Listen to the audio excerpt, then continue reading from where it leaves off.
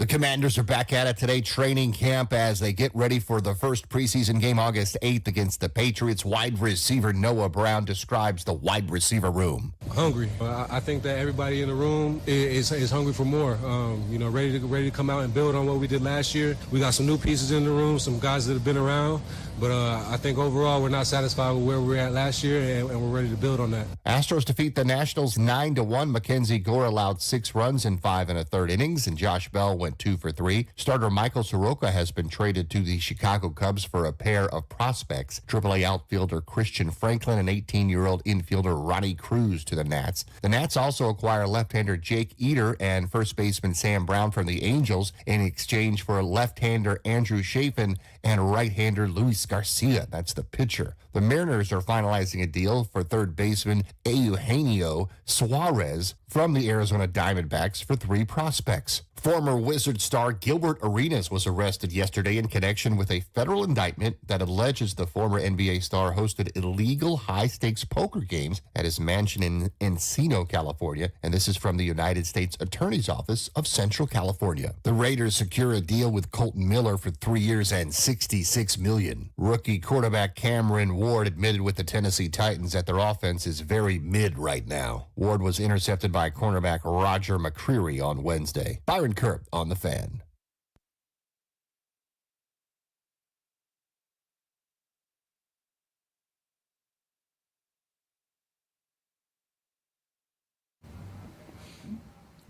What up, everybody? It is 10 a.m. in the District of Columbia. We're out in Ashburn, VA. It is hot as hell. Good morning, Brian. How do you do? I am fantabulous. How are you, brother? Dude, I want you to tell the world what you saw with Jalen Lane catching those punts. All right, well, I'm going to tell you this. I've been watching Jaden Lane. As everybody know, I got involved with them a little bit this offseason. Coach Quinn asked me to do it, so I've been watching them very closely. And from what I'm seeing with the punts, he is beginning to get exactly how he is supposed to be, where he's catching the ball consistently. He catches it with his shoulder square, getting his foot back. A lot of the other guys are still drifting a lot. I think when you start looking at it, he and KJ Osborne have been the best 2 back there. But the thing of it is that every day people are asking questions about who's doing this in camp, who's doing that in camp. And I would have to say that Jalen Lane and Deebo Samuels have made plays like damn near every day. Jalen Lane today, I think, made a good about 3-4 plays. And Deebo came in again with another touchdown from Jaden Daniels. They are starting to form this little chemistry. And I'm not saying that for people to start thinking, oh, well, Terry still makes this team a lot better. But you want to see guys who are taking advantage of this thing. I think Coach Quinn was asked a question a little bit earlier today about when you don't have a guy like Terry, do you still see value in other guys getting opportunities? And he basically said, people always get chances. And they got to take advantage of them. And you're watching a lot of receivers out there that are doing that, taking advantage of this opportunity, getting the chance to play. The kid, Jacoby Martin, I think his name is, number 6 out there, is just balling out on a daily basis. You got the Luke McCaffrey is still getting his chances. Michael Gallup, but the one I've been happy about is Ja'Cory Brooks as a kid. Ja'Cory Brooks has made plays on a daily basis, and you get yourself a chance, and you don't get many opportunities. And a lot of times guys come to training camp, and they're not going to get a chance. It's just the way the numbers go. The starters are going to get their work and things of that nature, and you don't get it. But the ultimate thing for me is those guys are getting those chances out there now, and they're taking advantage of it. It has been thrilling for me to see from the moment they mentioned the young man to me, Jalen Lane. As soon as they mentioned him to me, I started to get thrilled about this because normally you draft guys and you want to wait and see, but you start hearing a lot of guys around this area talk to you about a lot of guys you see here. You talk to them about how a guy is, but Virginia Tech people are going to brag about their guys, and I was getting a lot of people from Virginia Tech telling me about Jalen Lane. And I was kind of happy and excited to see if they were giving me the truth. And then once I saw him, the young man does nothing but make plays. When I met him, I was impressed by him. And now you begin to get the background. His dad is a football coach. And when you start seeing those kids who have dads as football coaches, the dads that allow their kids to play and learn and not just go out there and ruin their lives, you notice that those kids are very, very in-depth with this sport. Jalen Lane is very much like Jaden Daniels in the sense that they don't make mistakes more than once in the same on the same thing. They get an opportunity, they jump in, and they're going to make sure the next time I'm going to get it right. You can watch him right now. He's running a route, and he's supposed to cross the field, but he notices his zone, and he settles. He gets the ball with the quarterback. You watch him another time, he'll come across, and he'll run full speed because now it seems he picked up man. Nobody out front. The quarterback will lead him there. Those things are not things that come easily for a lot of rookies. You know, many rookies in college, they may not play a lot of man-to-man defense. They may play zone all the time, and the guy just gets stuck in that. But at this next level, it can go from play to play. They can adjust from man-to-man to zone, whatever types. I watch him inside blocking on running plays. So if you ask me who I've been more impressed with, and I said yesterday I named Jaden Daniels and also Mikey Sainristil. But those are guys that people would never say because you look at those guys, but those guys have been impressive. But guys that have stepped here for the first time, Jalen Lane, impressive as hell. Trey Amos, super impressive. And Deebo Samuel. And I think as you look at Deebo is a guy who's been around a long time. And you would think that he's going to be a guy that just steps in and become one of those instant guys. For me, that is cool. A lot of times veterans come in and you say, oh, I expect it. No, it doesn't work for everybody like that. Some guys go to a new area and they have too much to learn. They're not picking it up. But he came in and he's picking it up instantly. But that shows you a guy that's about his business, about football. And as I leave the young guys, and I mean the little guys, and move to the meat and potatoes of this thing, we talked a lot about getting better on the offensive line, getting better on the defensive line, getting bigger. And when I sit here, I was talking with Jeff earlier, and, you know, the question from Jeff was about, man, these offensive linemen weren't this big last year.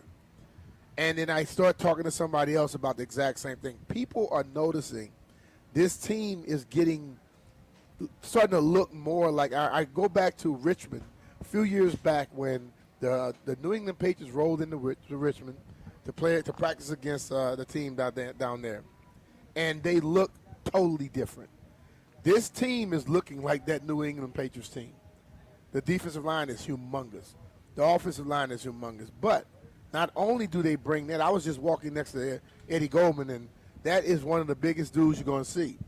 But as I look at these defensive linemen and offensive linemen right now, I'm not just seeing big guys with no skill. They have skill, and I'm looking forward. I am pleasantly looking forward to what they can give me this year. Normally, I say I'm going to wait for the season to start, which I am. But when I start to see the guys, they're showing me more than size. They're showing me ability, and that's a great thing for me. Yeah, I thought today seemed like their best practice. It was the most physical. It was the most physical practice. It seemed the longest. The other day when they had pads on was kind of like an introduction to pads day. Yeah. I thought they really worked on the run install today. I think we saw more run today than maybe we have the rest of camp. Yeah. I think all those backs ran pretty hard. B-Rob looked good. Mm-hmm. Eckler looked good. Bill Merritt. Krosky Merritt, boy. So, like that kid. So you are – I was talking with Jeff and Haney on the sideline, and that run he had off the left side off tackle, he looked explosive. Talking about Merritt? Merritt, yeah.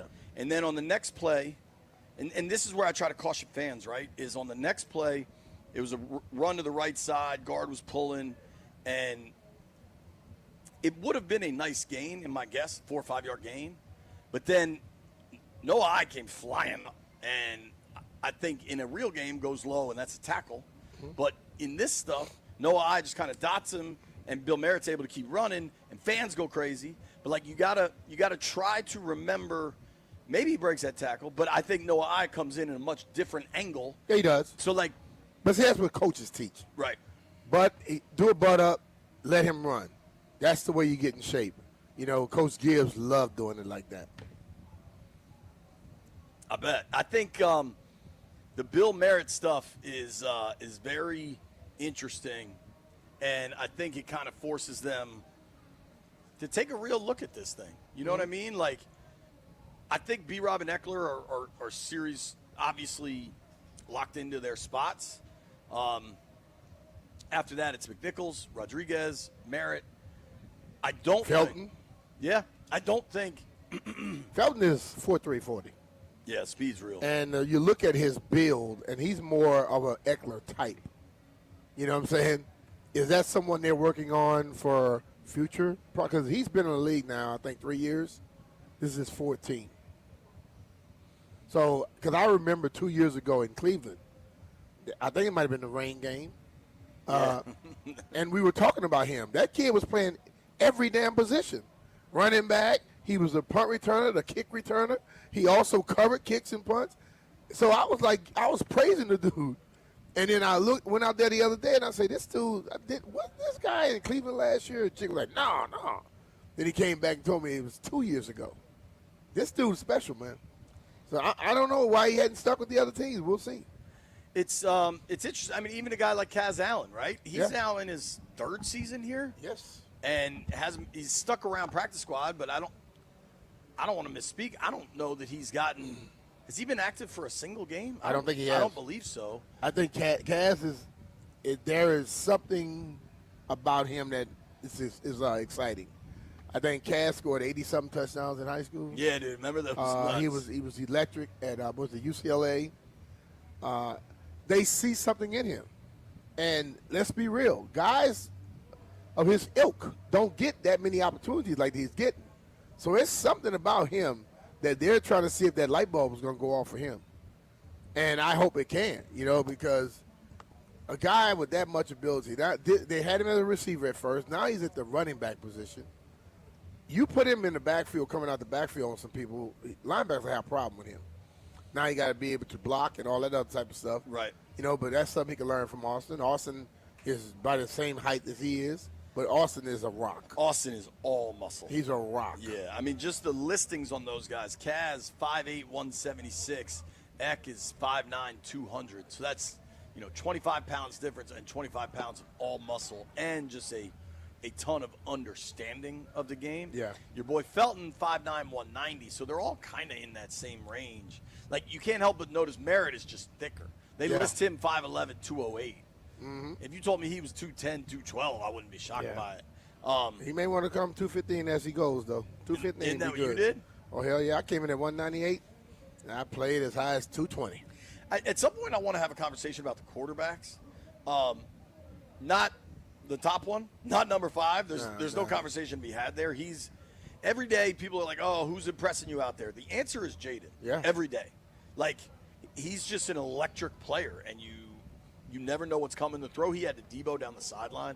Debo's been perfect. Debo's been great, too. I do want to talk about the quarterbacks because we're not seeing Mariota in team. And this is now 4 days of it. And I think those two other guys are having a competition, bro. I'm serious. Well, if that's the case, Hartman had a good day. And I haven't always been the biggest Hartman guy. I'm not anti. People get caught up in arm strength debates about going deep. Most guys that get to this level, even to a training camp, it's not going deep that's the question. It's going across the field. It's a quick out route. 3rd and 3, can you throw that ball to the far hash on 3rd and 5? Because these corners are so good, they will jump it. And if you can't zip it, that's where you have trouble, right? You got problems. And Josh Johnson has an absolute cannon. However, he's not the most accurate player. Yeah.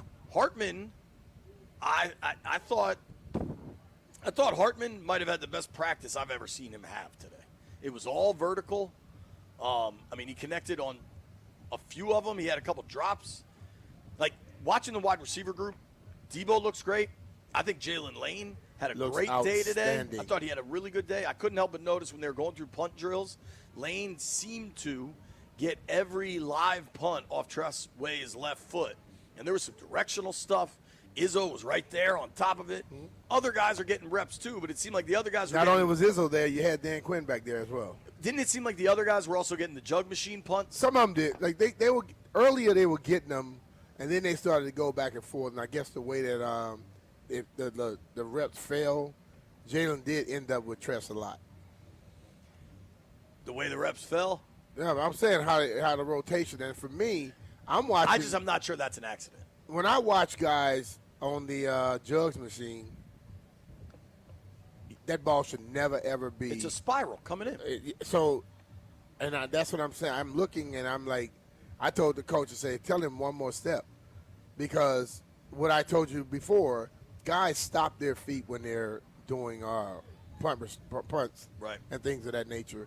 You can't stop your feet. You got to keep moving because just one half step move may go let the ball hit right where it's supposed to. If you don't move, it may hit you on the shoulder pads and it bounce off you, and that thing will look like a trampoline. Believe me. Right.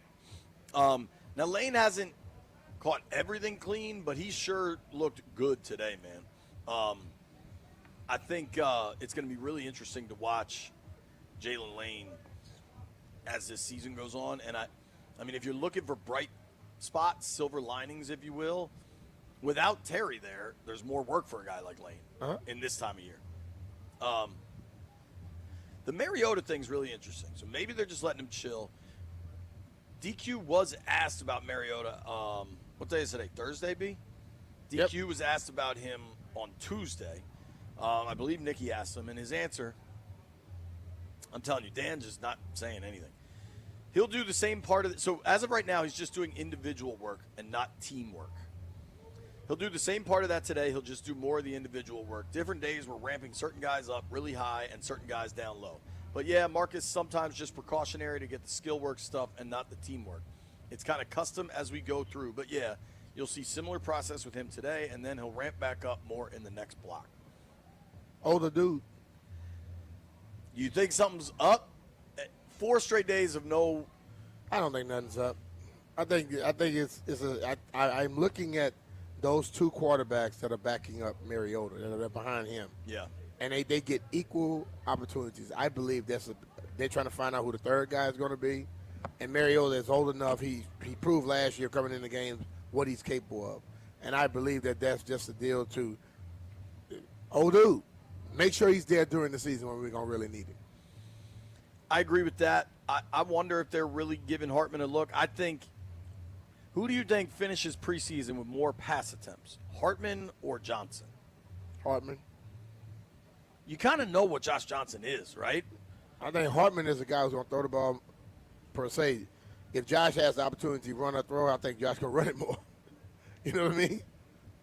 Right. So. And, I mean, with Johnson, absolute rocket of an arm, even at 39 years old, just not a ton of touch on that thing. Like, it's coming, it's fastball every time. Yeah. Like a little catfish hunter. Yeah. Like, you know what's coming. It's coming to you, buddy. Yeah. Hard to not notice. It's interesting because I think Amos has had a good camp. Connerly, people have heard our thoughts on Connerly, just that I'm in no way concerned in the slightest. No. I watched him today. It was like a more of a zone play, kind of a screen. Not screen, but what's call it? Can't forget. I forgot the damn name of the play now. Like a double team? No, it's just a simple play where you're going to block down and get up on the linebacker. He did that so smoothly, and he just picked the linebacker off. And I think it was Rodriguez shot up the field. Oh, I saw that run. He was picking up plays all day, man. So I don't know what people are saying about anybody that said he has been having a bad day. You don't know a damn thing about football. Right. We think Jaden Daniels is going to address the media shortly. We're going to do our best to bring that to you live. He's over. Okay. Jaden Daniels has talked to the media. We're going to bring that to you on tape. Nobody go anywhere. It's B. Mitch and Finley.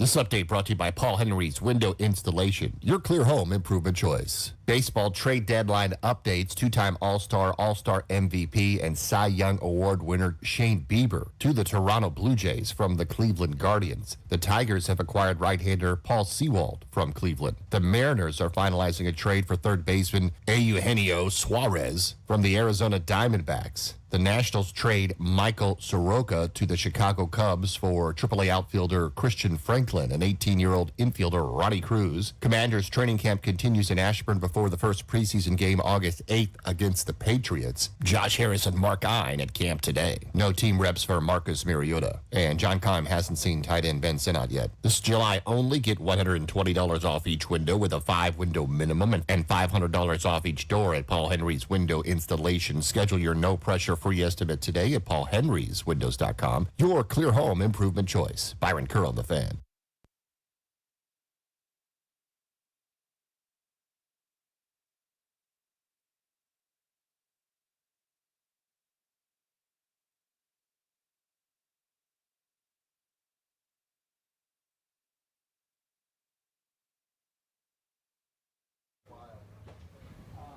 We have no reason today. B. Mitch and Finley, 106.7 The Fan. Live in Ashburn, BA. Commanders training camp. I thought today was the best practice they've had. Most intense, I can tell you that. Yeah, dude. And it's good to see them do some run install. Yep. And just some actual football, or close to actual football. I did not notice Ben Sinnott out there today. Did you see him at all? No, I didn't notice Ben. And last time we were out here, which was Tuesday, right? I did see him kind of walk off with trainers, and it doesn't look like anything major. Guys miss time. It's certainly not a big deal. But something to kind of keep track of. I want to run through. I took a bunch of notes today, kind of everything I saw. B, I'm curious, where you agree with me, where you think things are different. A big thing that stood out for me was just the play of Lane and Merritt, but Lane especially. I thought Debo has looked great. And for all the talk of, is he heavy or any of that stuff, man, I have not seen it.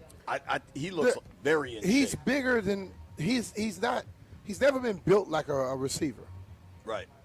And he looks thicker than receivers. But that we have to tell you that there were a lot of people out there that was just trying to hate on him from the 49er area, and a lot of people in Philly that was trying to knock it because they don't want to like anything down here, and just ignore that because the dude is in shape. When I talked to Nikki, she was talking about how fast he was in offseason. When that same day when people was talking about how out of shape he was, when he was doing a jog walkthrough. When he caught the touchdown 2 days ago, and when he caught the touchdown today, he was in front of the defensive back that could run. Okay, so you got to just ignore some of that stupidity. That noise. We can't give that any credence anymore. Totally agree, man. Totally agree. I do think Debo and Lane have stood out, but the rest of these guys have not. Well, not to say they've been bad. Brooks has stood out at times, 16. I'm just saying it's been inconsistent. Yeah, but, this is the time of the year where you can allow that inconsistency. But Brooks shows a possibility. He's about 6'2", 6'3", Sure. Also. I like Strachan. He's about 6'4", 84. Yeah. He's a bigger guy. But, and like you said, he's an inconsistent guy as well. And I want to say Brown, but we're not seeing much of Noah. And I understand because they're working him back in slowly. Yeah. But we haven't seen much of Noah Brown. Yeah. But when he's out there, he was out there Tuesday and looked good. So, to me, there's a fairly clear separation with the receivers of Lane, Debo, Noah Brown. But then outside of that, there's guys that make flash plays. Certainly, I think Brooks is a very interesting player. Mm-hmm. Strachan has made plays. Chris Moore at times has made plays. KJ Osborne at times Chris has made Moore plays. been around 10 years. But, there was a play in the end zone today that you really like to see Chris Moore get to that ball, and he doesn't. There was a play down the sideline today where you really like to see KJ Osborne get to that ball, and he doesn't. Yeah, There was bring it in, yeah. There was a play on the side, like going out towards the left hash, that Luke McCaffrey had an opportunity, got a hand on it, couldn't bring it in. Mm-hmm. Like, there has been – it's like my golf game, consistently inconsistent. You know what I'm saying? And that's what we're seeing from the receivers not named Debo, Jalen, and Noah. Yeah. And But like, I think that's to be expected from those guys. But also, if you want to make a team, you have to do the unexpected. And I think ultimately at this time of the year, you're going to have those things where the names we just threw out there, guys that have bounced around, guys that haven't found somewhere to lock into. And they're going to have to try to find a way to get it done because we don't know how things are going to work. But I can tell you like this here, the more it goes, if they're really paying attention to this field, you feel like you got to lean and get 17 back on the field. Totally, man. And you wonder, I mean, so Terry's agent, Buddy Baker, was not here on Tuesday. I saw him today. He is here today. AP's here. Josh Harris was here today. I don't know that will make anything move faster. But, like, you know, sometimes you just bump into a dude in the hallway and you at least talk for a second. Yep. I don't know. Make eye contact with people. You know how it is, Jay? I say, I'm not going to sign today. I walk in, I make eye contact, and then I'm signing all day. Just got to learn how to tunnel vision. Right. And tunnel hearing, too. I did that today at work. Yeah. People, you want to explain that or no? It's one guy, man. It's like, dude, if I'm working, you said my name, and then you spoke, and I spoke to you. Then you said the name again, and you said something else. So you did this twice. So the third time you decided, come over here, let me sign something for me. I don't mind signing stuff. But just like my brother would call me and say, I just called to tell you I love you. And he hangs the phone up. I know he's finna call me back. Ain't gonna ask me for something. So when you have to play the games, I don't deal with it. So once I'm locked in and watching practice, I'm not going over to sign. I'll sign before, after, but I'm not doing it when I'm locked in. I got a job to do in a few days, 8 days, I got to call. Right. I got to know these names. I got to know stuff about the kid. I got to have little tidbits to say. Have to understand that sometimes. But the one guy just said my name about how many times? At least 15 while you were there. Yeah. And it was about 15 before you, and they kept going after it. I'm like, dog, I hear you, but I also said I was working. Landfill, I haven't told Brian this, but I do have a theory what the gentleman wanted to say to Brian that was so urgent. Landfill, do you have a guess what I think it was? I'm thinking that it was back in 1989. He met Beamish at a bar in Baton Rouge. See, that is close, but I think it was 1997 Modell's grand opening at the Fair Lakes Mall. No, that was Landfill. And he met B. Mitch. That was He Landfill. saw him at a Chili's in Centerville. I almost wish you went over there just so we could find out if that's what he wanted. No, he wanted me to sign it. B, you remember we met at Home He Depot wanted me to sign in something. Herndon. When earlier I was right there next to him and I signed something for him. And then, all of a sudden, people talk to you and and then, the other people around them think they know you. Right. So they give them their stuff, give him their stuff to get signed. I already know the game, dog. Overwhelmingly, everybody's been cool. We're always happy to take photos, sign, whatever it is you want. Just sometimes we got to work. Sometimes I got to run away, and it's not a personal thing. JP run on you all the time, not sometimes. Dog, I've been You signed 2 out of 10. not times. true. I've signed everything anyone has asked me to do. That is absolutely factual. You taught me how to walk past the people when they call your name. That's bull. I learned that from you. Now you're really I'm now serious. you're really You're full like, of just it. keep walking, B. Don't pay attention to him. That is such, My ear's big, and I don't hear him. oh, that is such BS.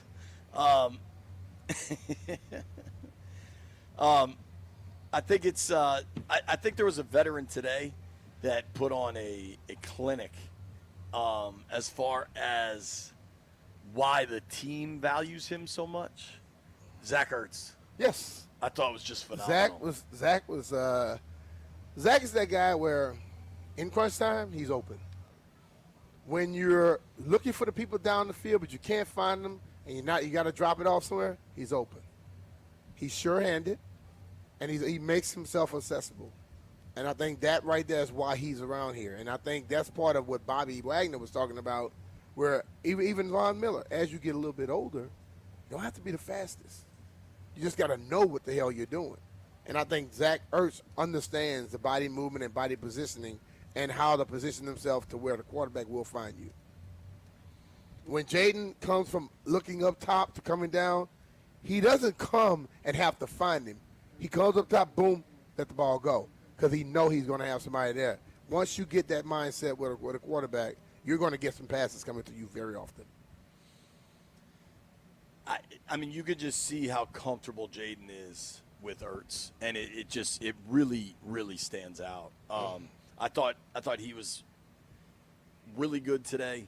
I thought the line was pretty good. I thought you saw plenty of push both in pass pro. Yeah. You did see a couple. You know who's been flying to the ball is Igbenogany. Yes. He's playing. Like today, I watched the play. They ran a cross route, Debo and I think it was Jalen. And Igbenogany hit his linebacker, fell to the ground, was able to get up and knock the ball down, and Jaden tried to come to Debo. So the dude hustles, man. Yeah. And we saw last year, he had some good plays, but he had some down plays. But this year, he seemed to be a little bit more consistent to me. I also noticed Tyler Owens got a lot of run today. I don't know if maybe Will Harris didn't get as much. Will had a good bit. I watched him. Early in red zone, but when they started doing the full field stuff, it seemed like I saw more Owens than Harris. Maybe they're just trying to get a better look at Owens. Maybe it was just a rotational basis. I saw one time Dan threw it was like a second team, third team defense, and he said, no. He threw him off, and he brought first team offense, I saw first that. team defense. Yeah. You know, every once in a while, the coach wants to see the best against the best. And when he went like that, guess who I saw out there receiver? Jalen Lane. And he did catch one down the middle. Touchdown. Yeah, man. And one thing that's cool with Lane is, like, Debo, especially in 11-on-11, is working with Jaden. And then Debo's not working. Lane is working with Jaden. Lane caught a deep one from Hartman. Mm-hmm. Like, Lane is just going as much as possible, as he should be, but it's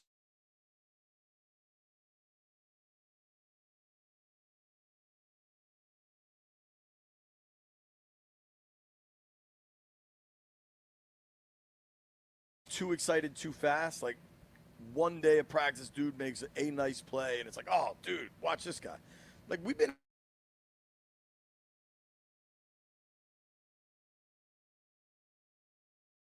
I think you can clearly see, like, these guys. I thought I'm also excited about the DBs. I just think it's a really good situation. And if they can stay healthy. Now, we didn't see Lattimore today.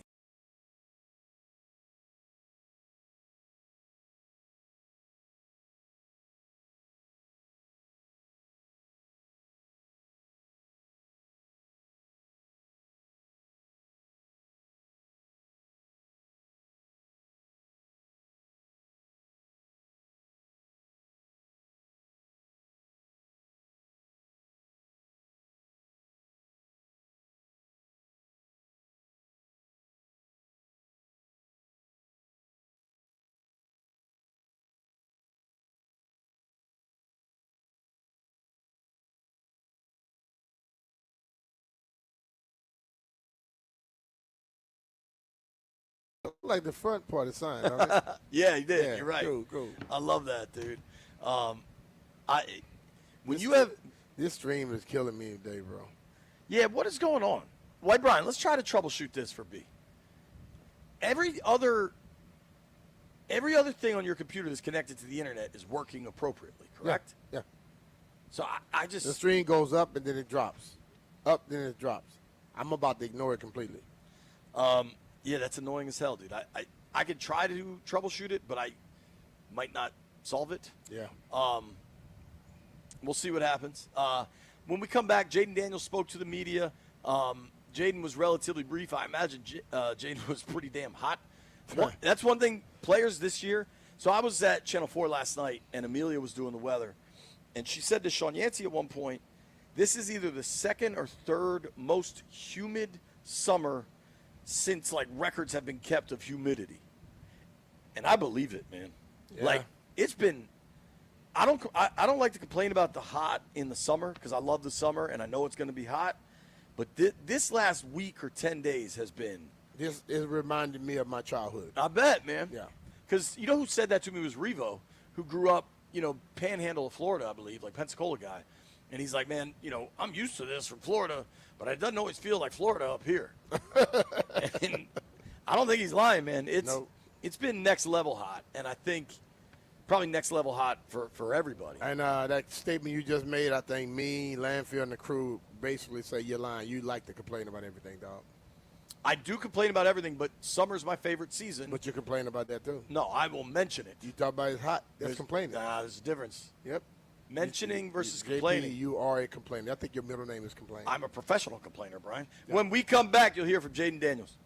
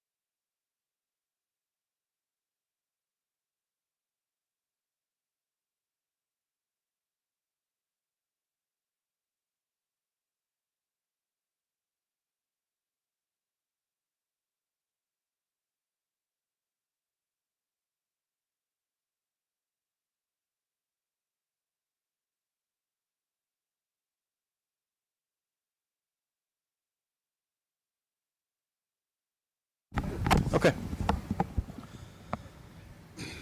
B. Mitch and Finley, 1067 The Fan. Been a busy start to the day. A little bit of traffic report for everybody.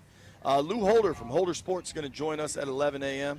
At noon, we're going to open these phones for a little Bleep You action. Yep. It is a Thursday, folks, and it is very hot.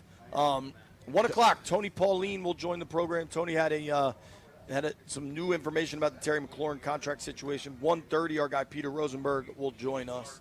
You'll also hear from Mikey Sainristil today. I had a really good conversation. I like Mikey. Me too. Mikey's been playing, bro. Yeah, man. Dog.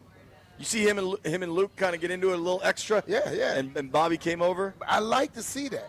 You know what?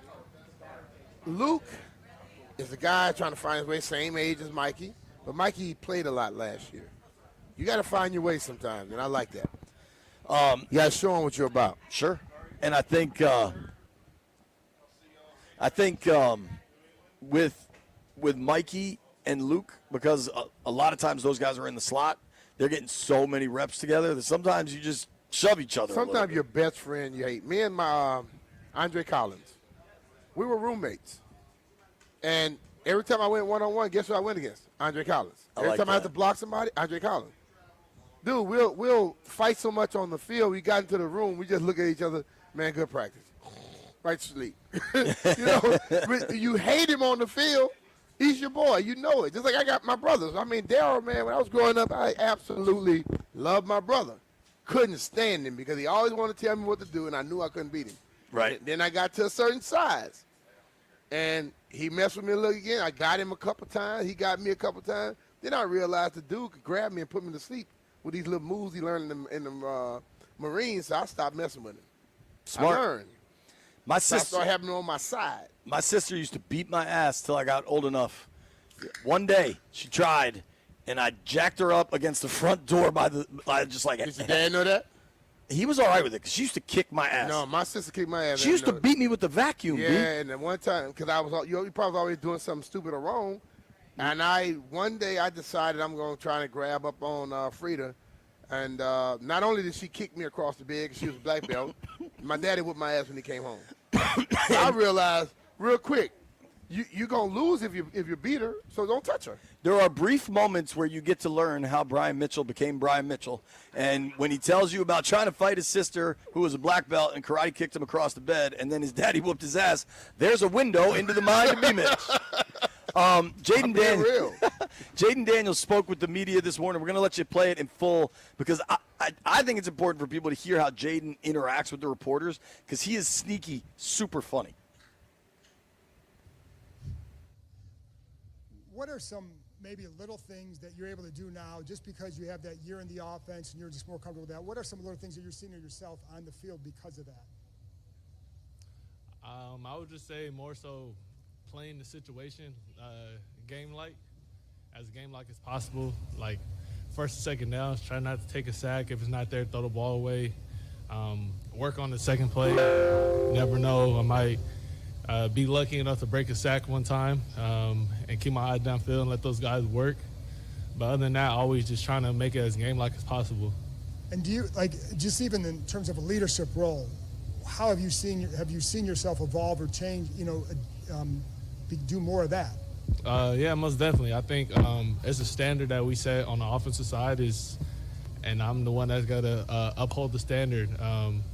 And that's if guys are false starting, the next guy up, stuff like that. And even for me, it's like holding myself accountable. If I mess up, I'll look to Zach. I'll look to guys like that to hold me accountable too. But I mean, that's just holding leadership-wise, like not letting nobody fall underneath the standard.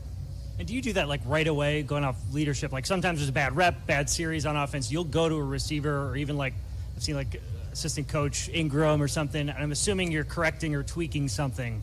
Like, do you feel like your voice as a leader has a lot more weight now than it did a year ago today, like training camp last year? I don't know. I just think you got to probably ask my teammates about that. But I would say for me, it's more so like if I see something, like go out there and communicate instead of trying to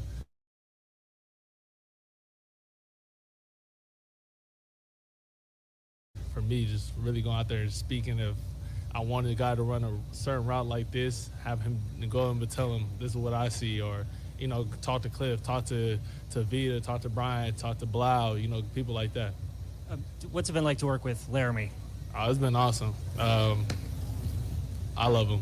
So I just think that's the only thing I can say. I love LT. Jaden, with you and Debo, it looks like you guys have been kind of doing this for a while together. And you talked about the chemistry the other day. How is that going? What, over even just this first week or so of camp, have you noticed that you guys have already kind of elevated a little bit? It's only been a week of camp. It's only been a week of camp. Yeah. Sheesh. Yeah, it felt like 3 weeks. But I'll just say for Debo, I mean, the guy's played a lot of football. And he's very understanding of different coverages and routes, and the guy is a pro, and he works hard. So for me, it's like I just go out there and try to communicate this is what I want versus this look versus this coverage, and he go out there and he puts in the work and he understands it. And I know you've also talked about how for you getting to know the guys on the field is also means getting to know them off the field and who they are and what they like. With Jalen Lane, Sam Beagle looks like you've been building a chemistry. What have you kind of learned about him as a guy and that speed out on the field? How have you learned about that? Yeah, the guy doesn't say a lot at all. So I think me and him kind of got that in common. I might talk a little bit more than him, but he's willing to learn. And, that's what you just want for people that are willing to continue to grow and want to develop and learn. So that's the biggest thing for sure. To Corey Krosky, or Bill, Yeah. do you call him Bill? I do call him Bill. Everybody calls him Bill? That's Bill. That's Bill. What do you think of him, just in what he's done on the field in the first week, and have you gotten to know him much off the field? Yeah, I mean, just he's really good with his one cut and getting north and south and his vision. He's coming along, so I'm excited to see what he does coming forward versus, in different joint practices versus in preseason games, stuff like that. So I'm excited for him. I know you watch a ton of ball. You've been around these guys a while now. Are there any guys that you start playing with and they're even better or just different from what you've seen on film? Oh, you talking about like people that we like got? Debo or Ertz or guys you've watched before? They're even better than on film. I mean, LT, Vaughn, Debo. I mean, all the guys that we got.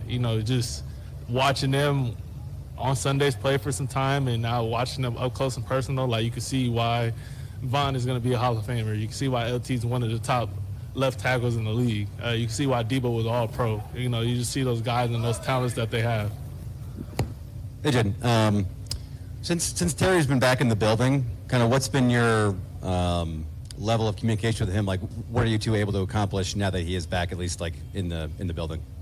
Yeah, I mean, it's great having Terry back in the building, and we just communicate like a normal day. Talk about ball, we talk about life. So I mean, nothing's changed at all. I mean, the last time you were in here, you talked about the great connection you guys formed last year. It's going to come back. That being said, it's 1 year you guys have had together. How important is it to you that he's able to get back on the field sooner than later to sort of continue to build on what you had last year? I mean, I think it's super important for everybody. Just get as many rests as possible before the big show, the real thing is to happen.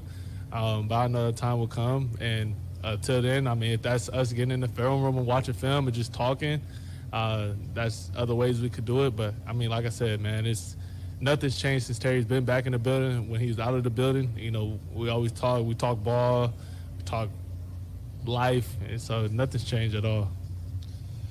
Kind of after a bunch of plays, we've seen you and Bobby Wagner or you and Mikey Sainristil kind of talking trash to each other, having a little bit of fun. How much does that help with the competition in camp, kind of having that kind of relationship in the second year, kind of knowing those guys a little bit better? Yeah, I mean, I don't necessarily talk trash. I mean, I challenge. Let's say that. Bobby. With Bobby, you trying to play a chess. It's a chess match. So he might make a call. I might make a call. So just understanding what he's doing and what he's trying to accomplish. But also, I also challenge Joe Witt too, a little bit. Just the competition. We're here to get better. We're here to push each other, so it could be the best version of ourselves come week one. Hey, Jaden, a lot's been made between year one, year two. Can you tell a difference after 7 training camp practices this year that it's night and day from a year ago? Yeah, I think so. just like I said, just being more comfortable on the offense, another year under my belt, under the system, and trying to understand what Cliff is calling, what we want to accomplish as an offense, and I got different tools in my tool belt, as Coach OG Johnson, Bobby Johnson would say, having tools in my tool belt to get to different protections, get to different runs versus certain looks. So yeah, most definitely a night and day.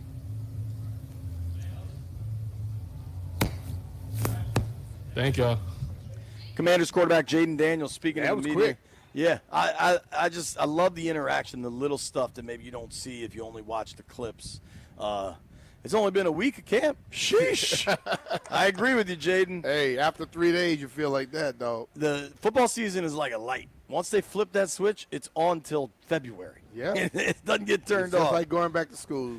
You can't wait for the first day, and as soon as you get there, you can't wait for the last day. Nobody go anywhere. Lou Holder joins us next.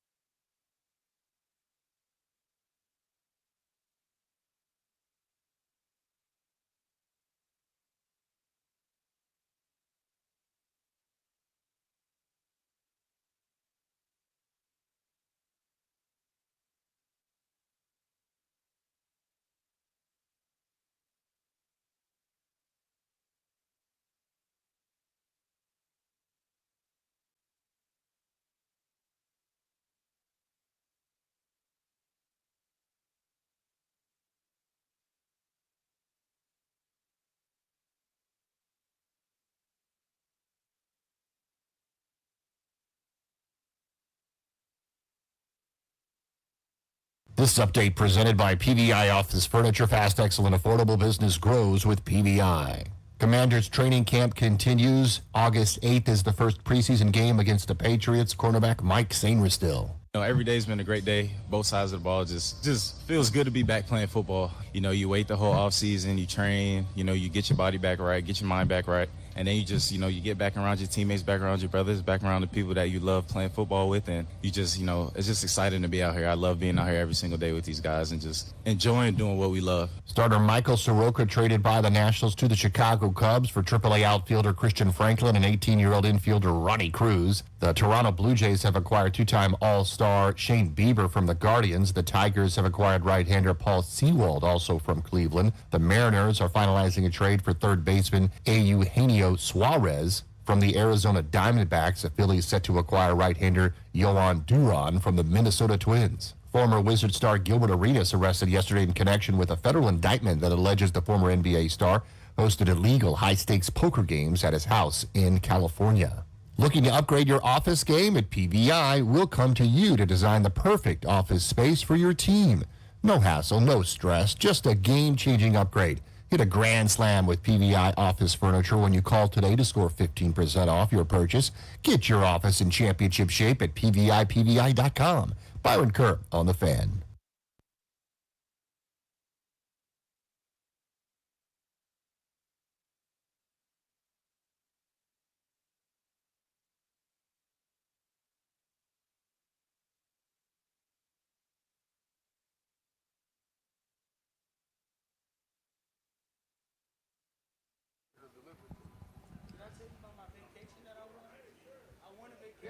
B. Mitch and Finley, 1067 The Fan.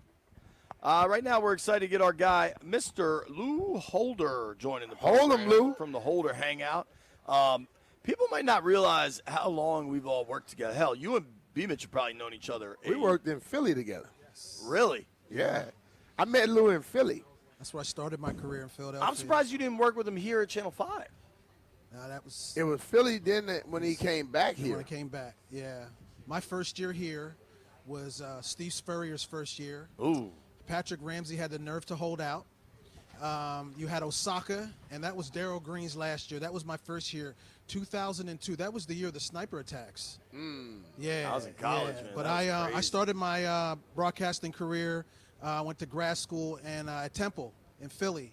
And that's when I met B. Mitch when I was at Temple. Kevin Nagandi and I started our careers together in Philly, and that's where I knew B. Mitch first time. I mean, obviously, yeah, I'm a fanboy with B. Mitch because I love the way he played, but now as a colleague, man, it's even better. Still whooping my behind in golf, but that's another Well, issue. some things supposed to happen, and it's gonna stay that way. Hey, did you hear what he said? I'm still whipping him. Yeah. That's how I'm gonna be with you when you're 70. Everybody actually understands the difference between you and Jeff in golf. Lou and I worked together when I was early on in my career working those graveyard shifts at Comcast, man. We had fun, man. Me, you, and Armand, just listening to old beats. Lou start dancing and stuff. Yep. Obviously, you've been here every day. You've been talking to players every day. What has kind of stood out to you most? So I think I'm going to go macro for you first, JP, and just talk about the culture of what's going on overall. It's just been night and day. A couple of years ago, no one would be out here with confidence. We would be wondering who the quarterback is. We would be wondering if what the coach is saying, is it really true? We'd be wondering if people are infighting. It would be so many things that the media would be looking for and trying to get understanding for. Now there's not that. I keep saying it is so good, and I got to get used to JP and B. Mitch. I got to get used to covering football and not foolishness. It is so good. That's a good way of putting it, dog. It's so good to come in there, and if Terry McLaurin and that thing is the only thing that we're actually covering that's semi not football related because it's a contract and stuff like that. Sign me up for that every single day, because there were times when the FBI would be raiding the building and the owner, you didn't know what he was doing. None of that. It's just straight football, and it's just so I still got to get used to it. So it's fun out here because this is what we want to do, cover football, and that's the big picture for me, JP, is that how this is coming together from the top down, that is really, really refreshing. As far as individuals, I'm really excited about Jordan McGee. I thought it was really unfortunate that he got hurt. Is he a tempo guy? Huh? Yeah. Yeah, I see you went right back to that. I was tempo going to guy. say it too. It's not going to get past me, Lou. Can I guess?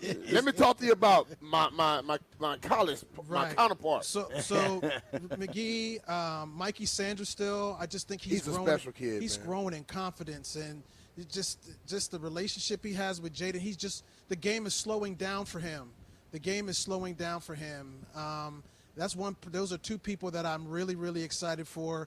And then Brandon Coleman, these are all second-year guys. That Brandon Coleman, I just feel that he learned so much last year, and now with the Laramie Tunsil, and now he's second year, but he's teaching Josh Connerly, but still getting tutelage from Laramie Tunsil. So I just feel that those three individuals right off the bat are people that I'm just really excited to see take it to the next level. I think when I was looking today, and me and Jeff were talking about how big the offensive linemen are, and then you look at the defensive linemen. But the thing that comes with it, I think those guys also are skilled. They have the ability. They're not just big guys, and I think that's going to help the team because as much as when we come out here, everybody look at the skill positions. I still go with the transmission and the engine. That's O-line, D-line. I believe those guys are going to be what takes this team beyond. Yeah, I mean, B-Mitch, the game of football has not changed. If you can get to the other team's quarterback and run the ball and the lines, it's always been that way since when you played. I mean, I remember 1991 and Mark Rippon only being touched like 10 times the whole year. Yeah. I remember that's still that. a six stat, isn't it? Unbelievable. I mean, that doesn't go unnoticed for people in this area. So one thing you cannot get over on with this fan base is we know a good offensive line when we see it. We know a good GM when we see it. We know a good head coach when we see it. And it's very rare, as you know, in the league to have a new owner pick his own GM, and the GM picks his own head coach, and that head coach picks his own offensive coordinator, and that and you come up with the number 2 pick in the draft. All that's like a unicorn. They're all coming in together, and man, it's fun to watch because back in the day, between Beathard and Gibbs and Jack Kent Cook, two of those individuals have gold jackets. So it worked out pretty well back then. Hell yeah. And when you see your past starting to come again in your future, that's why people are excited because we've seen it before. We're talking with our friend Lou Holder here on the Rude Guest Hotline. Rude makes the most reliable HVAC equipment in the DMV. You can follow Lou at Holder Sports. Check out the Holder Hangout wherever you get your podcasts or on YouTube. You've been interviewing a lot of these guys every day. Who has kind of stood out to you just as on the personal level? Frankie Louvu. Yeah, he's deep. He's a deep thinker. I love how he reps his Samoan culture. I just love, me and you, we've all talked. It's not just the X's and the O's, it's the Jimmies and the Joes, right? And I try to get to know some of these players. Frankie Louvu is one of those guys that's a go-to for me in the locker room because he'll give you stuff. He'll think. He's very methodical. And then obviously his counterpart. Having Bobby Wagner here, I can't stress enough how important that was as far as leadership. Him and Zach Ertz coming here. But as far as free agent signings, that's got to be up there as one of the more special ones in franchise history because of not only his play, which we are still benefiting from, but, man, when he comes into the room, instant respect. Totally, instant respect. totally. Everybody's like, okay, you're going to Canton, and you're choosing to come here to end your career, and you're getting an MBA from Howard. I mean, come on. The man is just one of those people that you just talk to, and those two individuals are the two people that I go to on an everyday basis because they're thinkers. I like watching, listen to their answers to questions. It's cool to hear you point that out because I think so many people just forget about leadership. All they think about is how fast can somebody run, how tall, how can they jump, how many balls they're going to catch. Leadership gets you to be able to do that without worrying about stuff on Sundays.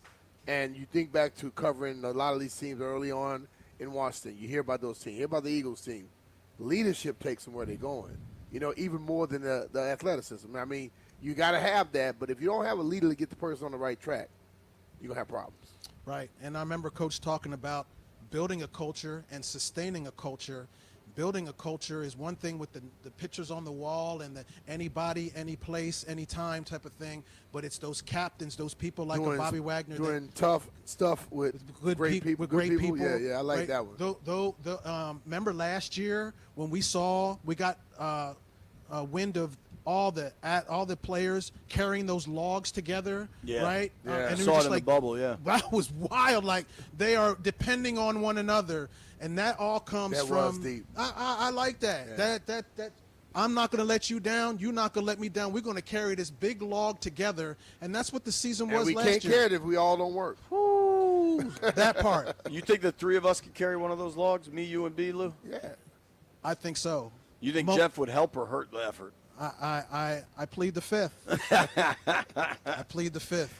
Those logs were big. You've been around this game a long time. I think it says a lot about the team. I think it also says a lot about Jaden.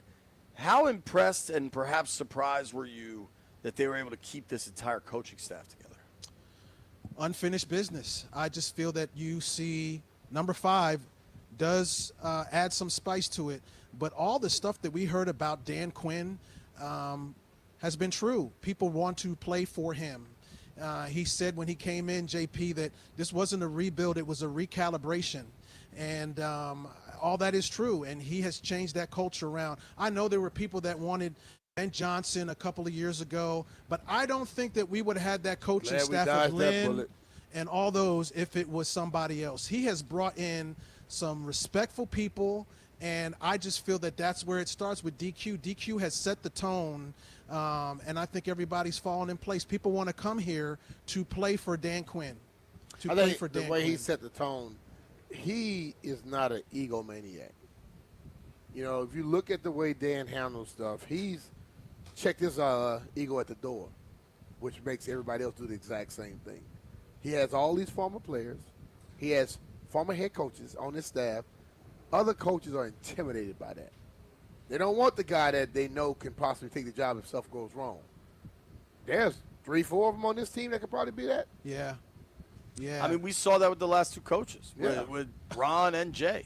I mean, Jay could run the hell out of an offense, but never would hire that big-name D coordinator that could really own a room, right? I mean, he had Barry and then Minuski, and then Ron went with Scott Turner, and then even bringing in Eric Bieniemy, it was like you never had that super established OC. I mean, think about when Ron got here. Kevin O'Connell was here, and however that meeting went down, KOC ended up going to L.A. for a year and then getting the head job in Minnesota, and Scott got the job. Like, we always talk about this, that it's a self-preservation league. Hell yeah. And a big part of self-preservation is you don't want somebody around that if it goes sideways, they can promote. And Dan approaches everything with an attacking mindset. I want to win, and I'm not in need of putting myself first or my self-preservation, which is really pretty rare. Right. I think he learned a lot from the stop in Atlanta and the stop in Seattle. I think he's learned now. He even said at his press conference, I remember it specifically, I want to do a lot more coaching this time around than being just a head coach. I want to do a lot of coaching. And you see him out there on the D-line or whatever. He's letting people do what they're supposed to do. And that's a maturity level that you have to get to. And just because you've been a head coach before doesn't mean you have that maturity level. We're seeing it with Dan Quinn. We're seeing it with Dan Quinn. And, I love the culture that he's building, that he's built.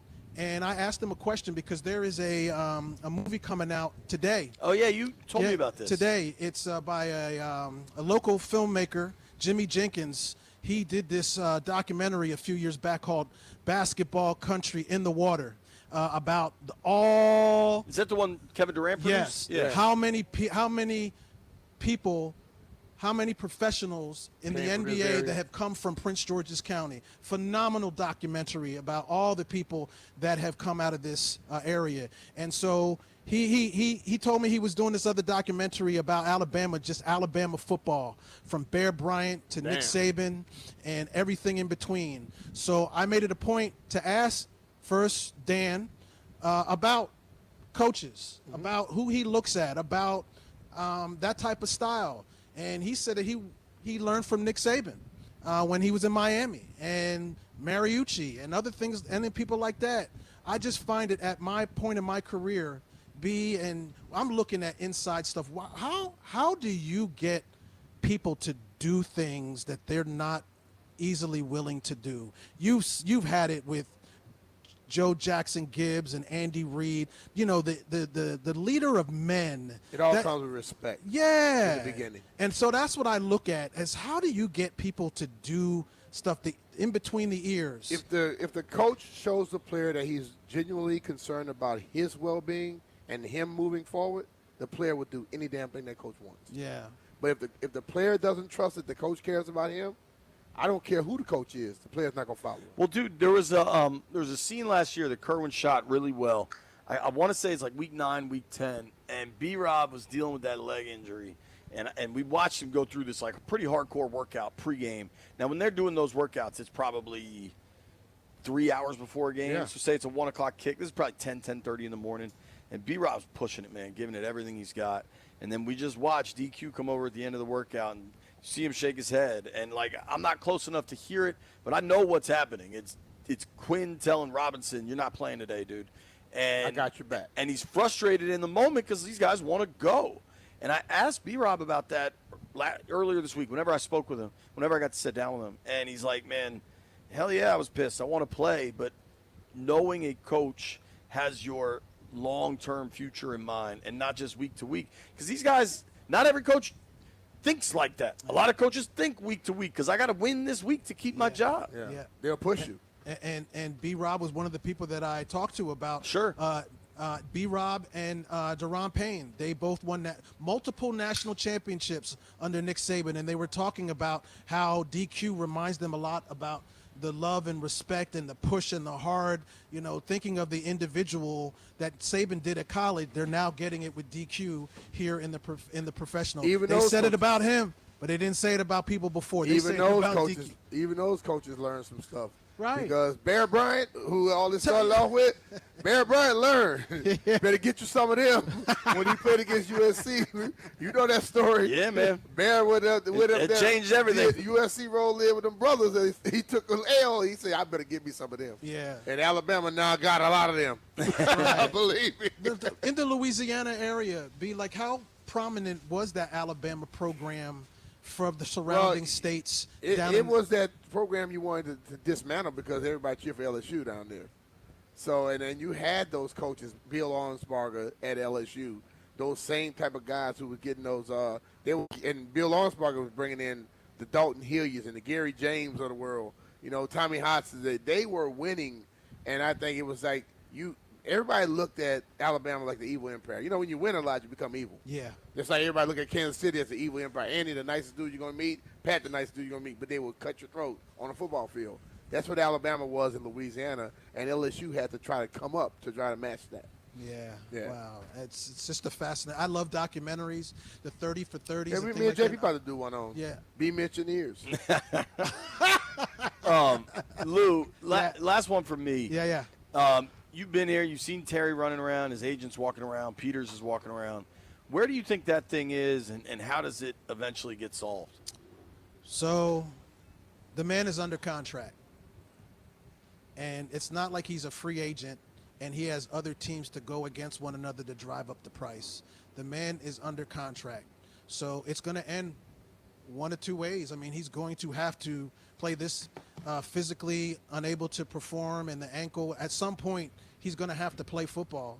And I just feel that, for me, we have wanted Adam Peters a lot longer than we have wanted Terry McLaurin. We have wanted stability in the front office for the longest time. And I don't know. I think Bobby Wagner had the bite of the entire camp so far. He said to us in the media, I'll never forget it. He said, sometimes the business of football is minding your own darn business. That's it. And so I am staying and watching two sides do whatever they need to do. Now, Doc said this kind of tongue-in-cheek. He goes, you never telegraph your punches. So I don't know if I would have made the moves that Terry made, and I don't know if I would have made some of the moves that Adam made, but I'm minding my own business. I report, what I see, but it's going to work out because the man is under contract. Yeah, I believe that.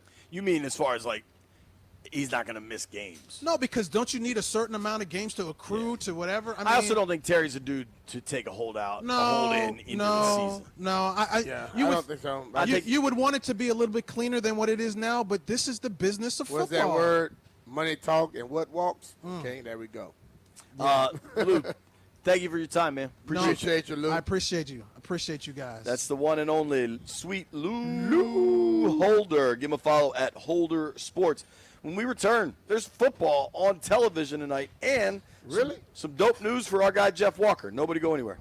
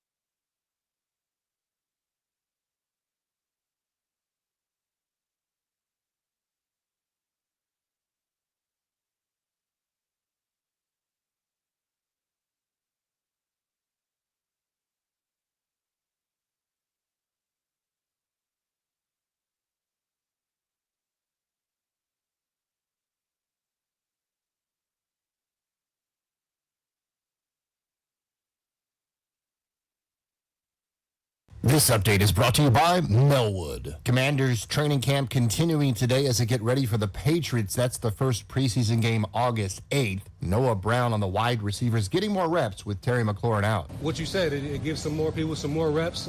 Some guys who may not have gotten those reps, time to show them what they can do.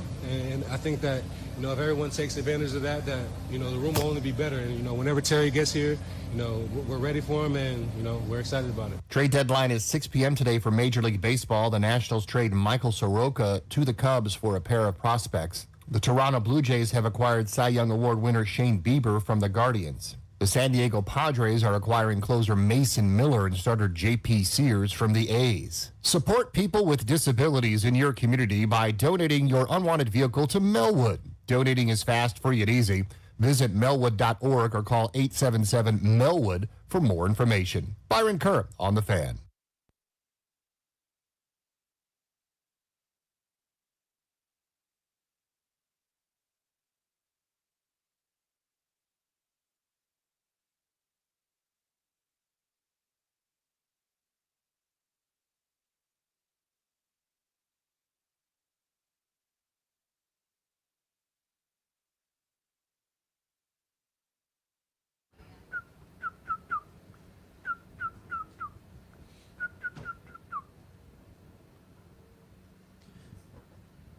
My song right here.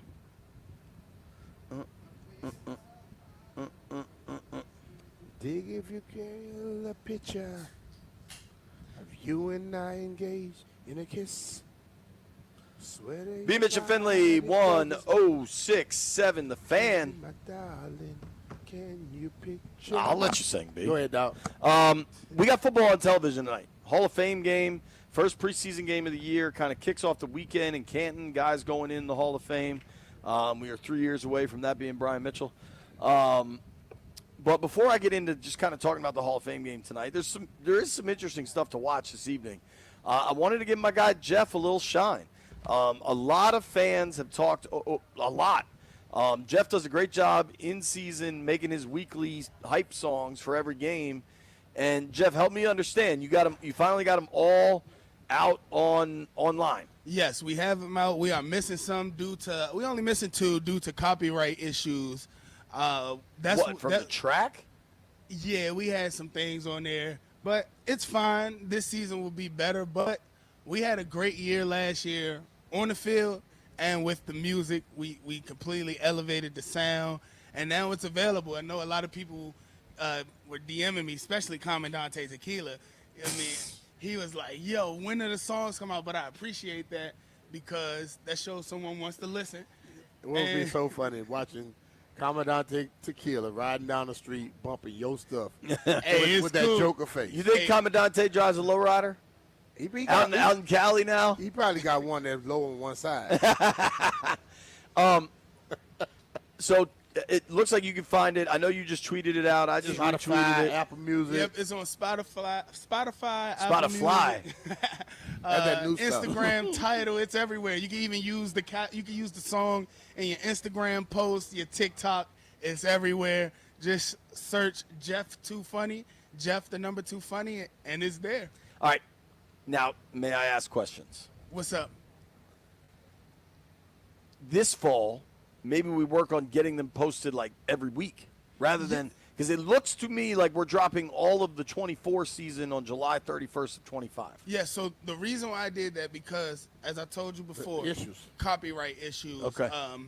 But then I did it because I wanted to get it around camp because when everyone's at camp and they first put on pads and everything, that's when everyone get excited. So I want to catch that excitement. So I chose to drop it right now. We're about to go play New England, and people are fired up about football. But should have had a camp song, Jeff.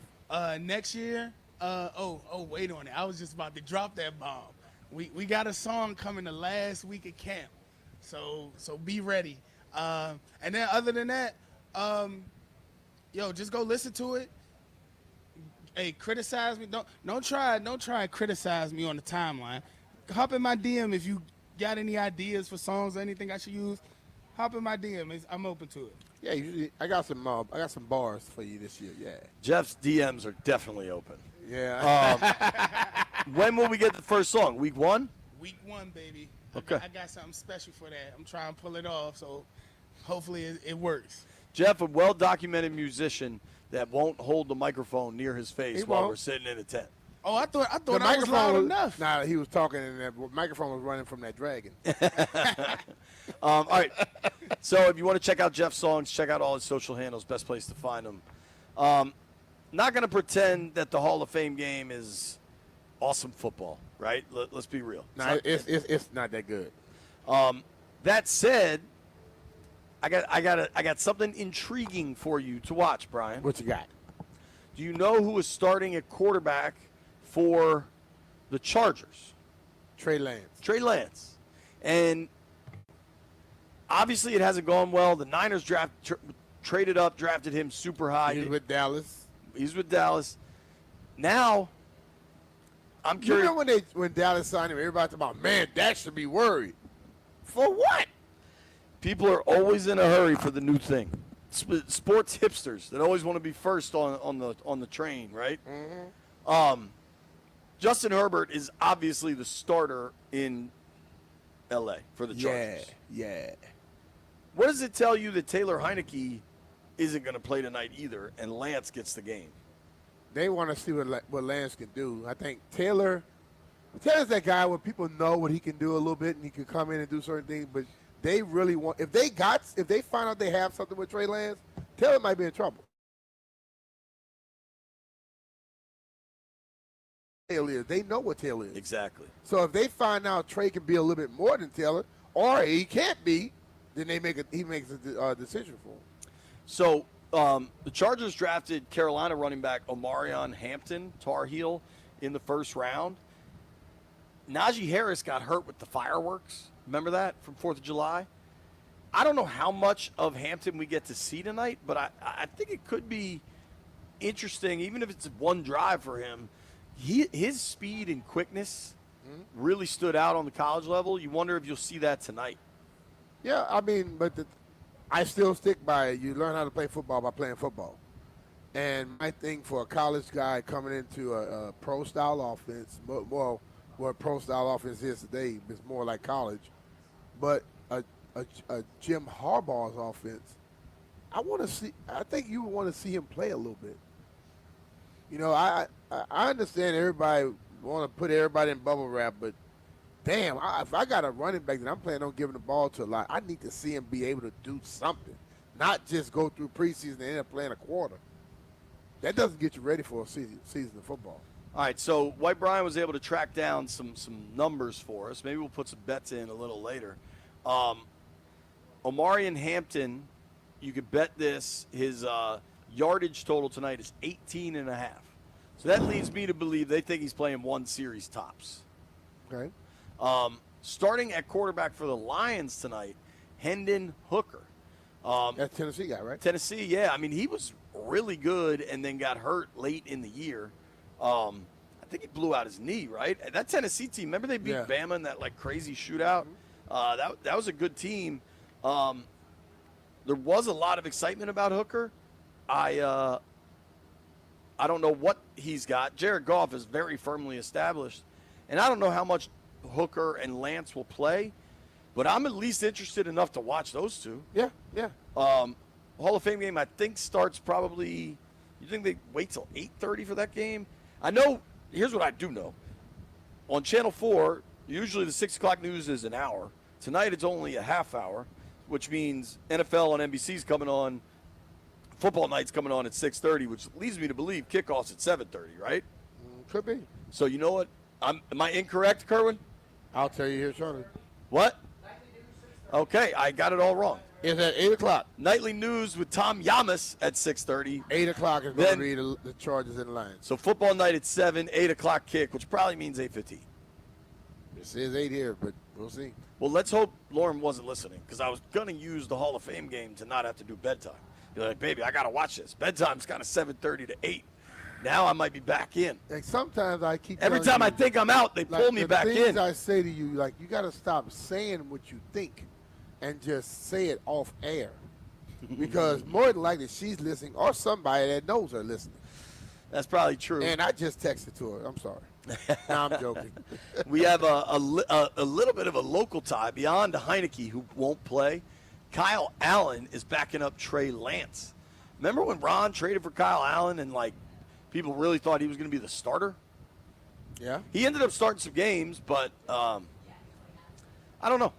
And DJ Ugalele, the kid that started at Clemson, ended up at Florida State, was at Oregon State for a minute. Wasn't that good? Nope. Big kid, though. Big arm. Big, but God. Like, you know, I know people be telling me, oh, man, he got a gun. Like Doc said a lot. I tell Doc all the time, but he don't know where the hell it's going. And a guy with a gun that don't know where he shoot that or throwing it at, guess what? That's a problem. Dangerous. Dangerous as hell. Tonight will also be the first time we see the new kickoff rules. So the league was happy with the kickoff last year. But I think they do want to see more teams not kick the ball out of the end zone.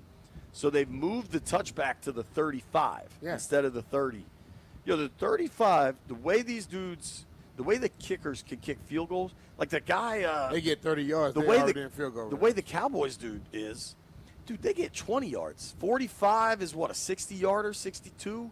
If you can get to the 43, those guys, a lot of these guys, that's a field goal opportunity. Yeah, but I think that's going to be a desperation You mess around early in the game and go for a 62-yard field goal, you basically giving them the ball in prime field position. That's going to be something that happens later in the game when you got a guy with a strong leg. But I understand what the league is doing because I used to always, I tell you about what Coach Gibbs would say, they had stats and percentages of where you get, if you get possession of the ball in the 10, 15, 20, they will tell you the different percentages of getting a score at the end. And from the 20-yard line to the 35-yard line, it's drastic that you get that the scoring opportunity. So this is trying to put that fear into those guys. If my kicker can kick it high, I'm kicking it high.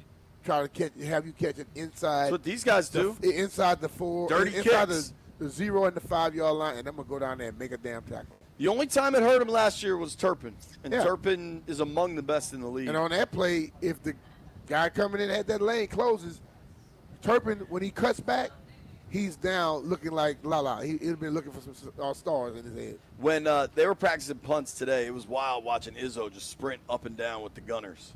Izzo's high energy, man. Izzo reminds me a lot of Harbaugh. I could see that. Harbaugh used to do the same thing. But I had to warn him, like, Coach, you're not liked by everybody.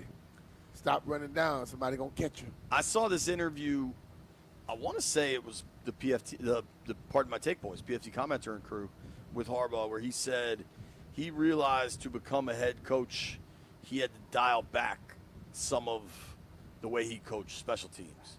Like, he had to carry himself a little bit differently. And that dude, as a head coach, seems to carry himself fairly intensely. Yeah. So I can only imagine coaching specials. But the thing of it is, it's just weird where a special team coach who deals with everybody on the team, right, except the starting quarterback, has to start coaching 8 people to get a job in the NFL. He had to go from a special teams coach to a linebacker coach.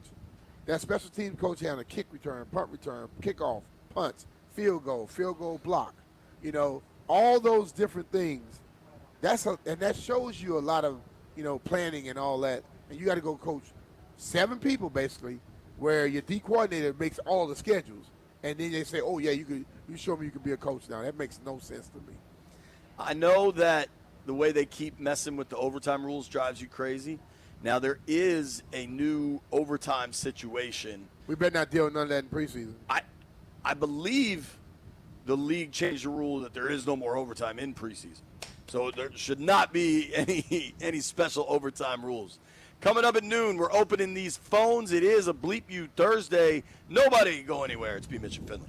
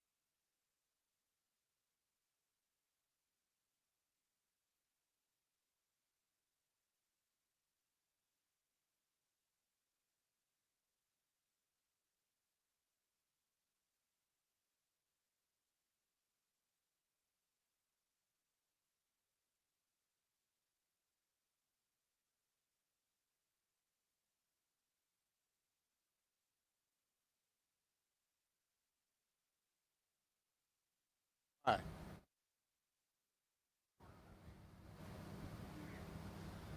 B. Mitch and Finley, 1067 The Fan. This is Snow Patrol, Landfill. I can go for some snow right now. Hot as hell out here. Coming up in about 14 minutes, we're going to open these phone lines up. It is a Bleep You Thursday. Whatever you're mad at, whoever you're mad at, inanimate objects to, people who give out parking tickets, whatever it is, you can call us. Maybe you're upset with Terry McLaurin not getting a contract. You can say that too. Phone lines will be open, 800-636-1067. A couple things I wanted to touch on real quick, B. Obviously, a ton of news going around Major League Baseball. Trade deadline, and the Padres just stay aggressive, dude. The Padres just sent the number 3 overall prospect in baseball to get Mason Miller from wherever the hell the Athletics play nowadays. Can we just start calling them the Vegas A's? Because what are they current? You know, on MLB.com, they're just called the Athletics. They don't even have like the A's. A city. I just call them the A's. Yeah. The A's, I mean, watching that All-Star game, like, there's some talent there. I think you'd like to think their owner would start spending when they get to Vegas, but if it's the same dude, I kind of feel like he won't. Maybe his plan is to get him to Vegas, get that valuation up, get the stadium cooking, and sell. Well, why build a new stadium you're going to sell? He ain't paying for it. Yeah, Vegas is paying for it. He gets the valuation. If he gets them into a new stadium and their revenues jump because of the new stadium, then he's selling on that and makes that, you know what I mean? Like the valuation will jump. Yeah, one of those casinos might say, we'll buy it. Dude, Bees will buy it. Bees and Pete should own a baseball team. That'd be something. I know who I'd work for then. You and I could run content for baseball, be a S show. That'd be great. We'd handle it, man, one way or another. So this trade that the Padres just pulled off is a big one. J.P. Sears also part of the deal. Leo DeVries is the huge name. There's other names in there. The Mariners acquired Suarez from Arizona. Mm-hmm. That's a big one. Suarez already has, I think, 35, 36 home runs. I mean, that's a real power hitter. That's for hitting you. it. The Nats have been active, but not that active. Not super active. You think they're going to trade Gore? Like Mark said the other day, if someone called and make a ridiculous offer, yes, but they're not. If it's not a ridiculous offer. Now, Houston's obviously a really good team and has been for a while, but Gore also got kind of knocked around yesterday. You think possibly that was on his mind, or you think he just got knocked around? It's possible it was on his mind. You know, it could be on his mind, and he could have pitched well, or he could have just had an off day. So it happens. We're keeping our eyes out for MLB trade deadline. Padres are not scared to make big moves. They did it a couple years ago with Soto. Mm-hmm. Did it today to get a closer. But I wanted to make sure we have time for this, and I think time might get precious here in a bit, B. Did you hear about this Gilbert Arenas stuff? Oh, yeah. So, yeah, I don't know what to make of it, right? You read the story. The story tell you, all you can do is just tell exactly what the story say. So I'm reading Run the gambling ring from ESPN.com now. Gilbert Arenas was arrested Wednesday in connection with a federal indictment that alleges the former NBA star hosted illegal high-stakes poker games at his mansion in California. Arenas is officially charged with 1 count of conspiracy to operate an illegal gambling business, 1 count of operating an illegal gambling business. Isn't that the same thing? I guess operate. And the attempt to operate, and then when you operate, you can do all of it. And 1 count of making false statements to federal investigators. I don't know much, but I know that the feds probably don't like it when you lie to them. Well, when they ask you a question, they already know the answer. Right. According to the indictment, Arenas rented out his house, and one of his associates staged the mansion for the poker games, recruited co-conspirators to host, and collected rent from the co-conspirators on Arenas' behalf. So I don't know that you're going to agree with me on this. Obviously, there's a tax problem here because you're probably talking massive amounts of cash. Mm-hmm. But, dude, shouldn't somebody be allowed to play poker in their own home? JP, you ask some questions sometimes because you try to not know the truth. There's a lot of things, people gambling in their house right now and they gambling money, that's illegal as hell. Just don't get caught when it happens. I just tell people all the time, you can do it, but once it hit a certain amount of dollars, it's illegal. And if you were first of all, you're dealing with crime bosses from Israel. Yeah, the company you might keep want to know matters. who you're dealing with for a little bit. You don't think they probably were being watched? I did see some pictures. You rent a house. If you rent a house just to gamble in it, you know something going on that ain't really on the up and up. Because if it was legal, guess what you could do? You could do it in the public. Like a lot of these clubs and bars, and you go to the back room, you think that's legal? Nah. I saw some pictures on the internet yesterday. It looks like the tables they were playing on, the poker tables. Mm-hmm. You know how like it's the nice felt tables, and usually in the middle it says the name of the casino. Yeah. MGM, Tropicana, whatever. I don't even know what Tropicana. Is it Agent Zero? It says Arenas Poker Tour, Arenas Poker Club, with a picture of Gil with his hands up, how he walked away after he made And then one let's of those. think about it. When you have certain level of clientele, and the buy-ins are a certain amount of dollar, the house is taking money off the top. Yeah, the They rate. have security, they have valet, they have waiters and waitresses, and you're taking a little money from them as well. You think all that is just legal when there's no IRS stuff involved? And there's probably the opportunity for that to grow pretty dangerous because everything's cash, right? Like, I don't think you get to come to the Gilbert Arenas illegal poker tournament and use Venmo. You know what I mean? Like, I imagine it's cash at the door. Mm-hmm. When I saw it, I was like, not again, because like it gets to a point where you gotta stop. You can't keep making excuses. For Gil, you're saying? Yeah. When I first heard it, I was on the radio with Linnell yesterday, and we got done with the hit, and he's like, JP, let me ask you something for your first thoughts. And he read the headline, Gilbert Arenas arrested with Israeli crime boss in high-end poker tournament. And he's like, JP, what do you think? And I was like, man, I do not know. I have no thoughts on that. Let me at least read an article. Because it just sounds so outrageous. And yet with Gil, I was like, kind of tracks. I wasn't necessarily shocked. Yeah. That's understandable. That dude has always flown a little close to the sun. Did you see his son? Gil's actual son, I believe, was a star recruit. Maybe USC, maybe Arizona. I can't remember where. And I think he blew out his knee, so I hate that. Well, yeah, accident or something. Didn't he have a car accident or something like that? I don't know. But Yeah, I thought it was a car accident. And he was in the hospital. Then he got out of it. Because at first I thought he was in a coma. I don't know. I hope he's okay, obviously. One thing with Gil is you hope, I don't know, he got a little bit of work, maybe ESPN. I'm not sure what the outlet was. He had his podcast, and he was doing some other stuff, too. And I just, bro.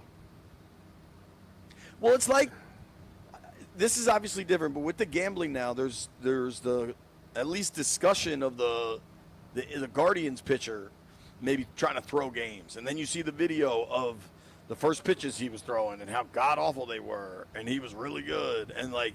But, hey, bro, I'm telling you, that money, that gambling money, it's like addicting, man. It gives you it's contagious. It's addicting. Sure. And once you get a little bit, how about the dude in the NBA? And let's be real. All of these owners are in bed with the people. You think the players like, damn it, y'all making money off of me. Why can't I make money? Well, and that's what they gotta be worried about. People are like, oh, they make so much money. Everybody, maybe not everybody, but a lot of people, regardless of their line of work, you might be a construction worker, you might be an accountant, you might be a politician. People generally love a little side hustle. They love it because, the thing of it, a lot of it is just like the high risk stocks. Yeah. Where people only hear one side. Penny stocks. You and can stuff. make this. They never tell you what you can lose. And it's just like the drug trade and the gambling trade. You always think about what you can get if everything works out. No one ever thinks about what could go wrong if things don't work out right. You know what I mean? And that's why you have so many people taking that chance. I don't know if you talk to some psychologists, psychiatrists, they can probably tell you what the word is, but people will take that risk for that possibility of, oh, this stock can pay you 90%. It can also lose 100%. Right. People are always looking for get rich quick. You can make the money over here with this deal, but you also can be killed. I'm almost done with this Alexander Hamilton book, and he created first the Bank of New York and then the bank, like the Bank of America, right? That became the National Bank. And with both of those things, there was incredible speculation and it wasn't quite the stock market yet, but there was a crash afterwards, right? And people think about that. Do you know what the first market crash was? At least in my knowledge, one of the first perhaps. Mm-hmm. I read about this. Tulip mania.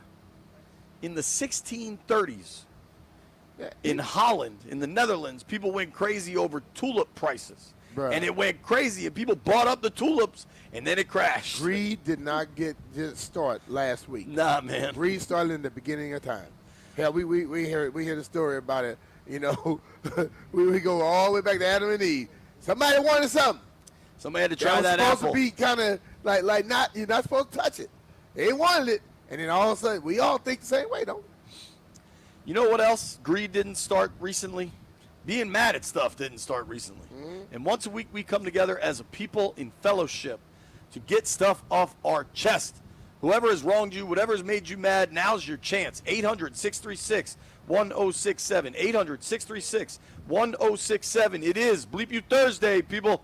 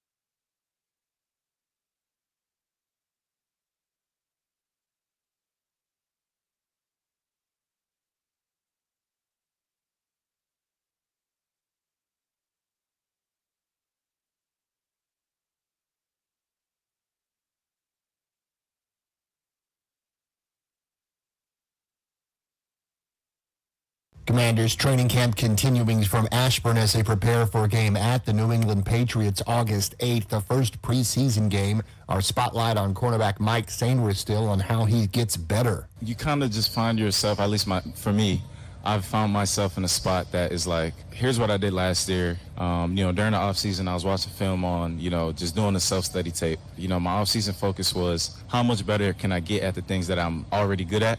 Because I feel like often we lose sight of focusing on the things that we are good at because we want to put so much emphasis on the things we aren't good at. But you still have to sharpen both sides of the sword. Hall of Fame game is tonight. That's right, actual NFL football. Detroit Lions against the Los Angeles Chargers. That's a kickoff 8 p.m. Cincinnati Bengals have signed former Seahawks and Broncos tight end Noah Fant. MLB trade deadline is at 6 p.m. today. Starter Michael Soroka of the Nationals goes to the Chicago Cubs for a pair of prospects. AAA outfielder Christian Franklin and 18-year-old infielder Ronnie Cruz. The Padres have received closer Mason Miller and left-hander J.P. Sears from the A's for 4 top-flight prospects, including shortstop Leo Dallas DeVries. The Blue Jays have acquired All-Star MVP and Cy Young Award winner Shane Bieber from the Guardians. The Tigers have also received right-hander Paul Sewald from Cleveland. The Mariners a trade for third baseman Eugenio Suarez from the Diamondbacks. The Phillies get righty Yoan Duran from the Minnesota Twins. I'm Byron Kerr on The Fan.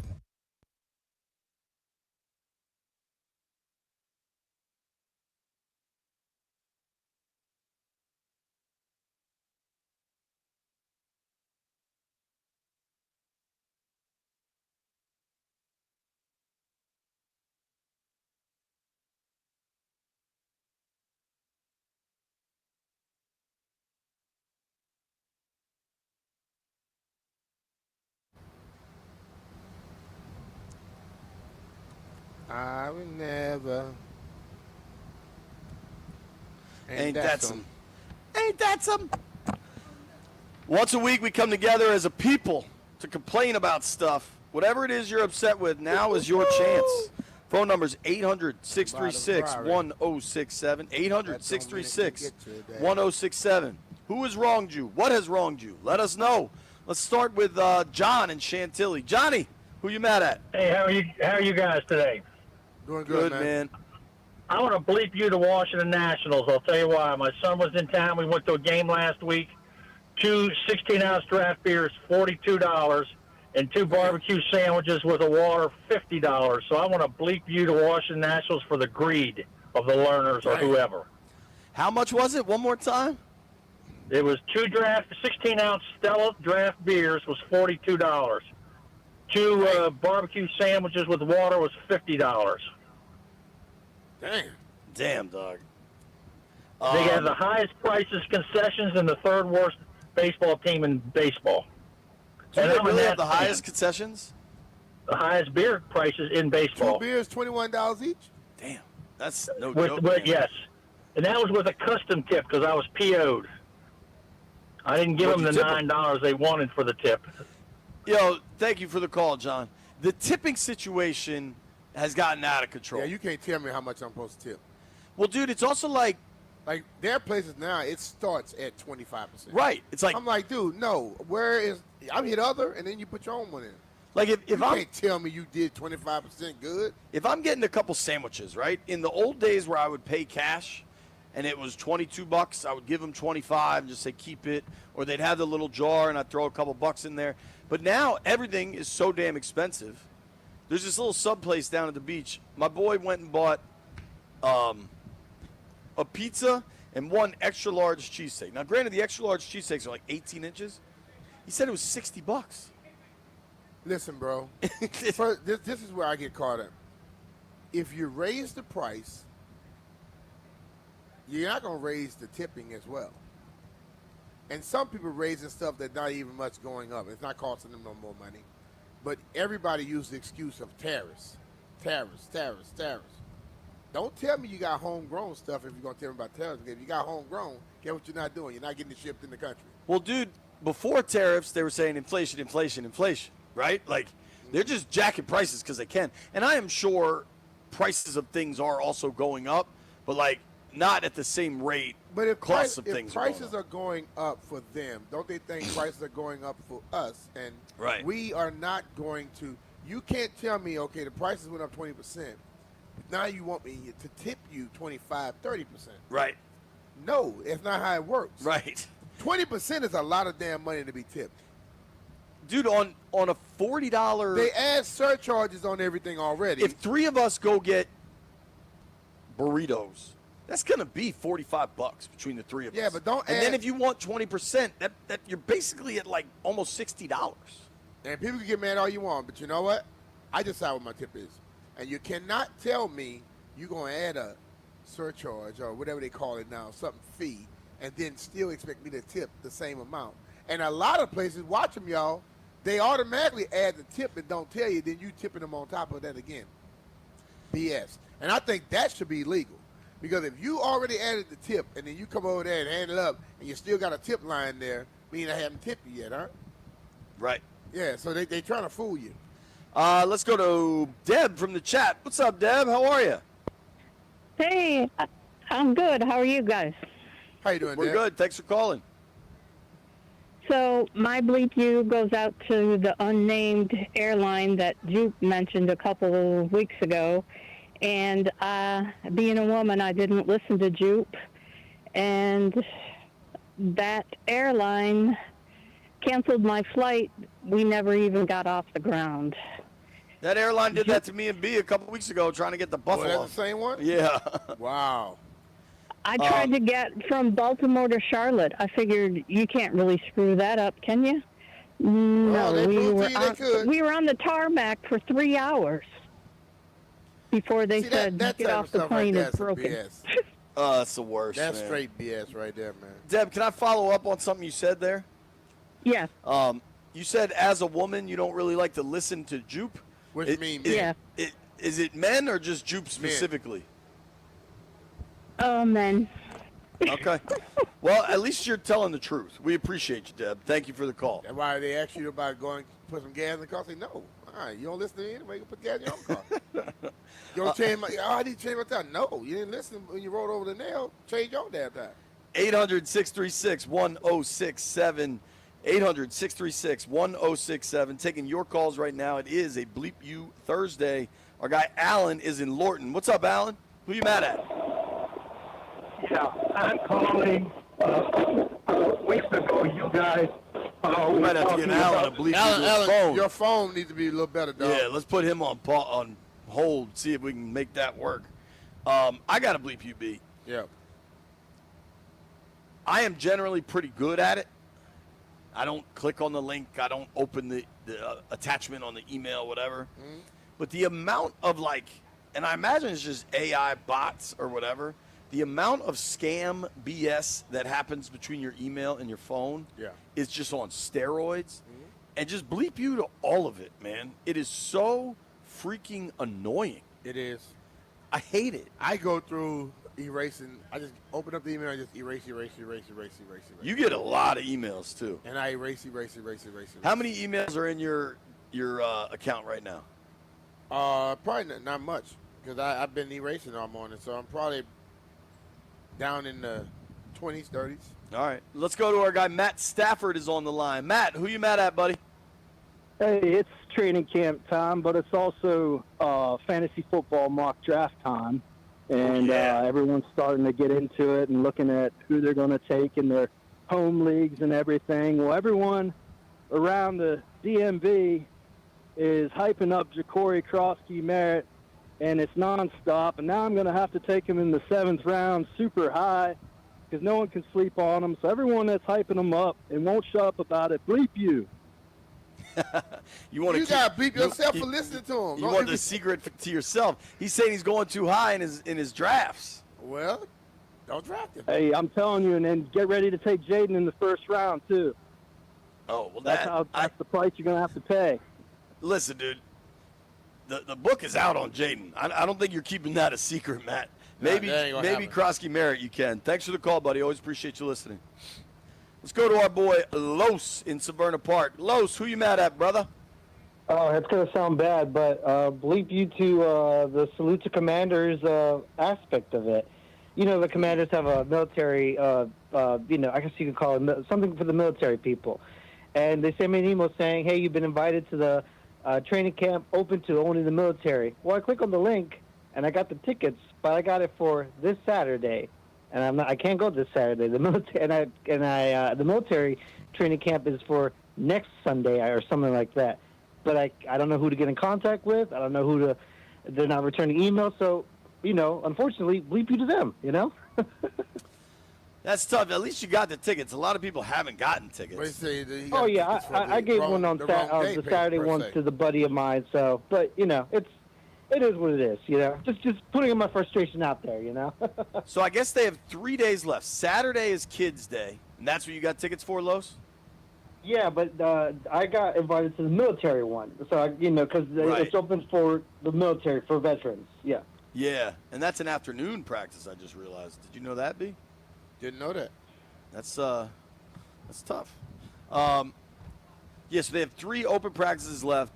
Tomorrow, Saturday, next Monday, and then the following Sunday is Military Day. Los, hopefully it works out for you, buddy. I feel like you are able to. I see you at all the Caps games and stuff, so hopefully you'll be able to figure it out. Somebody will get. I'll keep trying. Trust me. Thank you so much, guys. I know you will. Thanks, buddy. Phones are open. 800. I want them to help you out. I might not want to blast them on the radio. Blast them on the radio because Los, they do listen to this show. Phone lines remain open. 800-636-1067. 800-636-1067. I'm not one to complain about the Heat, but I wouldn't be shocked if people have complained about the Heat. I am wondering, nobody has called in on the Terry thing. Do you think folks are starting to have holdout fatigue, B? They may. I don't know. That's everybody's right to do it. I don't. Jeffrey? I think some people, especially with the reports, did you see the report by Diana Rossini that people have reached out to Terry, to Washington about getting Terry with the trade, but Washington has said he's not available. So I think people are just really being patient right now because I think it was Danny Rouillet who said it. He said, we wanted a GM, and now that we got a GM that's GMing, it's not going to be pretty. And I'm starting to see that even myself, Yeah, but when the GM sometimes, then the agents have the agent, so you get that type of stuff. And I think we just never had to deal with those situations. Exactly. But I'm gonna be honest with you, and I know a lot of people are your friends, Jay, and you get a lot of people hype. I think even these damn people that break news right now are stretching stuff to try to be bigger than the other person. I'm being honest with you. I think that's fair. I've been around a long time, bro, and he asking for an excess amount of money. Oh, people reaching out for him now.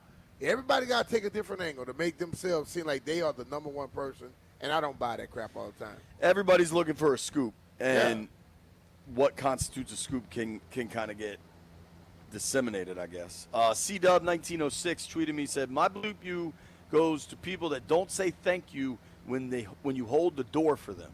Amen. You're welcome with your rude ass. Amen. Dude, one day I said that. Person said, I said, you're welcome. Oh, I'm sorry. But they never said thank you. Go ahead, Jeff. You got one? Yes, I'm bleeping the mosquitoes. So if y'all don't know, the West Nile virus has been found in Hyattsville. So now they're spraying the area with insecticides. Yo, bleep the mosquitoes because they tore me up last week. That's what happened to you. You got West Nile. Jeff definitely has West Nile. No, I don't got no West Nile. You sure? I'm positive. I feel amazing. But yeah, bleep you to the dude that tried to give me a hug today. Like, at least dap me up and embrace me, bring it in. Nah, bro. But like, I'm your family, dog. But still, it's too hot for that.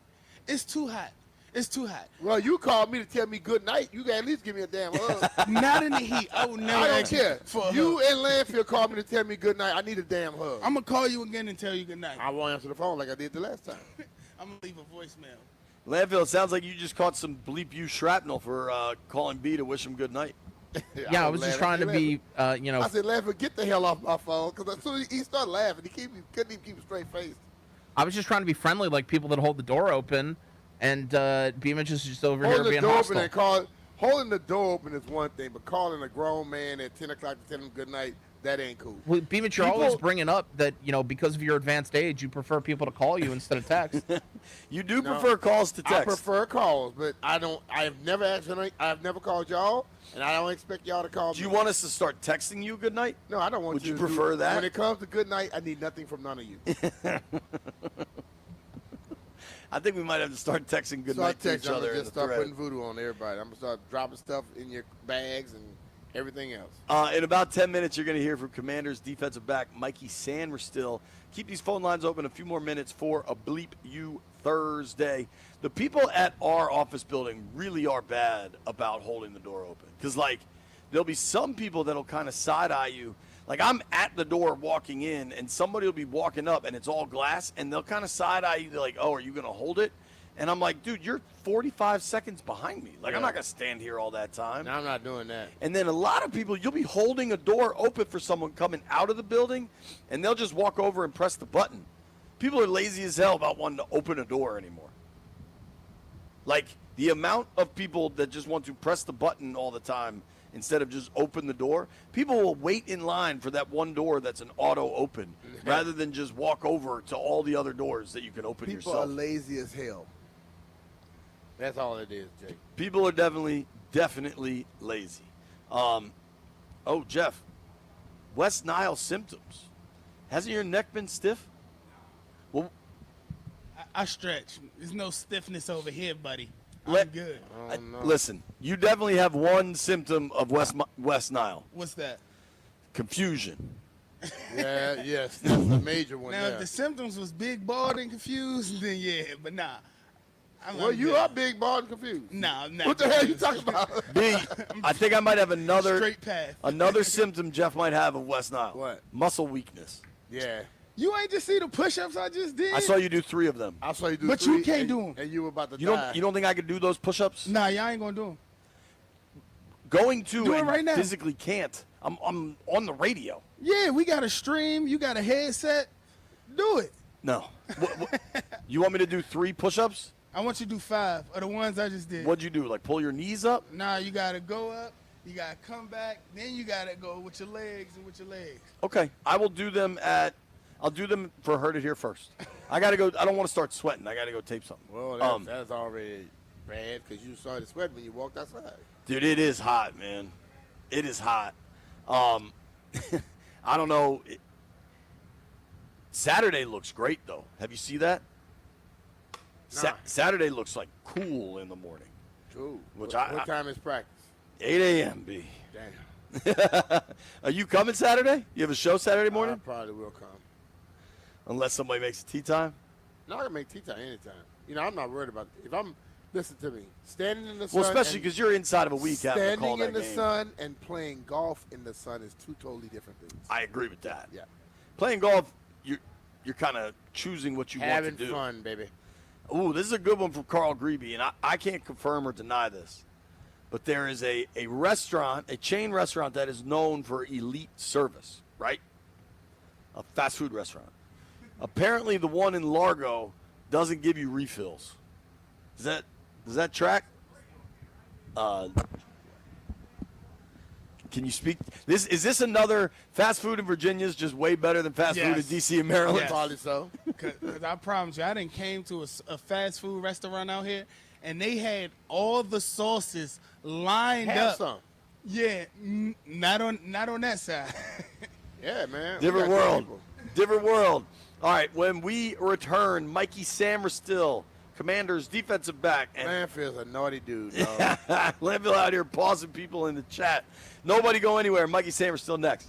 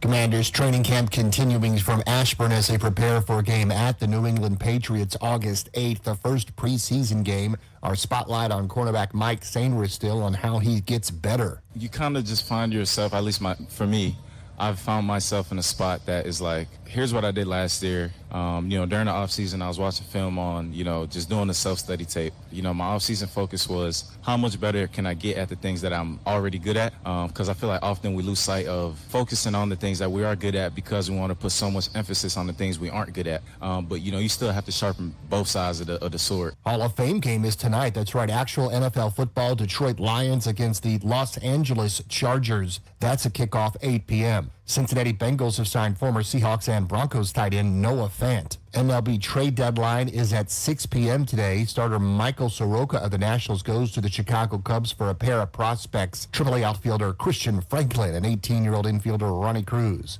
The Padres have received closer Mason Miller and left-hander J.P. Sears from the A's for 4 top-flight prospects, including shortstop Leo Dallas DeVries. The Blue Jays have acquired All-Star MVP and Cy Young Award winner Shane Bieber from the Guardians. The Tigers have also received right-hander Paul Sewald from Cleveland. The Mariners a trade for third baseman Eugenio Suarez from the Diamondbacks. The Phillies get righty Yoan Duran from the Minnesota Twins. I'm Byron Kerr on The Fan.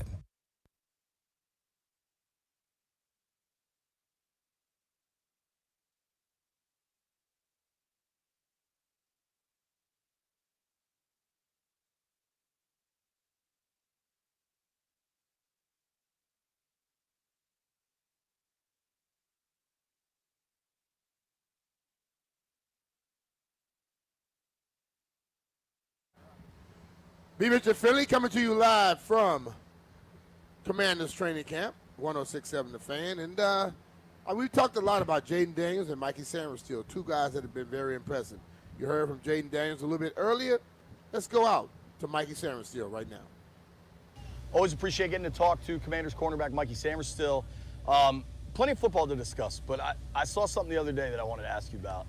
You had your baby in the stroller walking off the field. How different does all this feel now, with that family side playing football going through training camp? It feels great. Like, I think as a young kid, when you're watching your favorite teams training camp, like you see guys with their kids out there, like, and you have that dream of like, man, one day I want to be able to be out on the field with my kid. For some guys, it's sooner than later, like whatever that looks like, but like for it to be me in that position now it's such a blessing. Being out there with my wife, being out there with my daughter. How old is she? She looks little. She's 13 months. Okay. Yep. How different does it feel? So last year around this time, she was just a baby, yeah, she was right? just a baby. Now she's walking around like like we put her down, she's running across the field and stuff. Like it's such a good feeling. That's great. It's and like it just brings you back to like, man, like this is who I do it for. You know? Right. And then you're out here in the heat and it's hot and it's tough and you guys yesterday were in pads. Like, do you ever need that little bit of pick-me-up? Sometimes, like you got to bring yourself back to that place like, hey, look, someone's counting on you, someone's depending on you. And you need to go out there and be that for those people. You know what I mean? And like even during the off season, my wife told me, she was like, hey babe, like we need you to go do what you do. You know what I mean? So like just hearing that from her is like, she's like, I gotta go do this thing for them. So like just going into camp having that mindset of like, okay, we're going into year 2. The stakes are a little bit bigger now. And just every single day, you just got to be consistent in what it is that you love doing. And like for me, I know I love doing this one because it's been my dream, it's been my prayer. Right. And now having a family, like I need to go out there and provide for them. Speaking of the stakes getting higher, right? Have you watched the Quarterback Show on Netflix? Nah. So they followed Jared Goff all last year, and it ends in the divisional round when you guys go up there and beat them. And they show your interception in the game. Like, how do you feel going into year 2, knowing what you guys accomplished in the playoffs last year? I'll say like what we did last year. It didn't end how we wanted it to, but you don't necessarily pick up where you left off. In that sense, like, I feel like you just, because it's a new group of guys, even though a lot of people are back, you're building chemistry with, guys they brought in, rookies.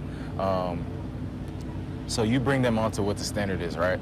And then from there, it's each and every single day, how can you just add and just keep digging at ways to get better? And so the routine I'm doing right now isn't what I was doing last year.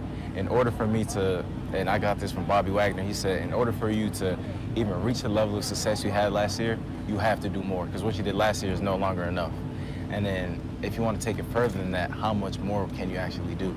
So just hearing him say that, and that's a guy who's been in the league for, I think, 12, 13 years now. Yeah, he's going on the Hall of Fame. I'm going to stop playing with his years. I keep saying 30 years, but just like I said, like that's a Hall of Famer, you know what I mean? And hearing that from him is like, that's just not words, you know what I'm saying? Like, that's somebody who's done it time and time again.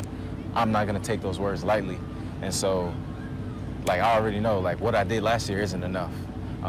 And it's just been for me, like, how can I find something different within myself that's going to help me take this team to, help take this team somewhere further than it was last year. Because how I look at it is, it's the team before me.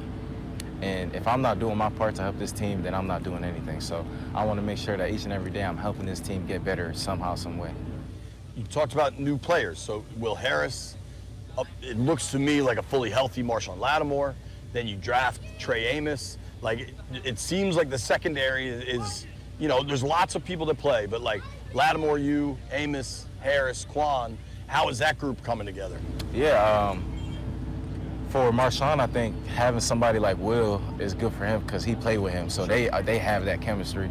For the rest of us, like, we've been able to build and just bring Marshawn along to what we have from, last year he was coming off an injury, like, he looks great right now. And for myself, like, what he did for me last year, just being able to tell me, like, what he saw while I was out there in the games that he wasn't playing, like, just being able to help me with my technique and stuff like that. But now, this year, being able to work with him at a high level, giving him releases pre-practice, during practice, like, whatever it is, being able to just talk, like, all of that matters in what's coming down the line. And he's one of the ones that's, like, at his best, he's one of the best in this, in this game we play. And I'm excited to see him just, like you just mentioned, just see a healthy version of him, right mindset version of him, just go out there and just, make plays and just be who he is. And then just the group, I feel, is getting tighter. The bond is growing, the connection is getting stronger. And, I think that's, when you're out there on the football field, like, it all just comes down to how well connected you got, like how well connected you are, because I know I look across the field and see Marshawn or see Trey, see Noah, John, like, whoever it is. I know that off the field, how tight we are is going to just make playing on the field just so much easier. See Revo behind me, Quan, Will, Percy, like, it doesn't matter. Look to my right, Bobby, Luvu. In front of me, I have that, the monsters. Like, it just does not matter. Like, just having that tight-knit group, that bond, like, you can go out there and do whatever. Because I know my guys got my back and I got theirs. And beyond the defense, it's clear that you and Jaden are tight, always busting each other's chops. What do you think about Jaden in year 2? Just excited to see him just play ball. He carries himself with such a high level of professionalism. And, like, coming in with him, like, that motivates me to just want to be great. Just seeing my peer do it, because I know the level of greatness that he wants to reach. But yeah, like, like you just said, like, we're always going back and forth. Like, you need that, you know what I mean? You need to have that type of friendship, have that type of, bond with your guys. Like I said, it just makes being at work easier, you know what I mean? And like you mentioned, having that mindset of, okay, during those tough times, I think about my family. I also think about the guys I do the hard work with each and every single day. Like DQ says, doing hard things with good people. It's a good edit. Yeah. I can't say the explicit version, but like, it just makes this so much easier to do when you're doing it with your brothers, and like, it's just, hey, you know what? I know you're gonna pick me up when I need you to. I know I'll pick you up when you need me to. Let's just go do this thing. Last one. So you and Jaden, obviously close. The whole team is close. He hits that corner throw to Jalen Lane the other day. It was a pretty ridiculous throw. Great throw. Was it a touchdown? No. What, out of bounds. College Saturdays, Jay Lane, that's a great touchdown. On Sundays, Mondays, and Thursdays, my brother, incomplete. Jaden then comes over and is giving you a hard time, showing you that it was in, it was out. What was he saying, and what was your reply in that moment? I don't know. I actually don't know what he was saying. Because the fans were right there. It had to be pretty loud. I think he was just trying to get them. He was pretty much like, look, it don't matter what they saw. All they saw was a catch. I come over there and just start cheering. The fans are going to cheer, rightfully so. But me, I knew it was incomplete. So when he ran over, I'm hitting the ground, slapping the spot that showing, look, his feet were out of bounds right here. We got back to meetings. The film showed he was out of bounds. And that's all that matters. Tape don't lie. Like I said, it was definitely a very great throw. And like that's what he does. You know what I mean? The throw it was a great effort from Lane, who's going to learn to get both feet in. But the throw was just outrageous. I mean, there were like 3 of you right there for that to get. It was crazy. Ball placement, accuracy, just you can't ask for anything more. So you know, I was standing right there, and I had it incomplete on the spot. Like I saw it the right way. Mikey, thanks for doing this, man. Appreciate you, buddy. How impressive of a young man is Sainristil be? He's big time. He doesn't talk like a second-year guy. He didn't, as a rookie, talk like a rookie. Last year, he was taking over him. I like him. Where do you think that defensive backfield can go? Sky's the limit. If, like he stated, if Marshawn is healthy, he's one of the best out there. You look at what he did last year, he's going to take a major step. You can already see Trey Amos with that type of ability that's beyond a rookie. Percy and Quan have been building. You know, you got Harris over there who has experience. You know, and like he's talking about the togetherness they're showing, the chemistry they're building. When that goes up, their play has to go up. And there's a lot of guys over there who cares, who cares about it, who believes in what they can do. And that makes the world of difference for me. Yeah, you see just a real commitment and buy-in. And, like, I love seeing Jaden and Mikey bust each other's chops all the time. Like, I love seeing Jaden and Bobby bust each other's chops all the time. You know what I mean? Like, not to compare, but even the 5 of us dumbasses, right? You have Brian, who is a former player, a mentor, like a public speaker. Brian is like this elite person. Then you got the rest of us, and we all treat each other equally and bust each other's balls. And it's the only consistently. It's the only way to like function. You know what I mean? Yeah. And it shows you care about one another. It's just, to me, I want to say it's how dudes interact in a healthy manner. Yep. Maybe that's just how people interact in a healthy manner. How people should act. But this team has it the right way, and I think you see it day after day. Like when Jaden was like, "Damn, it's only been a week of camp." Sheesh. That's because. And he probably was speaking for everybody on the team. Totally, dude. And as much as it's an off day for the media tomorrow, it's not an off day for them. Nah. They're here. It's just they close the walkthroughs to us. Like a lot of the guys, even when they aren't here, they're coming in. They're not off. Dude, they come in for workouts. They come in to watch tape. Like in season, Tuesday's the off day. You ever been out here on a Tuesday? Parking lot's still pretty damn full. Mm-hmm. And it just says a lot about kind of what they're putting together. It becomes more of a routine. And the more you do the routine of football, the better you get at football. I mean, it's what you always say about you got to play football to play football. 100%.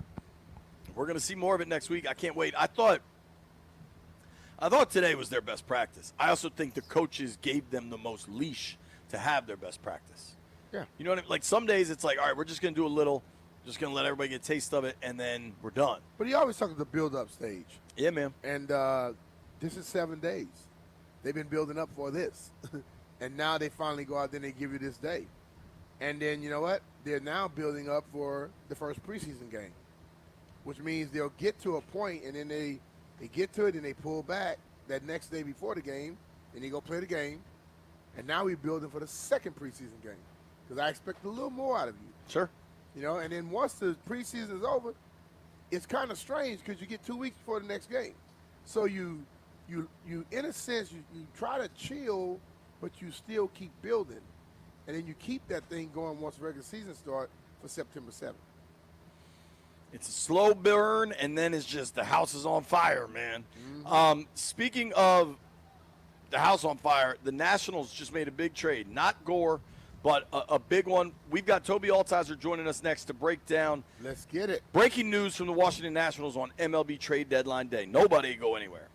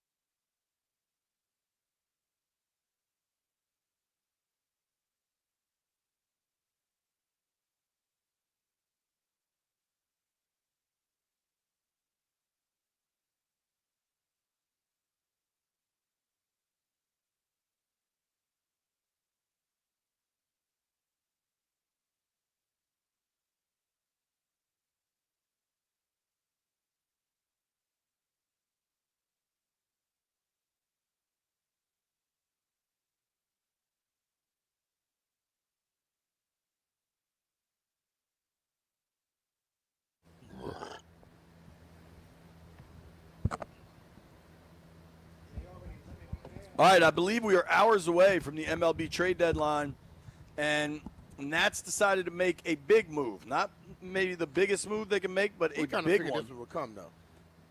I think they'd be crazy not to, frankly. Helping us make sense. So the Nationals have traded Kyle Finnegan to the Detroit Tigers. I almost said the Detroit Lions, if you don't think I'm in football mode. Yeah, let's do that one. Finnegan was really good last year, not the same year this year, but clearly a player that could help a contender, especially if maybe he's not working the ninth. Maybe he's working the seventh or the eighth. Toby Altizer is the official baseball insider for the B. Mitchell Finley program. Toby, take us through the Finnegan trade. What do you think? Yeah, so they trade him to Detroit. The return, according to Andrew Golden, is they get back Josh Randall, a right-handed pitcher right now in high A, and then R.J. Sales, another pitcher currently in A-ball. Randall's ranked 15th, according to MLB Pipeline. R.J. Sales outside the top 30. But both of these guys could help down the line, more so just organizational depth as pitchers. Randall, 17 starts this year in high A, 3.92 ERA, struck out 70 over 80 in the third inning. So solid arm there. And R.J. Sales, he's got 16 games this year, 15 starts, a 2.71 ERA. So two solid arms in the low minor leagues, so they're not going to be here anytime soon. But anybody that's not bolted down for the future is available to be moved. And I think last year they looked at the Finnegan situation and they non-tendered him, and there was a real chance they weren't going to get him back this season. So they didn't want to make that same mistake, as he's probably not back next season. So move him for anything that you can get and get a couple of quality arms that can help you out in the low minor leagues, and maybe you can develop them and they can help you down the line. What does that mean in terms of helping this team produce better on the field? Well, right now, B-Mitch, right now, nothing, frankly. Right now, it's not going to help this team out in the slightest. And honestly, the way Finnegan has pitched recently, it's been a bit of a struggle for him as well. And it's so tough, I'm sure, for some of these guys getting to this point of the season where I think a lot of them, with the expectations they had going into this year, or that they would at least be more competitive. And basically with that month of June into early July, it just kind of took them out of it. So we'll see if they can improve, but you're losing pieces. That's now 3 pieces out of the pen. You lost a starter in trading away Soroka, and we'll see if they make some more moves. But, yeah, I mean, this team has been pretty bad already, and it's just only going to get worse because there's not a whole lot of these pieces that are going to help out right away. The Nats are currently 20 games under 500. In telling you how this works, the Nats are 20 games under 500. The Tigers are 20 games over 500. I know at one point they were tied for the best record in the majors, right? Like the Tigers, what is Finnegan for them? A 7th, 8th inning piece? Yeah, just more, quality relief. Like he's had experience as a closer here, obviously, and they're not going to use him as a closer, I wouldn't think, but you can never have too many arms in the postseason, especially with how modern baseball works, where your starters usually only going 4 or 5 unless you have like a Tarek Skubal like they have. But on other days, they're probably going to pull their starter when it gets to the third time through the order. So you're going to end up using 4 or 5 relievers a game in the postseason. So he can go out there and give you a quality inning, and I think the stuff isn't quite as good this season as it has been in the past, but if you can get him out there and pitching effectively, he can be a really, really good reliever. So he's not going to pitch the ninth for them, but he'll be someone that can be effective in some high-leverage spots. So the Nats make a big move. Kyle Finnegan is going to Detroit. Finnegan I think he was an all-star last year, right? I know he had the dope Star Wars bobblehead. A lot of people were surprised they didn't trade him last year when they had the chance. They were able to bring him back. Does this say a little something about the difference between Riz and DeBartolo that Finnegan got traded this year and not last year? Maybe a little bit, but I would have thought that even if Rizzo were still in charge here, he would have traded him. I think they looked at how last season played out, and they looked at not trading him as a mistake, and I think they were exploring those options, but maybe they fooled themselves a little bit in thinking that they were a little more competitive than they actually were, because around the trade deadline time, they were still hovering close enough to 500 that if you had a good stretch, maybe you could get somewhere. But no, I don't think that it's a big difference, but I think you're seeing with DeBartolo what he's been able to do with basically anybody that's on a one-year contract or isn't a part of the long-term plan. He's finding ways. Like I really liked what they got back for Soroka in that deal, and you got to be happy with what he's done so far. Now, the big question is whether Gore is on the table or not. I would not trade him. I know it seems like most people have kind of flipped to the other side and they would trade him at that deadline, but it's been crazy to see some of the returns, like the return the Padres just gave up to the A's to go get a reliever in Mason Miller and another starter in J.P. Sears, giving up the number 3 prospect in all of baseball to get him. You know, maybe you do have to consider moving Mackenzie Gore if that's kind of the market you're looking at. If you're shopping within the top 10 prospects in all of baseball, that's definitely something you'd have to consider. If you're always trading pieces to find prospects, possibilities, and your possibilities don't hit consistently, how the hell do you build a team? It's a great point, B-Mitch. I mean, It's a great point. I know people like to tell me about how baseball is different and everything. But I tell you, if I'm buying season tickets, I don't want to hear that. I want to see you successful, competing, being somebody in contention. Not the person every year you telling me, oh, we're going to be better in about 4 years, though. And we're not. Yeah, I saw Kyle Glazer writes for, I think he does Foul Territory TV. He used to do Baseball America, really smart.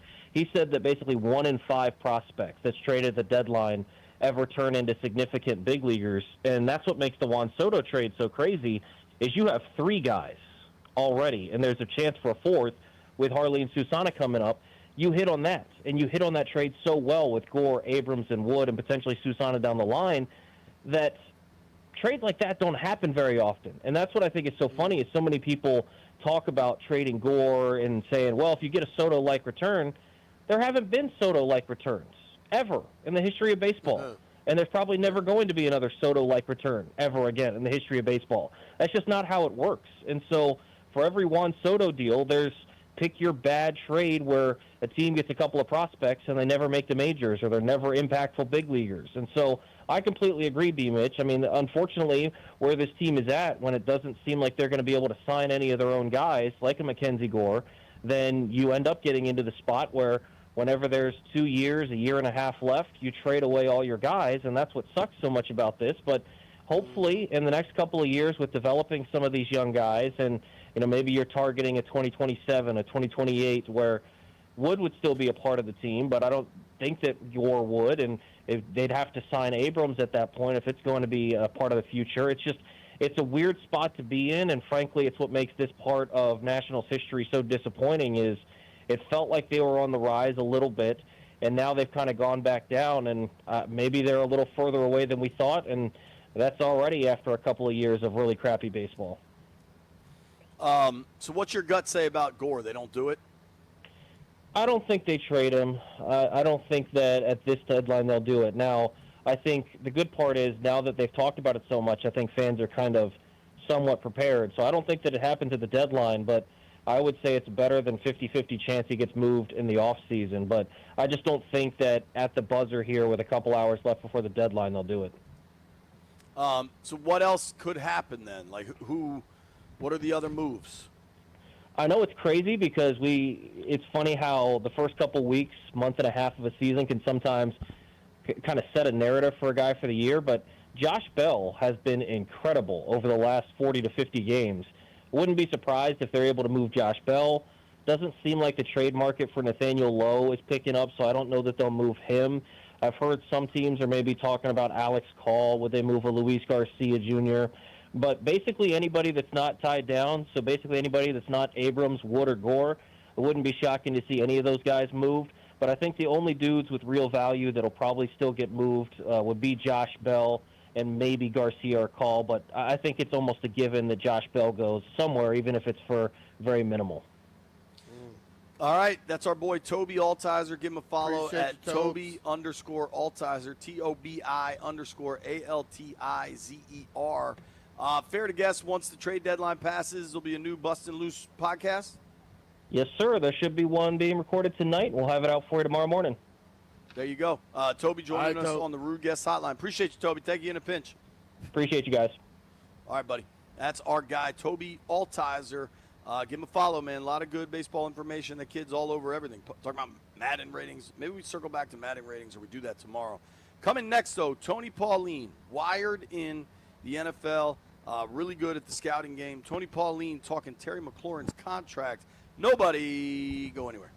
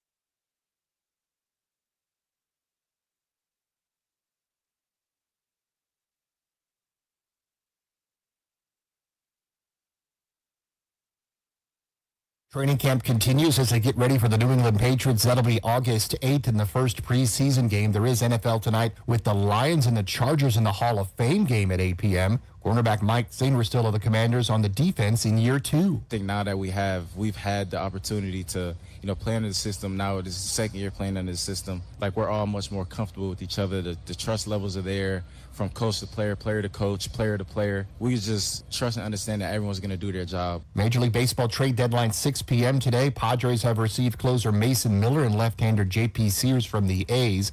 Blue Jays acquire All-Star MVP and Cy Young Award winner Shane Bieber from the Guardians. The Tigers acquire right-hander Paul Sewald also from Cleveland. Mariners are going to get third baseman Eugenio Suarez from the Diamondbacks for 3 prospects. The Nationals trade Michael Soroka to the Cubs for AAA outfielder Christian Franklin and 18-year-old infielder Ronnie Cruz.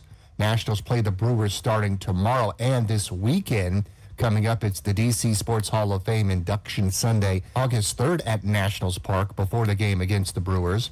Members of the Super Bowl winning team of Super Bowl 26 will be there for the Redskins, including our own Brian Mitchell and quarterback Mark Ribbon. Also honored Lena Beard, Rich Shavatkin, Johnny Dawkins, Mia Hamm, Jim Larinaga, Craig Laughlin, and Lonzo Mourning. Other players with Brian Mitchell include Ricky Irvins, Gary Clark, Charles Mann, Raleigh McKenzie, Chip Lowmiller, Tim Johnson. I'm Byron Kerr on The Fan.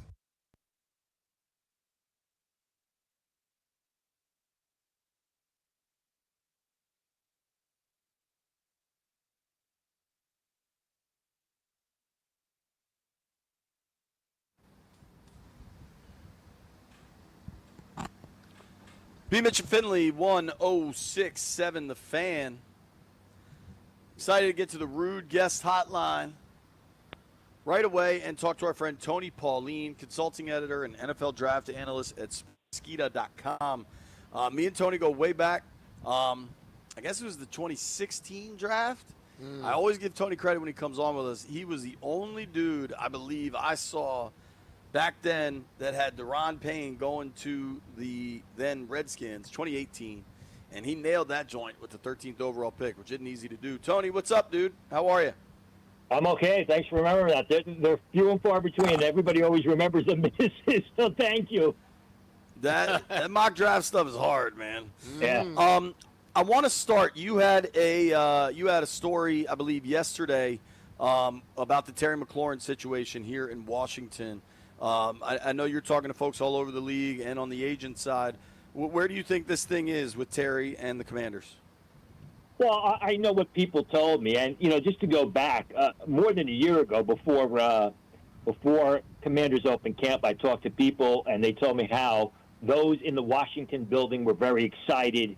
They weren't looking over their shoulder in fear when Daniel Snyder was there. They were looking forward with excitement. Why do I tell you this? Because I went back to those same, and that was right on before camp even started, and I think it surpassed anyone's wildest dreams last season. I went back to those same people just to get an idea of what they thought was going to happen with McLaurin, and they told me that they think it'll get done.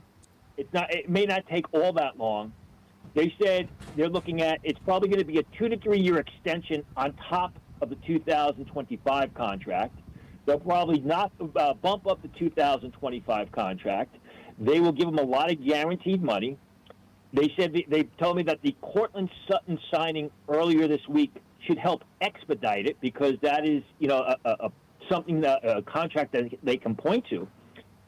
Everyone told me that they feel the sticking point could be if McLaurin is demanding more than $30 million a year. They don't think he's going to get a DK Metcalf type contract, and $30 million may be the high-level mark for McLaurin, primarily because of his age. But the Commanders have to be careful because they've got a good thing going on, and McLaurin has been nothing but an outstanding receiver for them. Obviously, they got a tremendous young quarterback. You don't want to kind of break up that rapport that's between them. But everyone I talked to seemed pretty confident that something will get done sooner rather than later. That part right there, everybody talks about who has the upper hand, basically, or have the clout, basically. And I think when you just said that, you don't want to mess this thing up with your young quarterback. So that kind of puts pressure on them as well, don't you think? I would agree with you. I think that, and McLaurin had. You look at the rest of that receiver lineup. You look at the depth chart at receiver. You even look at the depth chart at tight end. I mean, Zach Ertz is a little bit older. Deebo Samuel. I mean, is he a true number one? They use him in a variety of ways. Noah Brown's a nice complementary receiver. You hope Luke McCaffrey, can take the next step. They brought in Michael Gallup, but it's basically Terry McLaurin and everybody else. And really, it's been Terry McLaurin and everybody else in that Washington Washington Commanders receiver room almost since the day he was drafted. So, there's going to be some restrictions. I don't think when he was drafted, he was a little bit older as a rookie, a 24-year-old rookie. So the age plays into it. I think they want to come to a happy medium, but I don't think they're going to want to break the bank for Terry McLaurin. It's going to be interesting. I'm curious what you think, if anything, the Cortland Sutton deal in Denver impacts the Terry deal. Well, I think Sutton got a deal that was they were happy with that. The 4-year deal, just under $25 million a year.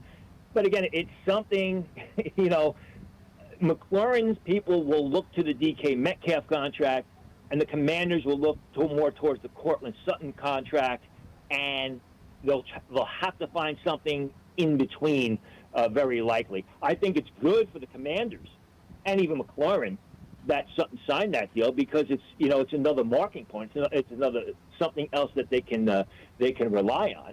I think the Sutton deal is sort of the floor for McLaurin. Oh, okay.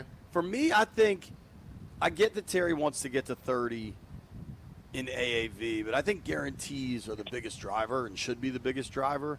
And for me, if the guarantees get up over $50 million, even if that means some of this year's money gets converted to guaranteed money, so say it's 26 times 2, and then you add 10 more guarantees here, shouldn't that be what's more important than the AAV? Well, I said that I didn't say it exactly the way you said it, but I did say in the article he's looking for guarantees and security, especially at his age. Because it's going to be a 30-year-old receiver. So I would agree with you with that philosophy. Yeah, I think for him at his age, something that could take him maybe potentially to the end of his career, you're looking at the guarantees versus the headlines of the average annual payout. And I stated that gently in my article. They'll be looking at something or they'll be looking at something to give more guarantees and security, as he comes to the eventual end of his career. Totally. I think you get up over 50 million guarantees on the table, and you're about to turn 30 in early September. It gets hard for me to think that deal doesn't get signed. We are talking with our friend Tony Pauline here, NFL draft analyst and NFL reporter for Sportskeeda. Tony, want to zoom out a little from the Terry stuff. What are you hearing around the league just about the Commanders this fall? I mean, there's a lot of excitement surrounding this team. Last year, they kind of were an unexpected force, but now it seems like the whole league's pretty high on them. As well they should be. I mean, they've got, and again, I go back to the articles I wrote, in early July of 2024. They got the right people in place. And I'm not talking about the players on the field, the owner, the general manager, the people in the front office, the coaches, the player development people. So they've got everyone was high on the people, that they have in place. And the fact is, you look at the offseason moves that they made, trading for Laramie Tunsil, trading for Deebo Samuel, bringing in Von Miller. They expect to win this year. And people think, especially with Jaden Daniels and just the attitude that he gives off. Jaden Daniels, you can tell he's not satisfied. He wants to get better. So everyone expects them, to take the next step. I guess the only problem is, or the only bump in the road would be the Philadelphia Eagles. Are the Eagles the same team they were a year ago? Are they better? Do they take a step back? The fact that the Eagles play in their division, everybody expects the Commanders to be a little bit better, but the Eagles loom large in that division. For when sure. you look at the overall thought process of this football team, how has it changed? Because I know before it wasn't very good, and in a matter of, 2 years or shorter, people seem to look at it a little differently. What are you hearing? Well, it's the culture, and the culture starts at the top with the owner. I mean, again, I hate to be redundant, but before training camp last year, I wrote how people in the building, people who had worked there for a while, rather than looking over their shoulders in fear, they were looking forward with excitement, with enthusiasm. And, it starts at the top with the owner, goes through. And again, bringing in the veteran leadership like a Laramie Tunzel, like a Von Miller, it's not only the play on the field, but it's the leadership aspect in the locker room with these veterans that have been there before, that have been deep into the playoffs before.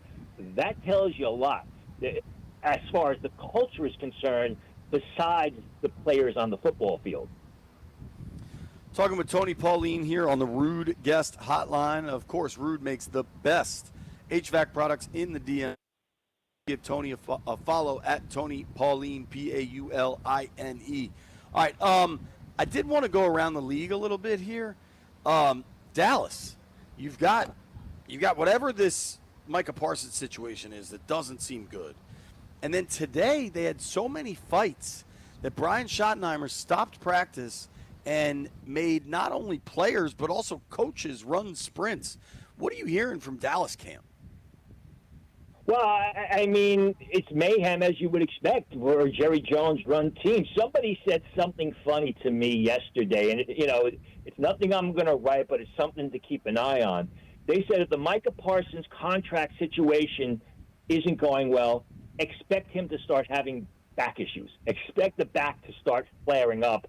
And that is sort of a sign that he's not happy, or his people are not happy the way the contract is moving forward. I think the biggest problem is too many people, it's too much focus on the Dallas Cowboys. I mean, right now, what are they? A middle-of-the-road franchise? If it was another team in another city, people, the amount of focus on them would be fractional. So I think that it's, there was questions when Schottenheimer was elevated to head coach. It's typical, I think, of what we've seen with Dallas literally the past, 5, 6, maybe 7 years, and I don't think it's going to change anytime soon. Yeah, man, watching it all, seems like Jerry's just lost his fastball. Like, he used to be so endearing even when he kind of made comments that came out of right field, and now it just seems like everything's in right field, and there's not the endearing side of it.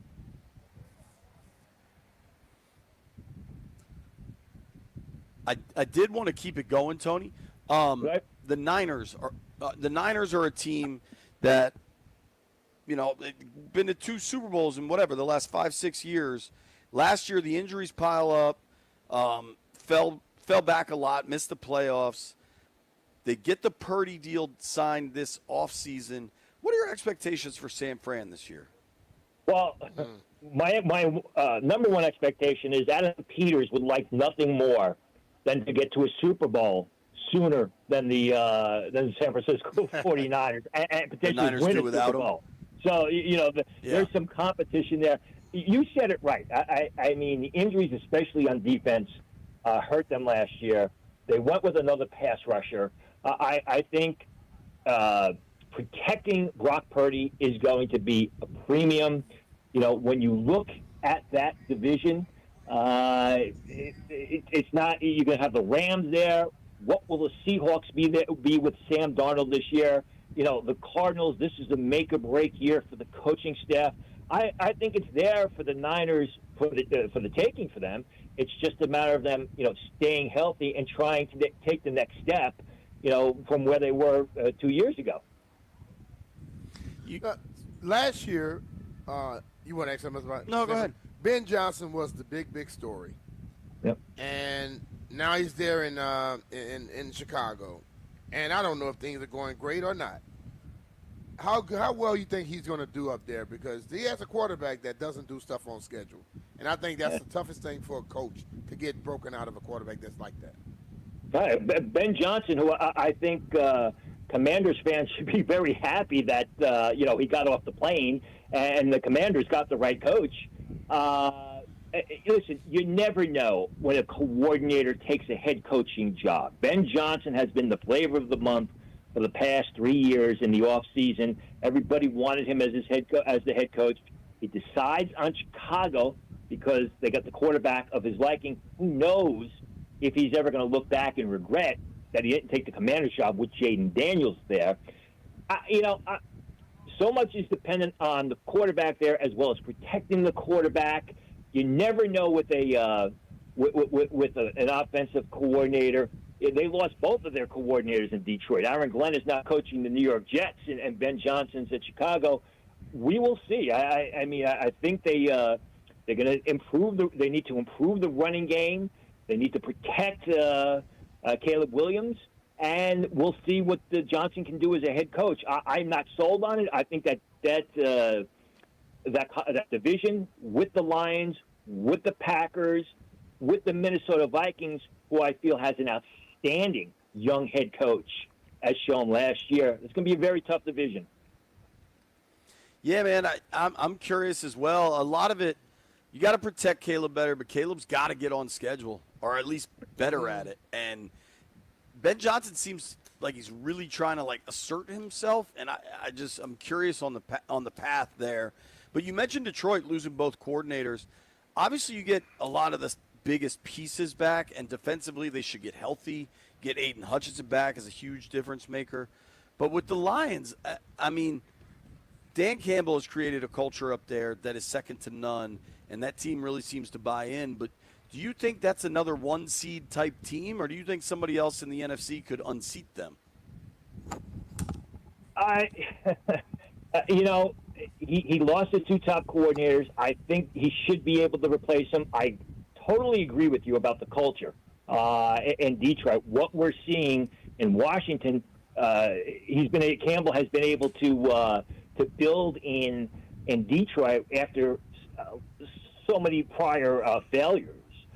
Do I think they could be a number one seed? I think it's going to be tough with the two teams in the NFC East we just spoke about, the Eagles and potentially the Commanders. I mean, no one expected the Commanders to do to the Lions what they did last year. And I think when you look at it, on paper anyway, the Commanders are a better team moving into the 2025 season than the Detroit Lions are right now, especially, removed from last year's playoffs. Yeah, for sure. And then flipping it over to the AFC, you've got the Chiefs, you got the Bills, you got the Ravens. What do you think about the Broncos? That's a team that we don't talk about a ton here on the East Coast, but they were good last year, really good defense. Bo Nix showed a lot. Sean Payton obviously has a serious pedigree. Do you think – I think Kansas City has won that division 15 years in a row or something. Do you think Denver – Yeah, and I think that bringing back Cortland Sutton, it not only helps on the field but shows the other players and everyone else that this team is serious about winning. I think with Sean Payton is, he likes his players. You look at the draft, and they kind of went off the draft board and took players that weren't as highly rated, but they're Sean Payton type of players. I think that, in a lot of ways, Denver is sort of a mini version of Washington in the sense that you got an excellent coach there. You got a young developing quarterback. The thing is, you also have the Chiefs in that division. You have the Chargers in that division. I think the Chargers are going to be a little bit better. I think the Broncos will be an improved team, but I think that with the Chiefs and with the Chargers in that division, it's going to be sort of an uphill battle like we talked about with the Chicago Bears. Talking AFC West there, I agree with you. I think another year for Harbaugh with the Chargers. The Broncos look good. What do you make of the Raiders, who bring in all this leadership between Chip Kelly calling plays, Geno Smith's a veteran quarterback, Pete Carroll's obviously this masterclass competitor, head coach, but then you got this super weird Christian Wilkins thing. What is the deal in Vegas? That's weird. I think Mark Davis, it's a situation where whoever has his ear, that's the direction that he's going. Now, I heard there was a lot of praise for the general manager that they brought in. There wasn't as much praise as far as Pete Carroll's concerned. As far as Christian Wilkinson, that story is concerned, I wrote about this prior to the draft. I thought that they could potentially take Mason Graham because what I was told back in April, and I reported, was there was likely going to be another procedure needed on his foot. What I didn't report, because of potential HIPAA issues, was that the Raiders wanted him to get that surgery back in April, and Christian Wilkins didn't want the surgery. He wanted to rehab it on his own. I think the recent story that came out is just fluff. It more had to do with the rehabilitation of the foot. We'll see how Geno Smith does there. Obviously, he had success in the past in Seattle. I just think that the Raiders, the problem is the owner takes advice from whoever he's listening to that day. That's why we've seen a lot of turnover in the coaching and the general manager. I don't think it's going to get any better anytime soon. I mean, we've seen that here. When you got an owner that's a bit of a wild card, you never know what's coming next. Crazy things happen. Not a lot of real quarterback battles around the league. You could argue there's two, and maybe not even really, but who starts for the Giants week 1 and who starts by like week 10? I think Russell Wilson's going to be the starter week 1. We're hearing great things. I'm here in New York, and we're hearing great things about Jackson Dart. But, you know, when it's 7-on-7, 5-on-5, it's very easy. But when you got 11 guys bearing down on you on the other side of the line of scrimmage, all of a sudden the dynamic changes. I think Russell Wilson's going to start in week 1. I mean, Dable needs to win this year. Russell Wilson's going to give them the best shot. Week 10, well, call me week 7. We'll see how the Giants are doing. I mean, if they're playing competitive football, winning football under Russell Wilson, they're going to stick with him. If it looks like the season's a dud and they feel Jackson Dart is ready, they'll insert Jackson Dart and see what they have, if they have anything with him moving forward. It's going to be fascinating to watch. Tony, right, we'll have to do it again as we get closer, man. Thank you for the time. All right, Tony. Take care, brother. Thanks. Have a good rest of the weekend, and good luck to the Commanders moving forward. A lot to be excited about out there. Thanks, dude. Appreciate it. Tony Pauline, really, really good Twitter follow, at Tony Pauline, Pauline, rather. Kind enough to join us via the Rude Guest Hotline. Rude makes the most reliable heating and air conditioning products in the DMV. When we return, our guy Peter Rosenberg, ESPN New York, joins the program.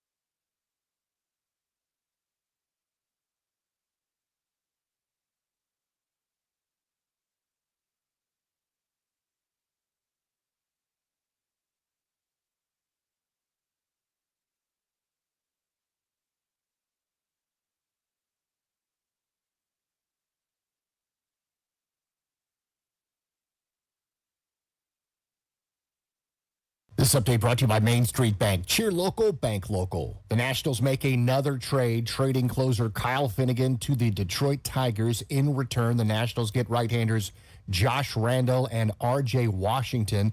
They've traded 5 players in 4 different deals. Also, Major League Baseball trade deadline at 6 p.m. The Padres receive closer Mason Miller and left-hander J.P. Sears from the A's.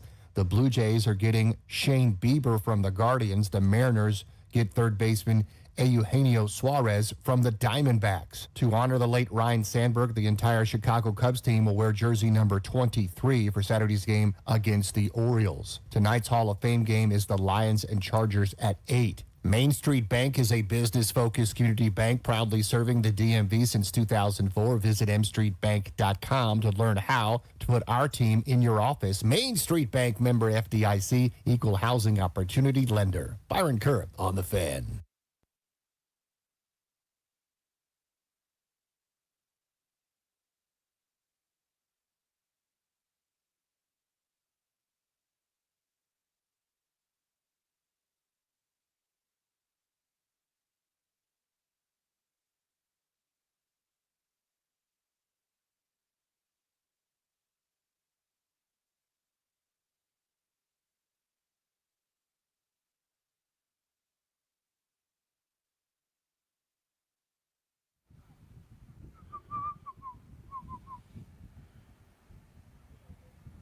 Grinding on my life. Trying to track down our boy Peter Rosenberg. It's a busy man with a little baby, so we'll see if he's able to join us. Yeah, little mama running thing. B, talking with Tony Pauline right there, what'd you think of what he said with the Raiders? Because the Raiders have been really interesting to me. Mark Davis inherited the team from his father, has a bowl haircut, eats P.F. Chang's all the time. You bring Tom Brady in as a part owner, and it seemed like Brady was kind of trying to run that thing right away. Then this year you get Pete Carroll, who's going to run things. Do you think those guys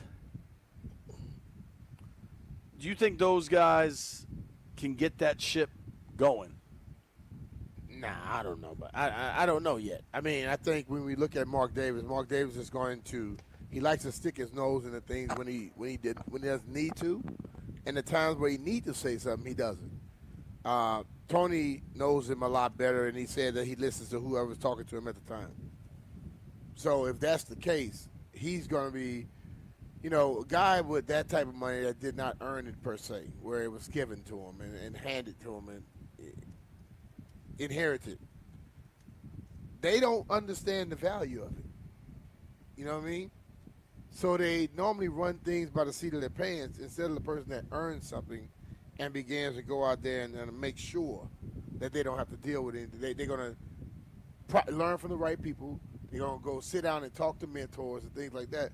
He doesn't do that. So I think it's going to keep being on again, off again. Unless the coach comes in there and just try to do whatever the hell he want to do. Maybe good for a short period of time, but once he steps in and want to run things again, it'll start getting screwed up again. We saw it happen here too. I know. It's interesting because clearly Josh Harris, Mitch Rails, Mark Ein, like these dudes grew up here rooting for the Skins, rooting for the burgundy and gold, right? Harris calls his mother Mama Commander now, right? Mm-hmm.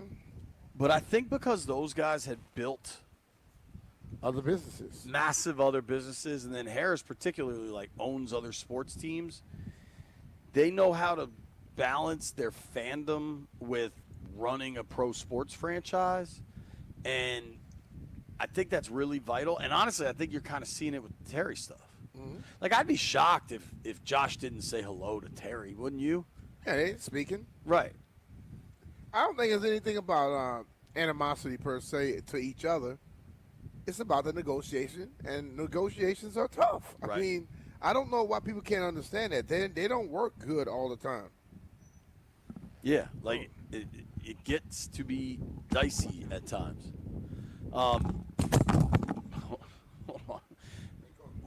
Watching, the rest of the league get ready is always really interesting, and I'm fascinated kind of by this Dallas situation because these fights in training camp you get a couple of them, it's not a big deal, especially if you get a couple of them over a couple different days.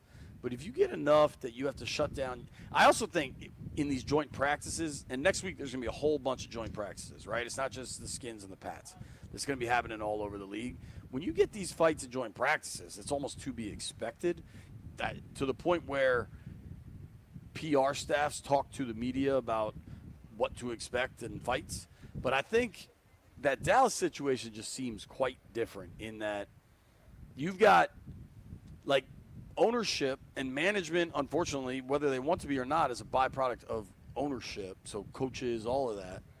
You know, when that stuff starts happening and you've got the team just unhappy because of, like, the way Jerry's just S-talking his own players, talking about Dak being hurt and CD missing time and, you know, Mike is going to play whether they pay him or not, like all that kind of stuff.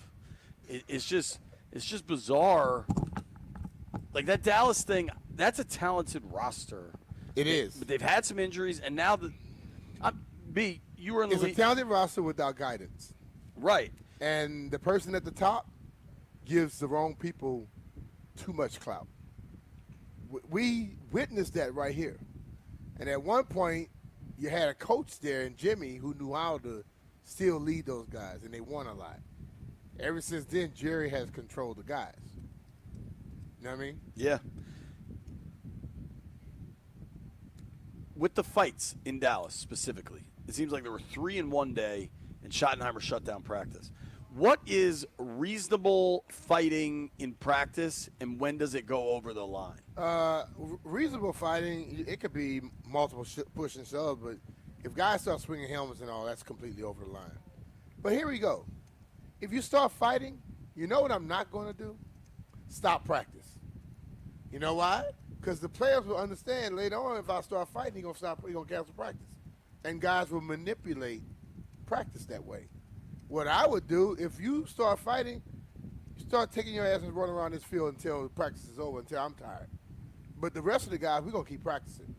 And if anybody else do it, I'm going to find you, and you're going to run as well. You see what I'm saying? You stop practice, you just gave them off. You know what I'm saying?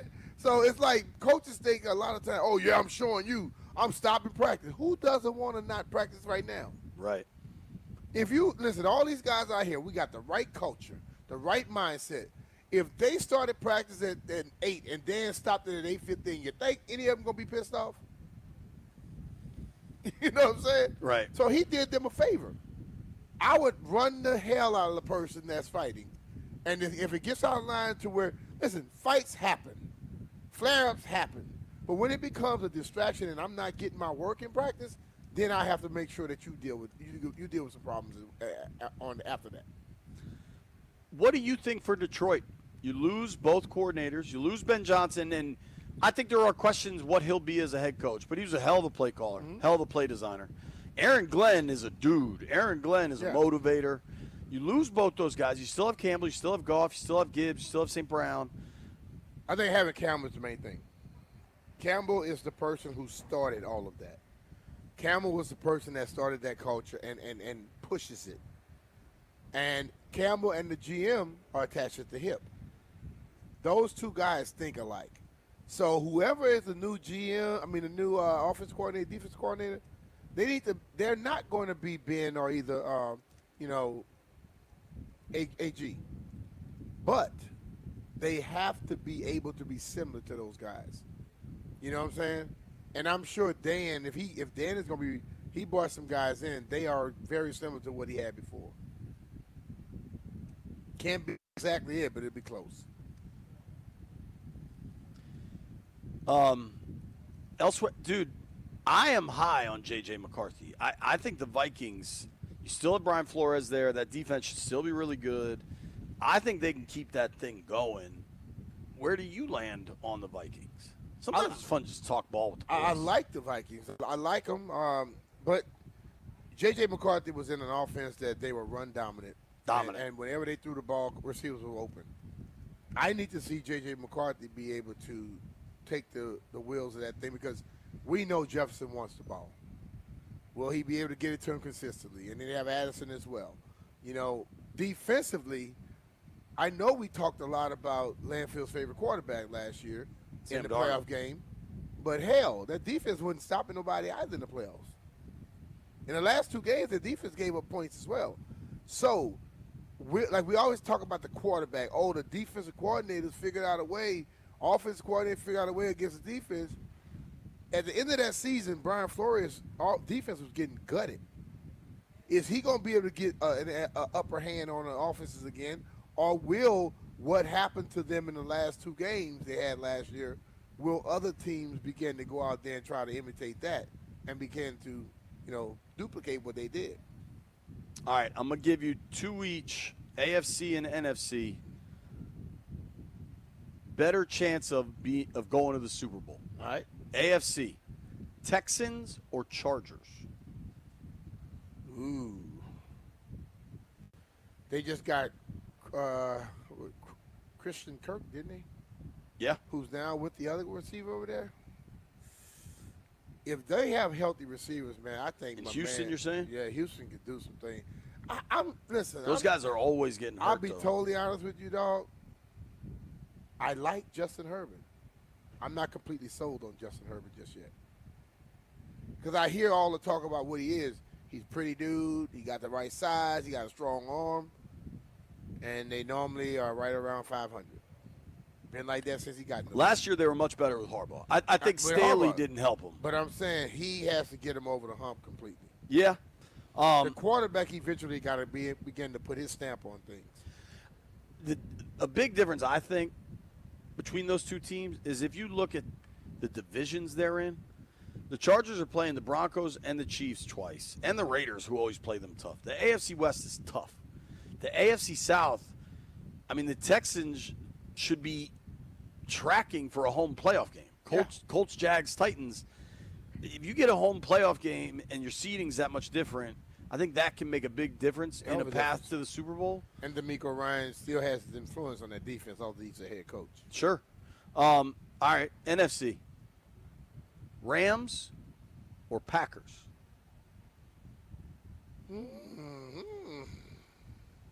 I think if the Packers can somehow win their division, it's easier for them if people got to come through there. Oh, yeah. Than it is for the Rams. The Rams right now have a quarterback who I think is still unbelievable. Like I was talking with Martin Mayhew the other day, and he was talking to me about. It was cool to see Matt him here. Stafford, and he talked about the abilities that he had that people didn't recognize. His smarts and all was very on the level with a Jaden as far as here mentally. I'm not talking about athletically. And Matt Stafford was an unbelievable guy, but Matt Stafford is later in his years now. He has back spasms that are messing with him all the time. When are they going to pop up? You know what I mean? Yeah. They had the issues last year. You've had a guy who thought about leaving the game and wanted to get out of there. You got a coach who thought about leaving the game as well. I wonder if both of them could be hell-bent stuck in it for the whole season again. What about Devontae Adams, though, with Puka and Stafford? It could be a lot, but still. But the quarterback has to be healthy. Yeah. Do you think Stafford right now is hurt, or do you think him and McVay were like, listen, man, I don't really feel like practicing until the middle of August? I don't think McVay is that type of guy to let the quarterback just say, I don't feel like practicing. So I think if it's the story about the back, it could be a back thing. Better chance of getting the number 1 overall pick. Giants or Jets? I don't believe in the Giants. Browns. I'll say the Browns. You know who I kind of believe in? Not to be a playoff team or anything, but I loved his game last season. Nobody's talking about him. Ooh. I like Cam Ward. I like the Titans a little bit. But yeah. Their defense was okay. I like they had Cam a good Ward. D-line. Cam Ward is, I want to play football. I don't feel like talking. Cam Ward has a little bit of how Jaden is. See what I'm saying? And you see how Jaden is playing. I don't know if he's as good as Jaden, but he has that same thing where he's focused on football. He ain't focused on all the other stuff. And I know Tanner mentions a lot of stuff. Tanner talks about him a lot, about his upbringing and how his mindset is. I want to see that kid succeed. Me too. I'd rather him succeed than the dude that's putting mayonnaise in coffee. Well, he's getting shoulder surgery. He's That's the cooked. weirdest crap I've ever heard in my life. You think the mayonnaise and coffee is weirder than eating bananas with the peel on? All of it is stupid to me. I mean, have you ever really bit a banana peel? It's hard. You gotta have some strong-ass but teeth. It leaves a funny, like a little taste of film like in your mouth. Well, why would you want to do that? And then mayonnaise and coffee? I don't understand why you would do it the first time. Would you say, oh, it looked like cream? Don't taste like cream. God. We got to take a quick break. When we come back, we're going to put in some bets on the Hall of Fame game. That's right. There's football tonight. We're betting on it. Damn it. Nobody go anywhere.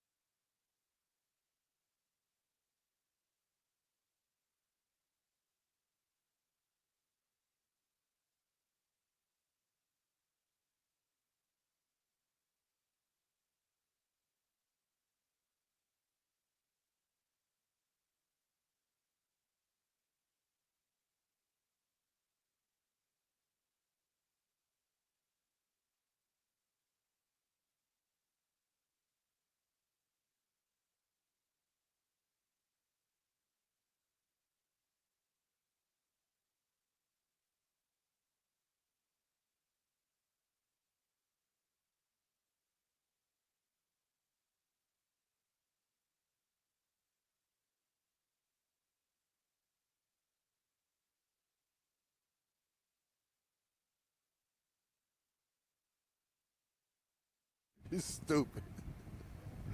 Oh, boy. B. Mitch and Finley, 106.7 The Fan. All right, folks. This is not a drill. This is not a test. This is not make-believe. There is football on television tonight. Yeah. Tonight, 8 o'clock kick from Canton, Ohio. You know what's going to suck. What? So we're supposed to get a whole bunch of rain here, right? I hope not. Well, I think today 100%. These storms are coming. You can feel it in the air. Pass through.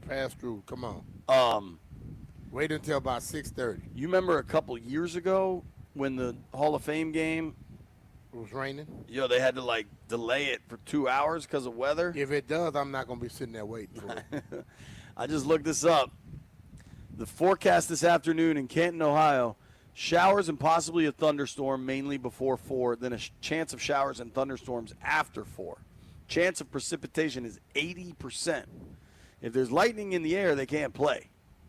Yeah. So 8 o'clock, but might be 9:30. Well, we're going to pregame just in case. Yeah, I think we are. Yeah. Landfill, I just got a mysterious phone call, Landfill. Yeah, Landfill. You want to know who it was? Yeah, who was it? Are you telling me to get up and leave? When you look at your phone and it shows JH, and I'm like, JH. And then the dude's face pops up, John Harbaugh. Oh, nice. I said, let me answer this phone. So he was calling me with his return guys. He wanted me to give him some words of advice. I feel like you got to say no. No. Nah, man. John's my guy, man. So But I the told him, I Ravens said, suck. look, I told the guys when they think they've done enough work, they got to go out and do a little bit more. I told them, make sure you always hand the ball to the offense. And I say, listen to that dude you're talking to. I said, because he knows what he's talking about. But I gave Jalen Lane way more advice. There you go. And I meet with him consistently. You give them some breadcrumbs. You save the steak for over here. Yeah. That lamb chop that I got last night from Battaggio Brothers. Now, the Skids don't play the Ravens this year. So Preseason, right? Yeah, preseason. Yeah. Level, I did want to ask you, I'm going to ask a series of questions. B, what time did you get here this morning? Me? Yeah. 7-something. Yeah. I got here about the same, maybe more like 8 for me. Yeah. I saw when Jeff arrived, right? Yep, I did too. And which of us is leaving first? Jeff say his job is 8 to 1 because he can't get up but 5 hours a day. Because if they go over 50 hours in 2 weeks, then they don't get credit for it. I understand. All right, that makes sense. If I didn't I ain't know that. getting credit for my hours, I ain't working it neither. Okay, that makes sense. I didn't know that aspect of it. All right, but he would have got out of here anyway. But that's the way he developed that story to tell me, and I listened to him a little bit. He's been working hard out here, but he has been. When we have to pack all this stuff up, third set of hands would be nice. Pack this up today? No, but we got to wrap it up tight with these storms coming. Oh, that's and stuff. easy. All right, we're all going to make a pick tonight. What is the? I know one bet I want to put in the under on Trey Lance versus Hendon Hooker. Give me the under. I don't even know what the number is, but I'll go under on the Hall of Fame game. Give me Hooker. Whoa, dog, pause. I say give me Hooker, not a hooker. Good thing you cleared that up. All right, so the total tonight is 33.5, and the Lions are favored by half a point. B said give me Hooker. Do you mean like his yardage total? Just him over Trey Lance. Trey Lance, all right, so Trey Lance is at 118.5 passing yards. Hendon Hooker at 99.5. I'm going to go with Hendon Hooker. Okay. What about you, Landfill? Anything you'd like in the Hall of Fame game? I actually think the Chargers are probably going to win. Taking the half point? That's correct. Okay. Landfill's taking the Chargers. So the far, under Harbaugh. I took the under. B. Mitch took a Hooker. And no, I took Hooker, not a hooker. Hendon Hooker. Yeah, Hendon Hooker, not Hooker. A hooker, like you said. Landfill prefers Herndon Hooker. What about White Bryan? Is he still there? Keandre Lambert-Smith, over 31.5 receiving yards. War Eagle. Why you took him? Because he had 3 names? No, he's from Auburn. Oh, he got to suck. I'd also like to take Kyle Allen rush yards over. If any degenerate out there can find the backup quarterback in the Hall of Fame game's rush yards total, let me know. I'll take the over on that. 35. Whatever it is, you know what I'm going to do? I'm going to turn my television on and watch football. That's a glorious sight. I'm going to do that too. It's a glorious sight, man. I love it. Tomorrow, we believe will be the vote for RFK Stadium. Maybe it's the first vote. I don't know how these folks operate, but that is a huge, huge deal. Oh, yeah, and Landfill told me he was buying us lunch tomorrow. Oh, shout out to Landfill. I can't wait. Ruth Chris, Landfill? That's not happening. I'm not going to be in Hey, Ashburn. Jeff, if you're listening, Sorry. reach out to our guy and see if we can get that food from that spot. We're not going to be in Ashburn either, Landfill. We're going to be in the studio prison tomorrow, cell, fool. baby. Oh, that's horrific. So then you will buy lunch, Okay, right? well, if we get lunch, you get none. That's all right. I'll take that. Grant and Danny coming your way next. Thank you to everybody that listened to the program today. Thank you to Lou Holder for joining us. Jeff, Thank reach out you to Che. Tony Pauline for joining us. Thank you for Toby Altizer joining us. Break down that Kyle Finnegan trade. MLB trade deadline is at 6 o'clock. What will we find out before then? Stay tuned to Grant and Danny. We'll have all that breakdown for you. Thank you to everybody that called in today. Fun show. Be safe in these storms. Sure feels like they're coming. If you made it this far, I owe you a cold bottle of water.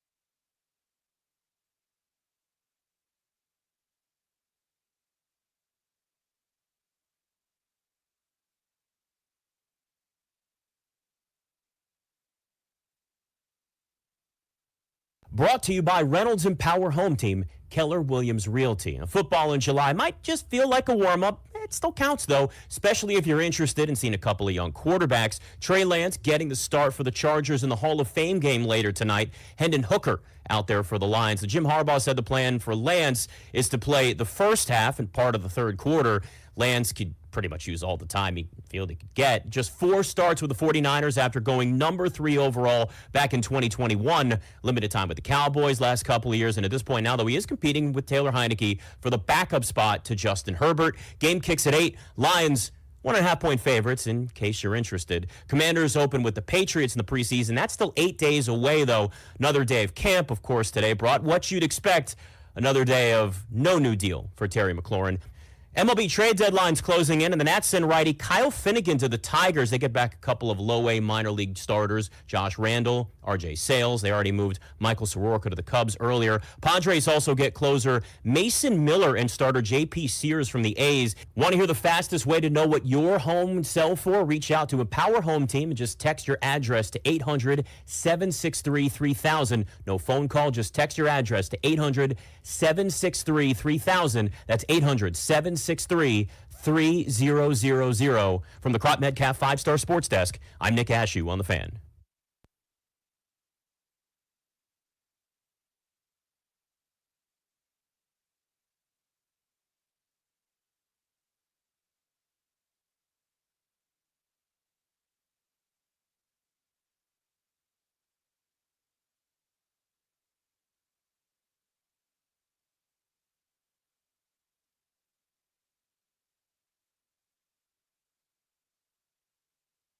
Good Thursday afternoon, and welcome into Grant and Danny. You are listening to The Fan. It's July 31st, 2025, just after 2 o'clock. Happy Major League Baseball trade deadline day. Happy will Mackenzie Gore be on the Nationals when we go to bed? Day. 6 o'clock, 4 hours from now. The Major League Baseball trade deadline. The Nats and interim general manager Mike DiBartolo have been moving and shaking. They've done a lot of the easy stuff. If somebody's not under contract for next year, they're not bolted down. You can flip them. You get a couple of minor leaguers back. Best you can do, you just make the trade because it's either they walk or you get something back.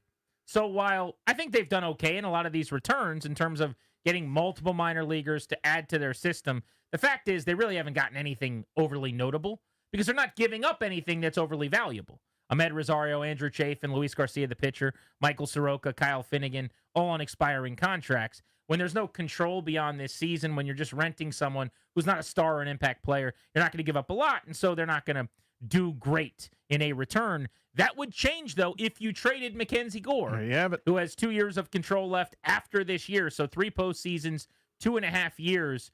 But the big question is, will ownership sign off on a deal if Mike DiBartolo can get a quality offer to allow him to make that trade? Because it's going to result in some fan animus. It's going to result in some butts not being in seats, which is already a problem. Right. I was going to say, what's going to happen? You're going to be in last place? What's going to happen? Are fans going to be annoyed? What's going to happen? We're already there. So, if you're of a move takes fan annoyance, I'm just making up the scale, from 1 to 7, you got to consider it. If it's you're already walking in at an 8 and it takes it to a 9 or 10, is that the worst thing in the world? The answer is, some people might tell you, yes, we can't afford any more bad PR, but it's a baseball decision. So I think that's kind of conventional, right? That's where the debate stands now is if the baseball folks have a trade in place, will ownership sign off on it? I think that's kind of where this is. I don't think you're getting that with moving Ahmed Rosario. No, I mean, it's complicated because it takes 2 hurdles being cleared. The first is you need a really quality return. That goes without saying. Right. You're not trading Mackenzie Gore if you can't do exceptionally well in what you're getting back. So getting that deal is hard. But when you do, now you need ownership to say, yeah, no problem. And after years and years and years of Mike Rizzo running the front office, they may have been more willing to tell Rizzo, all right, if you love it, we'll do it, than maybe an interim GM and Mike DiBartolo, who's a first-timer at the trade deadline. But we'll see if he can get this done in the next 3 hours and 55 minutes. We will keep you abreast of everything going on with the Nationals. They did trade Kyle Finnegan this afternoon. They flipped him to the Detroit Tigers for a pair of 22-year-old pitching prospects who come back. One of them was actually the number 15 prospect in Detroit's minor league system. But in Josh Randall and R.J. Sales, they add 2 arms to their system for Finnegan, who had completely come apart at the seams here, as he tends to every year before the trade deadline. Yep. I feel like we have the same conversation every year. Can they get anything for Kyle Finnegan? And then the weeks leading up to the trade deadline, he does whatever he can to make sure that his value dissipates at the most important point of the season. Yeah, the slow start into workhorse, gets up 7,000 times, is pitching 3 straight days or back-to-back days or 4 out of 5 days, then gets loose on the 6th day. Davey Martinez rides him into the ground, and sure enough, somehow, some way, in July and August, he doesn't throw as good as he did in May and June. But yeah, it is a sort of time-honored right. He was an all-star last year, saved 38 games. Probably gets by a little bit more on guts than he does on pure stuff at this stage, but is a back-end reliever, maybe not the closer that a first division team would want, but could certainly help get you big outs. I want to get to football in a second, but one more thing on the Nats here.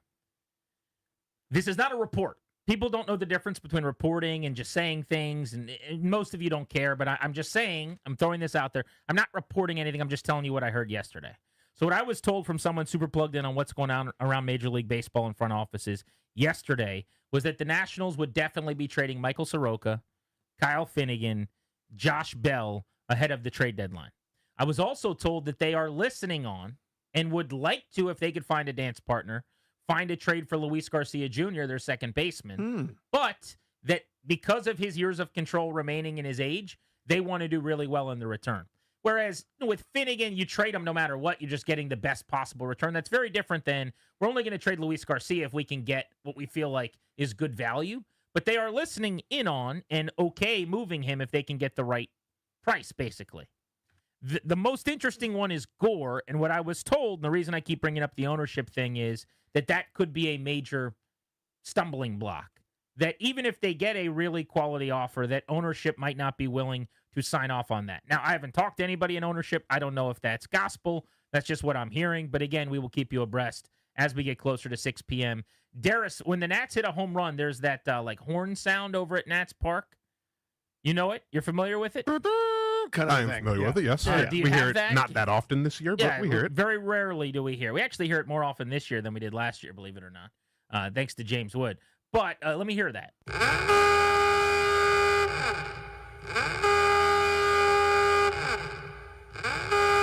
that like a ship?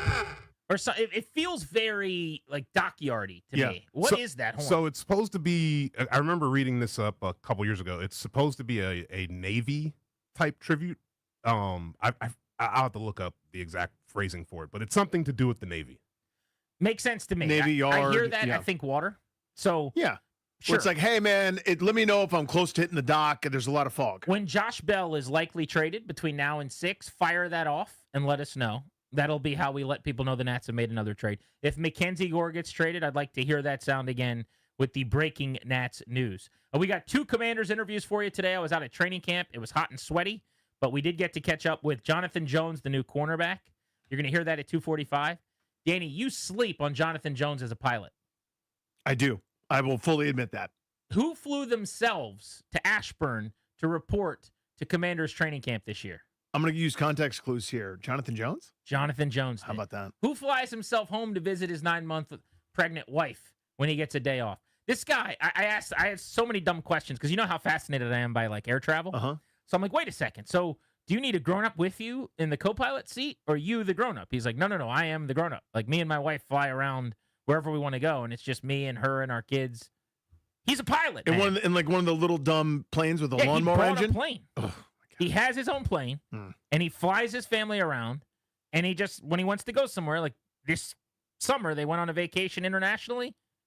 He got the thing set up at the airport, however rich people do that, and he flew the plane to where they were going. But you know what I'm trying to say, right? Is it like a real plane, or is it one of those like lawnmower engine, how is this thing in the air for more than 2 seconds toys? He says the name of the plane and the type of the plane in the interview. Okay. So when you hear it, you can Google it. I don't know enough about planes. I'm assuming it's not what you fly on with Southwest. Right. But it's also probably not what you're thinking of, which is like what you would have. But it's probably closer to that. Yeah, like I don't think he's flying around in like a 40-seater. Okay. I think this is a very small plane. But he was able to fly internationally. He went to an island somewhere. So it's more than the lawnmower. Because I think we should stop the lawnmower thing. 100% believe that. I am immensely impressed by anybody who flies themselves places. Now, I would never do that, and I would also never get on Jonathan Jones's plane, and it's no disrespect to him. I've just got a little thing about me where unless I'm on a commercial flight where a company stands to lose billions of dollars if something bad happens, I ain't getting on your plane. That's just kind of my own rule with myself. Okay. But I love that he has his pilot's license and that that's his hobby. Some dudes watch Netflix. He flies around places. So let me ask you this, like for your rule, because now I'm fascinated by that.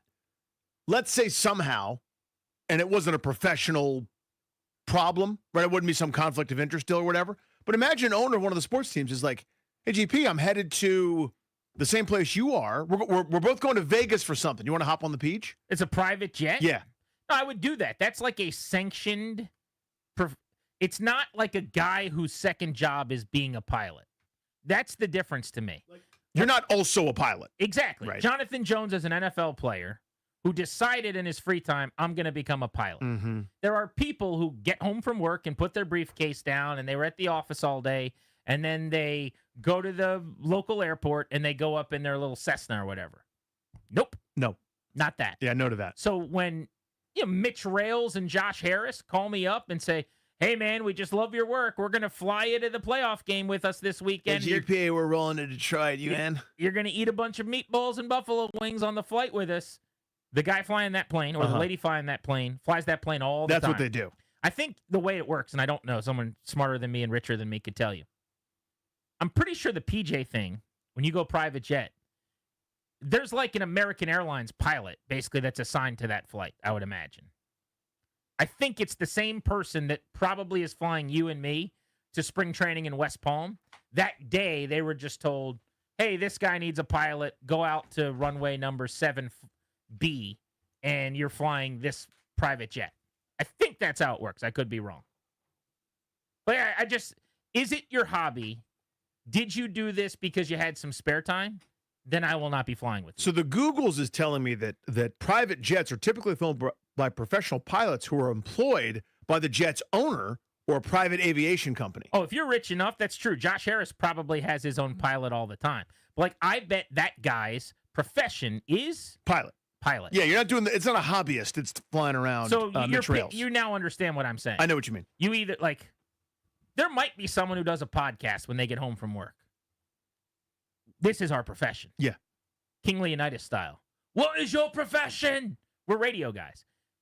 If you're doing a podcast, I'm not knocking you. I respect it. If you need me to come on your podcast, I'm happy to do that. But your job is whatever you're doing all day long. Mm-hmm. And then you play podcaster at night. Jonathan Jones kind of plays pilot. But I don't want this to be a negative thing. I think it's amazing that he's a pilot. It's a hell of a hobby. It's just I'm not going to be flying with him. And it's okay because he doesn't want me to fly with him. Right. You're not invited. But even if you were invited, you'd say no. I don't get the sense he's going to ask me to fly with him anytime After one soon. conversation, you don't think he's like, "You should come with me to Martha's Vineyard." He couldn't have been a nicer guy, so it's very possible he would have invited me. I actually asked him after the conversation. I said, "So have you flown any of your teammates?" He said, "Yeah, after minicamp." Oh, my God. He took Trey Amos, the second-year rookie corner, with him. I don't remember where they went. I think they went to Charlotte or something. But he jumped on the plane with them, and they just went. That's amazing to me. You just met this guy. You've known him for 2 days, and you're like, "Yeah, I'll fly with you." No problem, buddy. Also on the show today, not a pilot. Not a pilot. Brandon Coleman. We should have to distinguish from here on out, like any guest, pilot or not pilot. Offensive lineman, was a tackle. He's also not a tackle anymore. He's now a left guard. I think Brandon Coleman's one of the better dudes on the team. Nobody holds court longer with the media, says yes to more interviews, just a soft-spoken, sharp guy. He's got a wedding coming up. He's got a new dog. And he's here to kick some butt in the interior of the offensive line. So we'll talk to Jonathan Jones, the pilot / cornerback, at 2:45, and Brandon Coleman today at 5:45. Danny, happy football season. And to all of you listening, we Everyone made celebrates. it. The football season begins tonight, unofficially, with the Hall of Fame game. Nationally televised. NBC is back. We are back. We are getting football back. Now, I know this game's going to stink.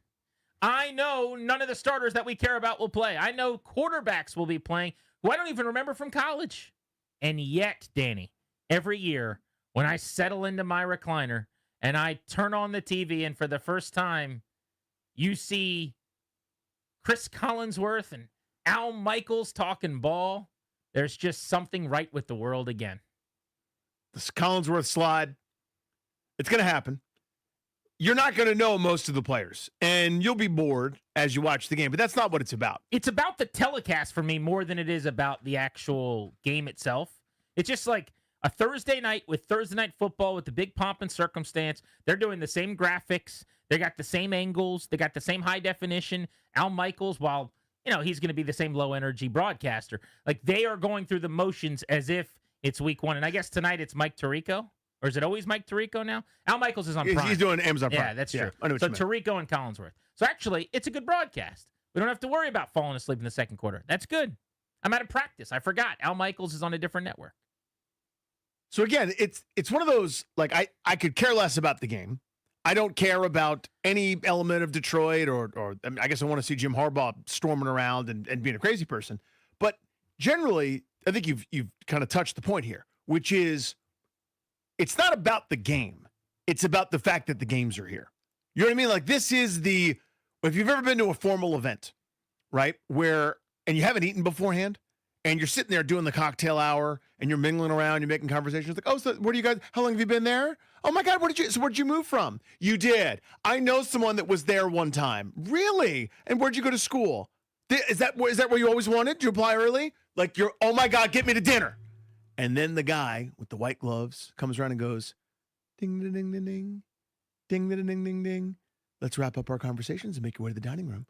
It's dinner time. Yeah. I'm not eating right now, but I'm wrapping up the conversation. I'm now headed to my seat with my little name tag. I'm now going to the place where the food is, and I'm hungry. I'm ready to consume. I'm hungry, and I'm gonna watch the little bells ringing. That's all I'm saying. I'm just so much happier in my life when we're at a point of the calendar where a few nights a week there's a primetime nationally telecast network level NFL broadcast. And that season kicks off tonight. Now you'll get your Monday Night Football ramp ups. You're going to get, everyone does their preseason thing too. Fox and CBS are going to have their games. And we're here. The wait is over. I know that the Commanders don't play a preseason game for a week. I'm aware of the information. And I understand that they don't play a game that's even significant in the preseason in terms of actual legitimate playing time for starters for another few weeks. But tonight is still important. And I will have that game on for the duration. Because even though I don't know most of the guys on these teams, I'm not at their training camps, I don't know the storylines, I don't follow random lower-level college football enough to be plugged in on all of these players. It's just the vibes of football. It's Tirico and Collinsworth. And they do a good job as well, kind of talking about the upcoming season, previewing NFL storylines, weaving those things into the broadcast so that it's not completely boring and just watching dudes that you don't know.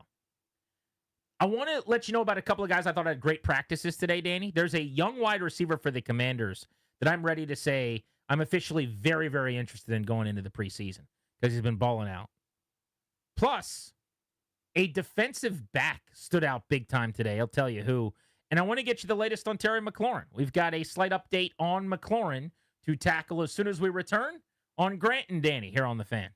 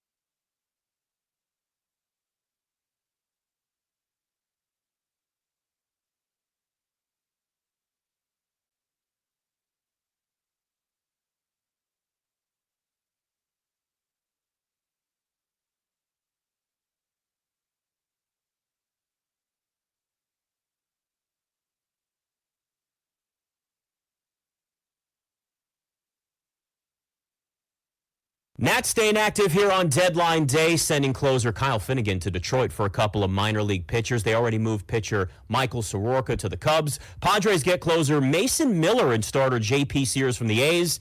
A's get back a bunch of top prospects in return. Shane Bieber heading to Toronto. Hasn't actually pitched in the majors since that Tommy John surgery in April of 2024. Has made 3 minor league rehab starts, though, in recent weeks. In case you're wondering, no, there has been no movement in the Terry McLaurin contract situation out of camp today. Things continue to move on there. We do have Trey Lance versus Hendon Hooker in the first preseason football game of the year. It's football in July, but you'll take it anyway, right? Lance should play into the third quarter in the Hall of Fame game, competing with Taylor Heineke for the backup quarterback spot. The game does kick at 8, and if you are wondering, the Lions are 1.5-point favorites. Just to keep that out there, tight end Noah Fant also expected to sign a 1-year deal with the Bengals. I'm Nick Ashew on The Fan.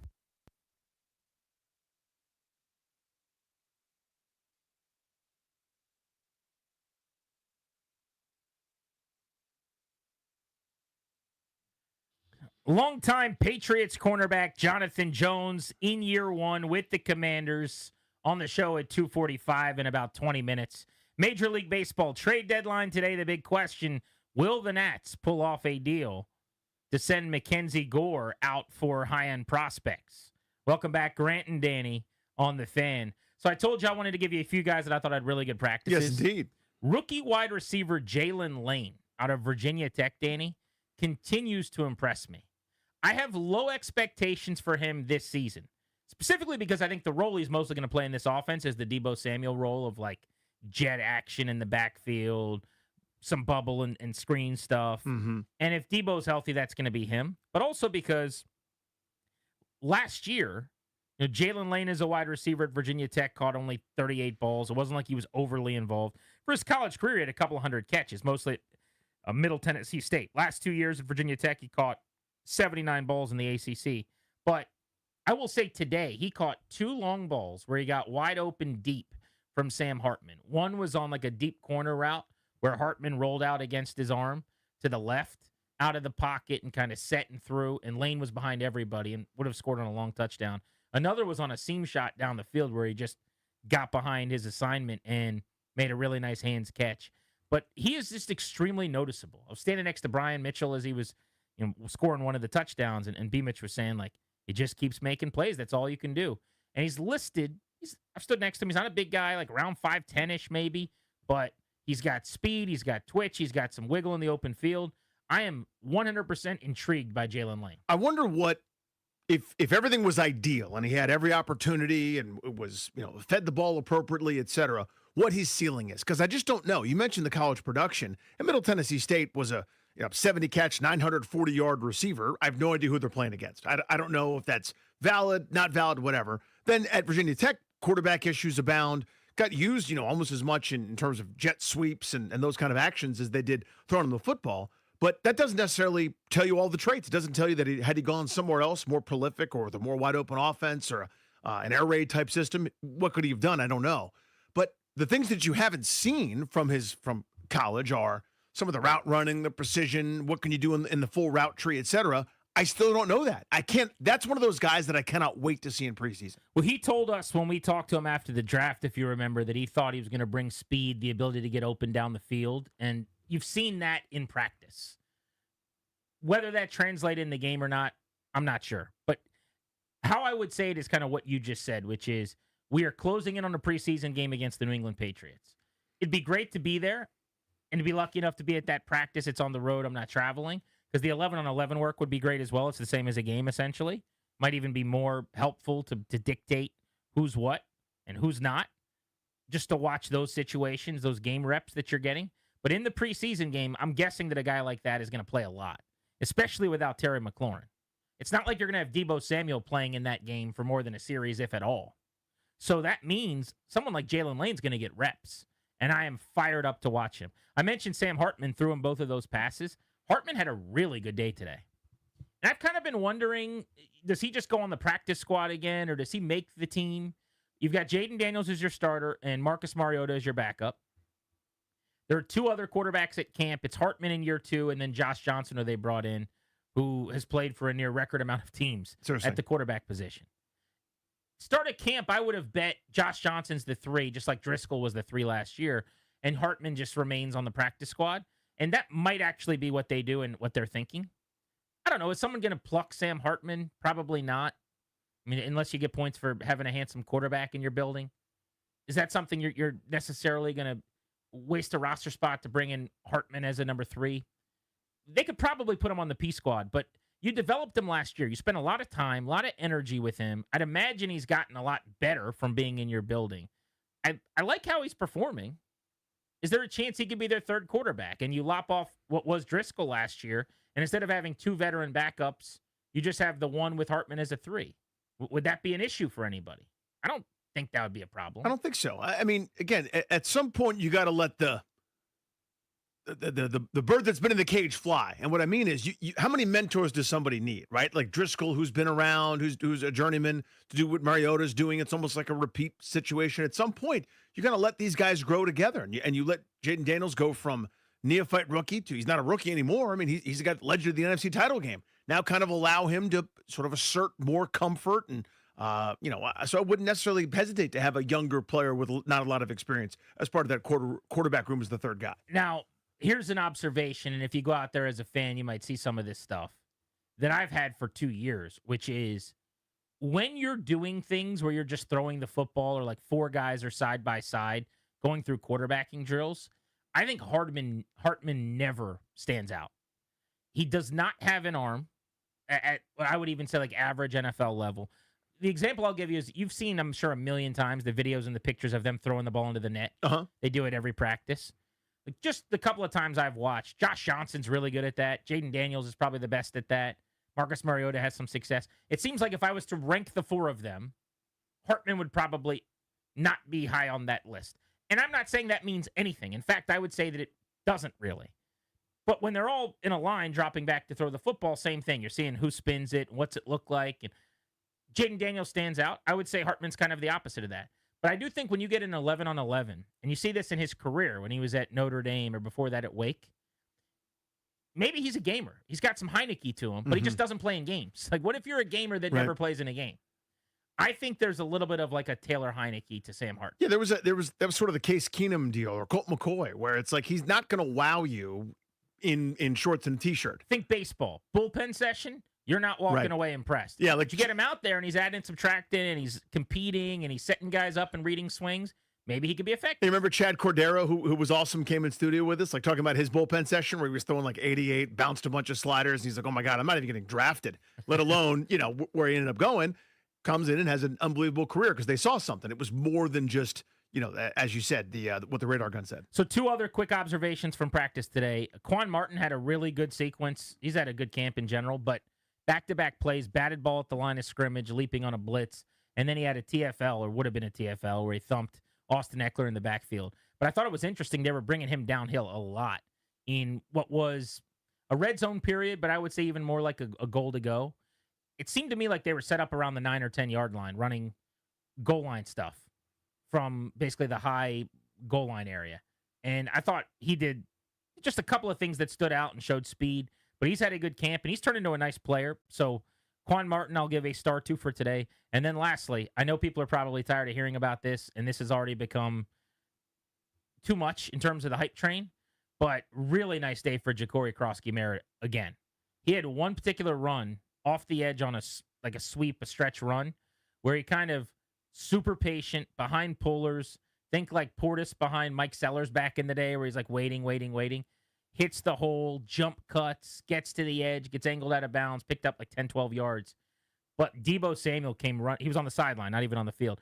Comes running over to dap him up. It was one of those plays where if you're watching it, you go, damn, that was pretty good. Yeah, okay. And he has a few of those, where there's a little bit of burst. They had another drill today where running backs were working on jumping over these bags, like goal line. Can you leap over the pile, I guess is the idea.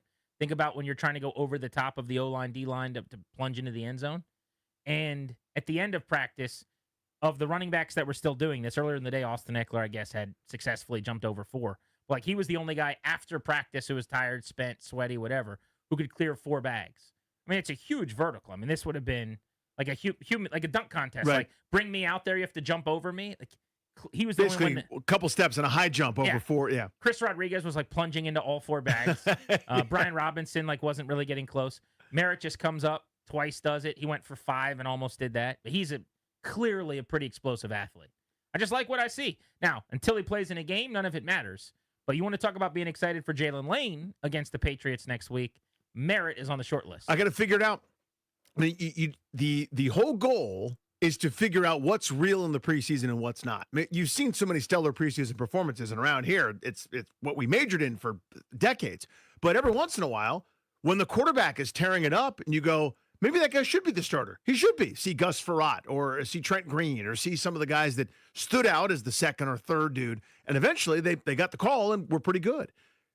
You're just sort of looking for some of those traits. It's so hard to tell when the other team's not scheming. It's hard to tell when you're going against guys that are going to be delivering furniture in a couple of weeks. You never really know until, as you said, the real lights come on and everything, but you could sort of see signs. You could look for those kind of moments. I mean, to me, it's like NBA Summer League to a degree, where the only thing I care about is if you can't do it at all. If you can't do it there, we have an enormous problem. I won't know for sure that you're 1,000-yard back and waiting if you tear up the Patriots' second team, but I'd rather see that than not. Yeah, you got to show me something. I hope we get to see him against first-teamers at some point in the preseason. If you remember back in 2012, when they drafted Alfred Morris in the 6th round, and it wasn't like they didn't have anybody on the roster, but it was pretty clear in camp. It was kind of similar to right now in terms of the buzz. He was not nearly as explosive or fast or twitchy as JCM is, but Alfred Morris was like a one-cut, perfect Shanahan fit.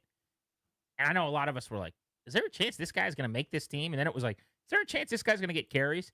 I don't remember what week it was. I'd guess it was the dress rehearsal week 3 of then a 4-game preseason. But he played in Chicago, I think it was, against the Bears. And a couple hours before the game, they were announcing that they were sitting, and I can't remember who the starter would have been then, if it was like Evan Royster, somebody like that. Yeah, it was Evan Royster, Roy Hellu. Maybe a Hellu or something. And whoever it was, they were like, he's not going to play, and Morris is going to start. So it was Pierre Garcon, Robert Griffin, like all those guys, and Alfred Morris with them. And on the first play, he sticks his foot in the ground and goes and gets 11 or 12 against Chicago and had a really good game. And it was at that moment that you go, maybe he could be their starter. This is starters against starters. This is good on good here. And that's, to me, what I'd like to see eventually, but I don't know. There's not enough preseason time anymore, honestly. And so few teams even play starters in mass that it is even hard to get those looks for a guy like Merritt, probably. But that's a quick report on practice. I wanted to bring up Terry McLaurin really quickly. I said there was an update on what's going on with him. It's tangential to him. It's not about him. So you and I weren't on the air long enough after the Nats yesterday to really get into this, but Trey Hendrickson showed up for the Bengals. He was not practicing. He's doing the same thing McLaurin is. He's gone from holding out to holding in. So basically, this just means he's not going to get fined $50,000. That's what this whole deal is about for both McLaurin and Hendrickson as far as showing up and being at the facility. But I find this really interesting. McLaurin reports an injury and is on PUP. He could theoretically stay hurt for an extended period of time into the season and be transferred onto another injured list and eventually injured reserve. And he could just not play all year and accrue a season because of an injury. It's almost strategic to suggest that you're hurt, whereas Hendrickson did not do that. Trey Hendrickson, the other guy holding in, who was holding out, who's called his coach a liar, who's at odds with the Bengals like McLaurin is with Washington, showed up and is just making it very clear, I'm not practicing because I don't have a contract. But to my knowledge, he's not on PUP. He's on like a he reported, but he's not practicing kind of list. Does that interest you as much as it interests me? I mean, the idea of the McLaurin injury, while I still don't think Terry is going to be the guy that doesn't play or misses game time, by him showing up and claiming injury and being on an injury list right now, he at least has kept the door open to not having to play when the season starts. Whereas when Hendrickson shows up and it's not about injury, you don't give yourself the same option. And I think it makes the chances of McLaurin's situation lingering feel a little bit more ominous. So, I mean, there are recourses for a team and for the league against a player if they are faking an injury when you get into the regular season. Right now, nobody cares. Good luck proving that. I mean, they do. They investigate it, and Sure. if suspect, the team wouldn't just sit there and go, yeah, tough break about this ankle, Well, right? I mean, having your suspicions and proving that a guy's not 100%, I mean, that could be a feel thing. Like, this is a bad example, but Cade Cavalli missed a bunch of time last year over a flu and then an injury. And, you talk to some people and they're like, probably scar tissue, and he's feeling something that's not quite right. He thinks he's injured, but maybe he's not. Like, some of this is mental too, right? So I just think everything's written in pencil when you start telling a player he's not hurt. They could tell you, I feel something in my ankle. I feel something in my foot. You don't think that's hard to prove?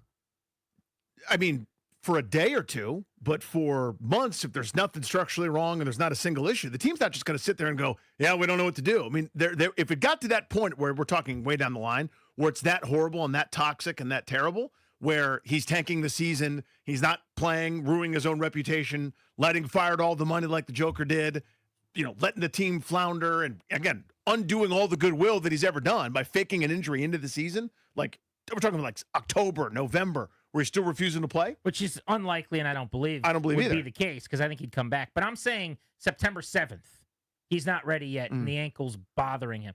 I don't know, what is the precedent of a team challenging a player on their injury status and saying he's not hurt and winning some legal fight over it? I don't know if that's happened. I don't know, because it hasn't happened, because it would be horrible for the player too. I mean, Right. your own reputation is But a lot lit of on times fire. players have done that, and then they'll get a contract. You're saying in this hypothetical they haven't gotten a contract. Like, I'm trying to think of the last guy, whether it was Jalen Ramsey or one of these guys who showed up and he was like hurt, and you and I are laughing about it. And then in his case, he got traded, actually. But I don't remember a guy, and as soon as he got traded, remember the injury got better, right? Like, It might have been Ramsey, yeah. It fixed itself. But I'm saying I don't remember a guy who the team played chicken with when they were doing the injury thing who just had to heal there. I think it's either that they've gotten the contract or they've been traded. But I'd have to keep digging on that. Yeah, so I can't remember instances. We're talking about the most extreme set of circumstances here. But is it interesting to you? Is it notable to you that two guys were holding out, one came and held in and is saying he's hurt, and the other one came and is saying, I'm not practicing until I get a contract? Yes, and I don't know which is more significant, or I don't know which carries more weight. It may just be 6, 1/2 dozen the other. It might also be one is a further sense of a gap and the other means we're closer. I don't know which is which. I just know that you can't accrue a season by refusing to play over a contract. Mm-hmm. And you can accrue a season, CAN can, by not being able to play because you're injured. And that's why I'd rather him be saying, I'm not practicing until I get a contract, because eventually, in that case, you have to show up to even get to free agency. Whereas in this case, I don't think it'll happen. It is possible that you could go the full year without playing because you're hurt, in air quotes. Mm-hmm. Jonathan Jones, pilot or cornerback? Or both? Both. Next on Grant and Danny.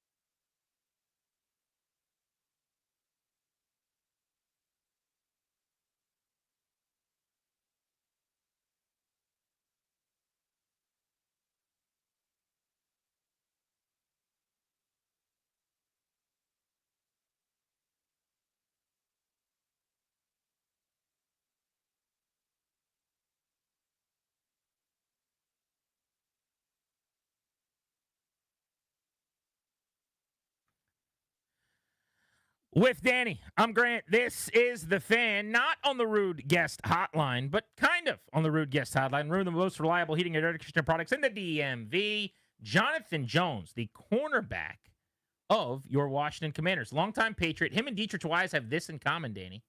They both played under Bill Belichick in New England for many years and now got free. They can go spread their wings elsewhere. Jonathan Jones after practice on one of the hottest days of camp so far.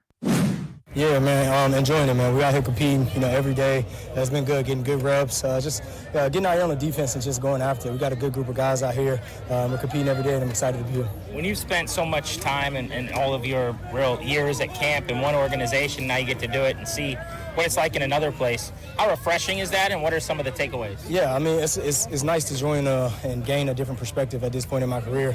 It's awesome to see how another organization does things, and we're out here working. I enjoy it, and I'm just glad to be here. Coach was giving you a lot of credit for just the competition you've brought to the corner room. It does seem like from a year ago at this time when you weren't here, there's massive growth at that position. Yourself, Amos, obviously, Lattimore getting healthier, all factors. How do you feel camp has gone for the corners so far? Yeah, I mean, I think we they did a good job bringing in a good group of guys, and we come in and we compete. We make each other better. I think there's some good camaraderie within the group, and it's a joy to be out here. Like every day we come out ready to work, and you can see it in the guys in the room. From a baseball perspective in a bullpen, there's roles for everybody, and everybody kind of knows, okay, 7th inning, lefty, it's me. In a corner room, it's a little different because there's a pecking order, but are you guys still trying to find your way as to like what you do and provide that maybe somebody else doesn't, and how everybody fits into the puzzle? Yeah, I think Coach is going to do a good job of giving us the best opportunity to win, and I think in training camp it's our job to show our skill set and get better as a team, and so when that time comes, he can utilize us the best way possible.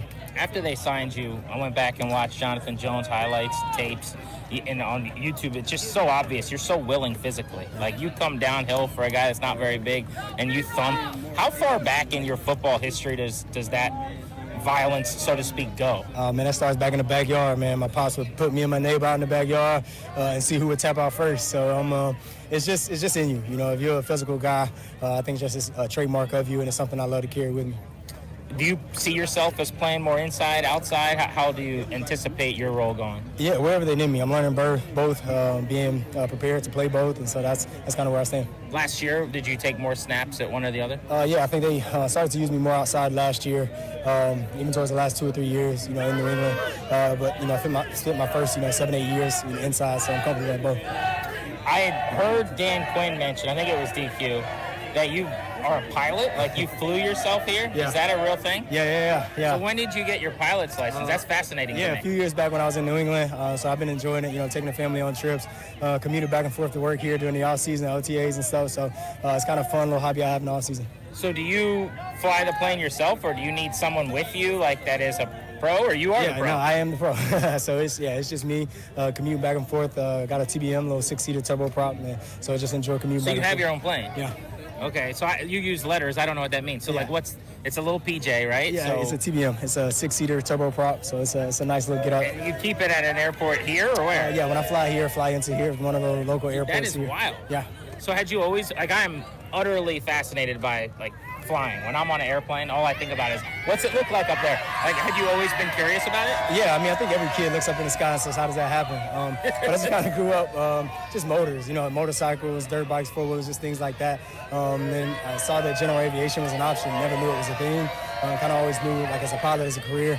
Obviously knew I wanted to play football and not be a pilot. So once I realized you could do that as general aviation, I went out, booked a Discovery flight, and fell in love with it. So when you leave camp, if you had a day off, do you ever fly home or fly back somewhere else? Yeah. My wife, she's 9 months pregnant, so we're expecting here at the end of the month. She's back in Charlotte, so if I get some time off, shoot down to see her, check in on her.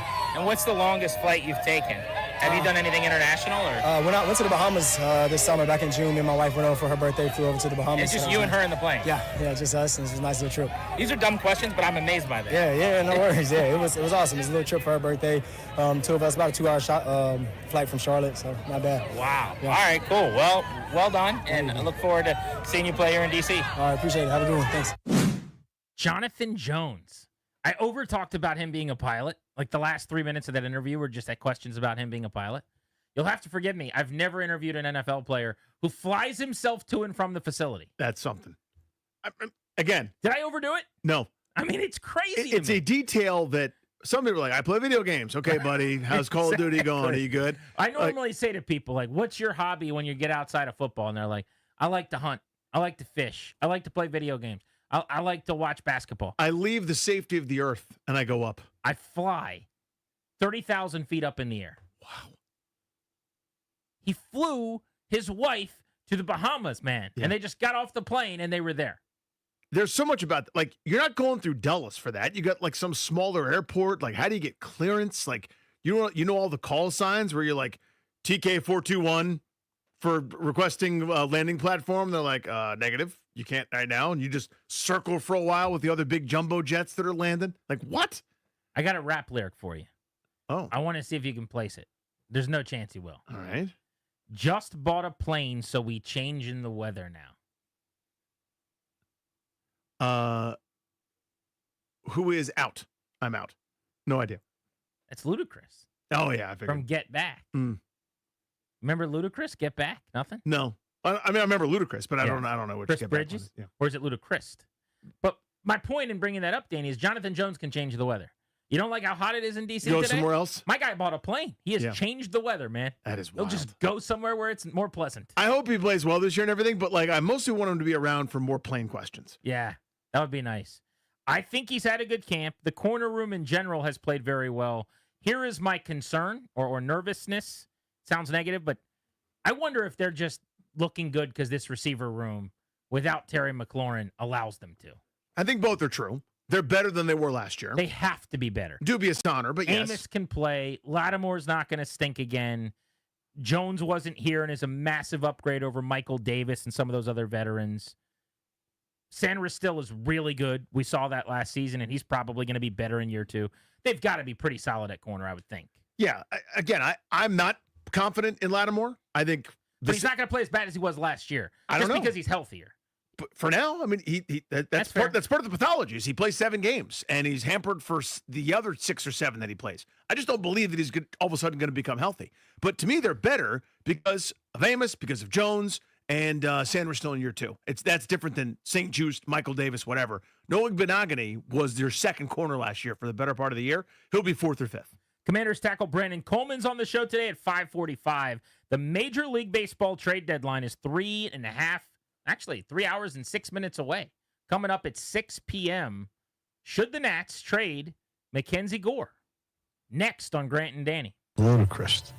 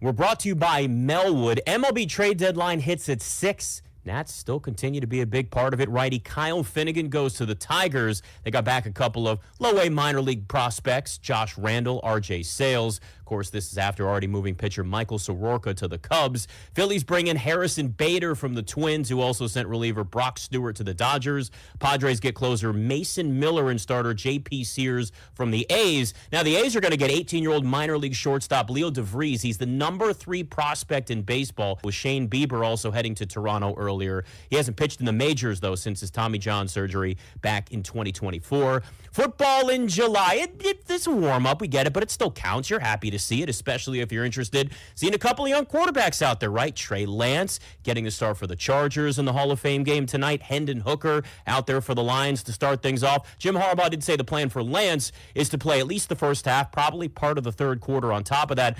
Lance really hasn't seen much field time if you look back on his career. 4 starts with the 49ers after going number 3 overall back in 2021. Limited time with the Cowboys a couple of years past that. He's competing with Taylor Heineke for the backup spot. Game kicks at 8, and the Lions, yes, 1.5-point favorites if that's something you're interested in. Support people with disabilities in your community by donating your unwanted vehicle to Melwood. Donating is fast, free, and easy. Visit melwood.org or call 877-MELWOOD for more. From the Crop Metcalf 5-Star Sports Desk, I'm Nick Ashew on The Fan.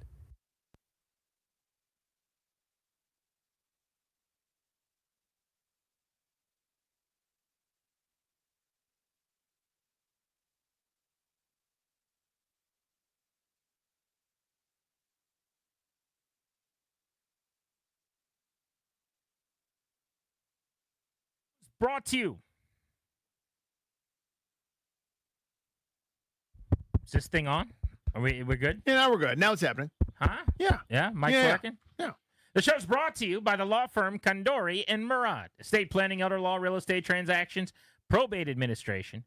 Their attorneys are always there to protect you and your family's assets. Schedule a free consultation with their team today. Visit kmlawyers.com.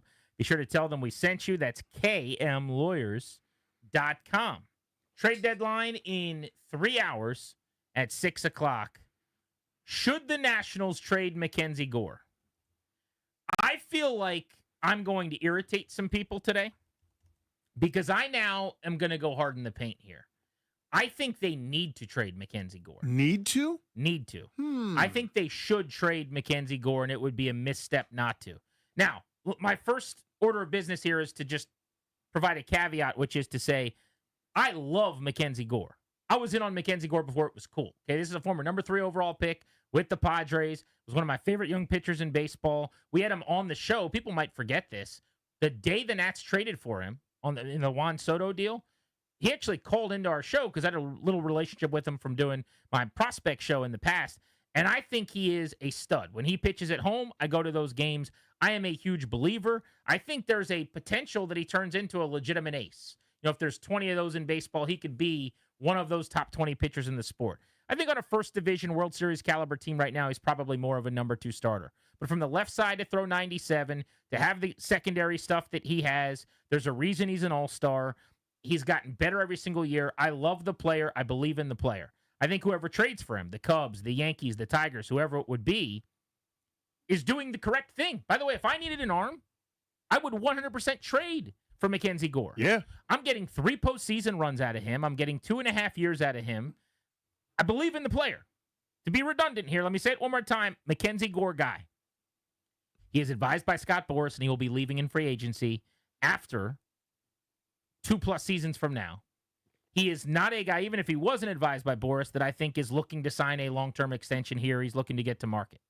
And because of that, you owe it to yourself when you're not close enough to be a World Series contender during his next 2+ seasons. This year's a lost cause. Even if you have a big offseason next year, you're trying to get over 500. At best, that means in 2027, likely a work stoppage season anyway, where you're going to miss some of Mackenzie Gore's final year as it is. You have one chance to make the playoffs and go on a run with Gore before he would leave via free agency at the end of that season. If my calculations are all correct, and I think they are, this is a no-brainer. You flip him now, you get a really quality return of 3 or 4 players, including 2 high-end prospects, and you add legitimate value to your system, including a couple close to the big leagues, high-end minor league talents, for Gore right now going into a season next year with or without him where you're not going to make the playoffs. I think we're in no-brainer territory here. And I know it's going to be painful for the fan base. I know people are tired of players getting traded that are really good. One of your 2 All-Stars this year getting flipped again. I get that. But the job of the front office, Mike DeBartolo and company, is to do what's best for the team in the long term to make them a World Series champion again as soon as possible. And I think moving Gore gives them a better chance to be that type of team in 3 years than keeping him. If it was realistic that this ownership group would all of a sudden look in the mirror and go, oh my God, it's our fault. It's us. We'll change immediately. Then maybe, forget about the work stoppage coming for a second, you might have 2 years of being really competitive. And if they were to, or would have spent money this past offseason, or they're going to now the offseason of 25 before the 26 and 27 seasons, they'll do what's necessary throughout the organization. If you really believe that, then maybe there's a case where you go, our window, and I put that in quotes, is opening up starting next year. I'd rather have 2 years of Mackenzie Gore leading me through that window, maybe get into a playoff series one time. Now, back here in the real world where that's not happening, that's not possible, and that's not prudent, you must act accordingly. To act accordingly is to say, we're not going to be good enough to warrant keeping a guy who will leave here at the end of his contract time. That if you accept all those things as fact, then you get the most value you can, and that's right now this minute. I'm going to give some names kind of to what you're talking about. If the ownership group internally right now thought we're about to have a huge offseason, we're about to spend like crazy, and they're going to go get Kyle Tucker, the best outfielder and bat on the market, and give him $300 million. And they're going to pay Dylan Cease to come in here to be a co-number 2 or whatever with Mackenzie Gore and to be the fellow frontliner, let's just say. Or maybe even more exciting for me, like Michael King would come in here and be Gore's number 2 to bolster the rotation. And they're going to bring in Josh Naylor to play first base because they'll flip Nathaniel Lowe before 6 o'clock, let's say. And then they're going to fix their bullpen. Just an aggressive, legitimate Dodgers, Phillies, Mets-like offseason. Then keep Mackenzie Gore because you're trying to win next season. But that's not the world we're living in. That is not the reality. They live in a reality where they don't keep or pay their veterans that are Voris advised before they hit the market, and it's not completely their fault. Everyone wants to scream at the learners, you got to pay Gore, you got to pay James Wood. They can't. They're not allowed to by way of the agent saying, we're going to market. It takes 2 to tango. Now, they might not anyway. That is a whole nother can of worms, okay? But let's say that they were Steve Cohen. They couldn't get these guys under contract right now. It just wouldn't happen. Doesn't matter what the checkbook, the check that they're signing looks like. But if that was the offseason plan, I could get behind keeping Gore. Because you're going to be an 85-win team maybe next year, and having Gore on that 85-win team gives you a better chance to be a wild card team, and who knows what happens when you get in, see 2019. But that's not the reality.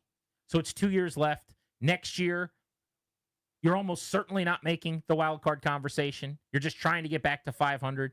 2 seasons from now in a perfect world with a couple of good drafts and a couple of good off seasons, spending a little bit of money because it's not going to be a lot of money, but a reasonable amount of money, still a spike in what you're spending. Now, 2 seasons from now, after the work stoppage, hopefully a short one, you can compete. But you're down the stretch with Gore as a free agent, and then he walks. They've done a nice job, Danny, trading things that are not bolted down so far for decent returns of minor leaguers. Ahmed Rosario, Andrew Chafin, Luis Garcia, the pitcher, Michael Soroka, Kyle Finnegan, all pending free agents. They have brought back minor leaguers, arms, Clayton Beater, lefty Jake Eater, Josh Randall, RJ Sales, infielders, Sam Brown, Ronnie Cruz, outfielders, Brown Martinez, and Christian Franklin. 8 players coming back to add to the minor league system for the 5 rentals that they have traded. That's smart, good business. Not knocking them, but they haven't brought anything back of note. Right. There's a really good chance that not one of the players that they brought back in any of these deals ends up being a super impactful major leaguer on a Nats team that's contending in a couple of years. It doesn't mean they weren't good deals. It just means you're not getting blue chippers back when you trade the ghost of Kyle Finnegan or 36-year-old rental Andrew Chafin, who looks like Ricky Bobby's cousin. Eastbound and Down. What's that guy's name? Kenny Powers. Kenny Powers. You're just not getting much back for those guys.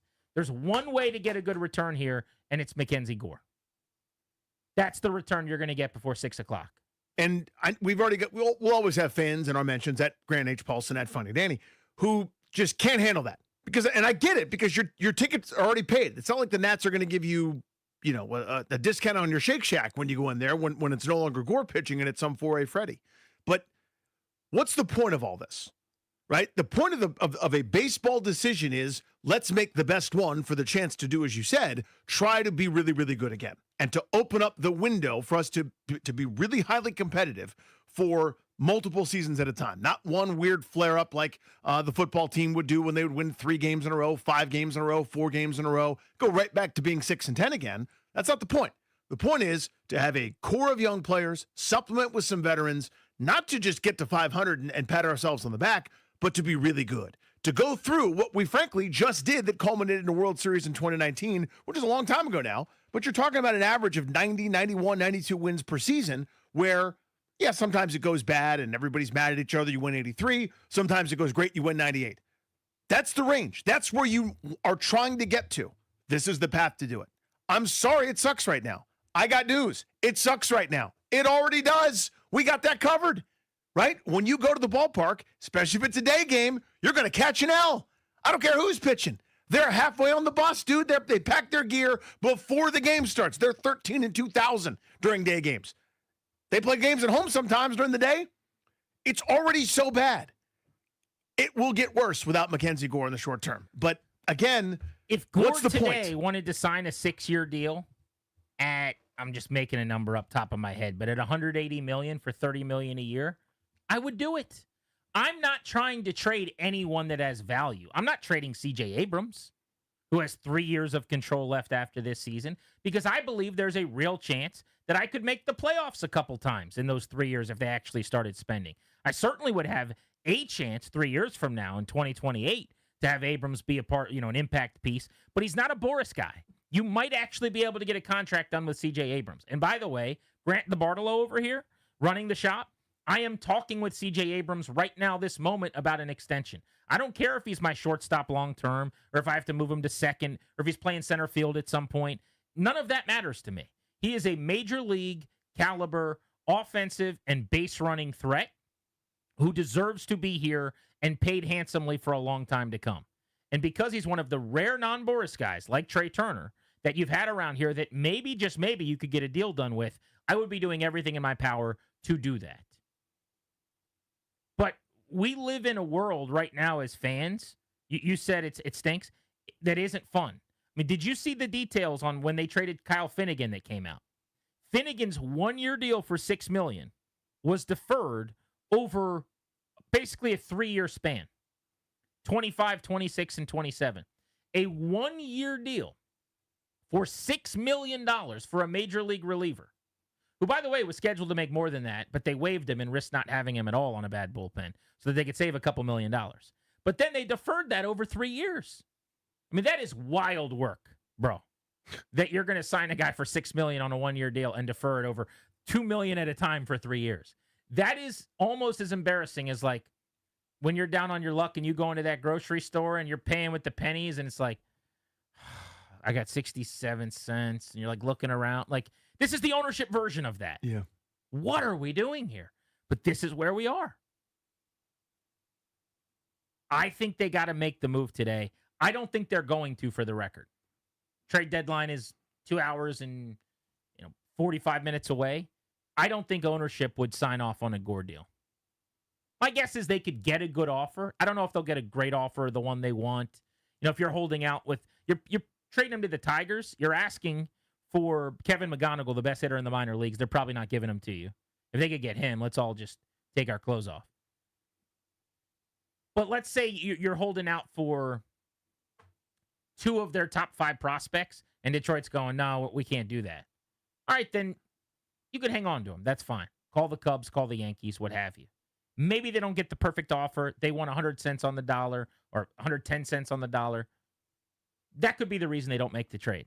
But I think even if they get the right offer, I'm just not sold. You go to ownership right now that you can get everyone on the same page to say yes, number one. And number two, that they would risk whatever the rest of this season looks like without him. You've already lost Soroka from your rotation. Yep. They've traded 3 relievers from their bullpen, from a terrible bullpen. Yeah. Who is even filling out this big league roster for the rest of the year? They've got to add dudes to their 40-man. Maybe a couple of these 22-year-old pitchers you brought over who have been in like single A and double A get called up. I'm guessing Clayton Beater gets into the big leagues sooner rather than later. We saw Zach Brixey was elevated to the majors yesterday, who's really struggled. I mean, it's going to be a long rest of the way. That's my point, with or without Mackenzie Gore. But I'm with you. I don't think it happens. I think it's a PR decision. Now, I'm not talking about like our friend Kyle Brostowitz and the guys that run Nats PR, but I think it's from an ownership level where they're going, we're taking too much heat as it is. We can't do it. We can't risk 500 less people coming to games when it's really, really bad in August and September. We can't. And so I think they'll put the kibosh or put the kibosh on any move that gets made, where baseball people will have something set and they'll be told no because of whatever optics. I don't know enough about the money situation either, but money could actually be important in terms of like cash and revenue coming in.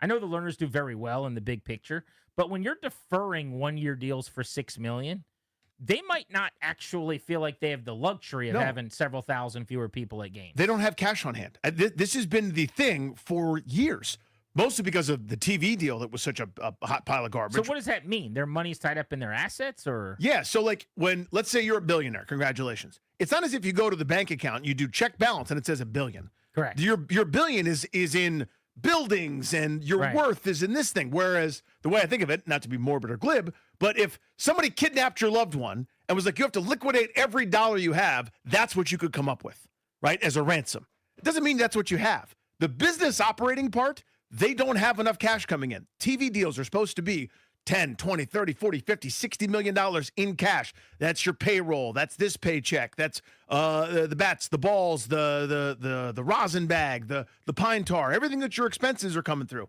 It's not. They don't have enough cash to operate. You remember the Netflix special on the Red Sox? Did you guys watch this? I don't know if Clara, I know, did. Darius, did you watch it yet? You would love it. So Netflix followed around the Boston Red Sox from last year. It was a 10 out of 10. So good. But there was a portion of that where you saw their accounting person going over like how much they spend on everything. And it's like, we spent $472,000 on baseballs this year. We spent $562,000 on bats this year. Like, to your point, all of that is actual checks that get stroked in addition to what we think about. Now, again, they're doing just fine. But yeah, when you're deferring money on 1-year, $6 million deals, I just have questions about the Joey Gallo health of the cash flow. Less than that for 2 years or 3 years, whatever the hell it was. Yeah, I mean, it's multiple times they've done that. Yeah, 2 straight off seasons. This is the crux of it. And all of everything we see is they're not spending any money. And then when they do spend a very little bit of money, they're like spreading it out over years. I just know, I'm not saying they don't have money. I'm saying that makes it look like you don't have any money. You know what I'm saying? Yes. Like that would be the equivalent of like, I got a bunch of bills piling up that I haven't paid on the kitchen table, but also, I stopped doing my lawn care, like the decision that I $35 for them to come from Kingstown Lawn Care and all these different things. Maybe I do have money sitting in the bank, but it would seem like I don't. And that's kind of what it feels like for me. Yeah, this is that for you and me, this is like going to get a Snickers bar and paying in 3-week installments. I am putting my Happy Meal on layaway. Yeah. I'm going, I got $1 now.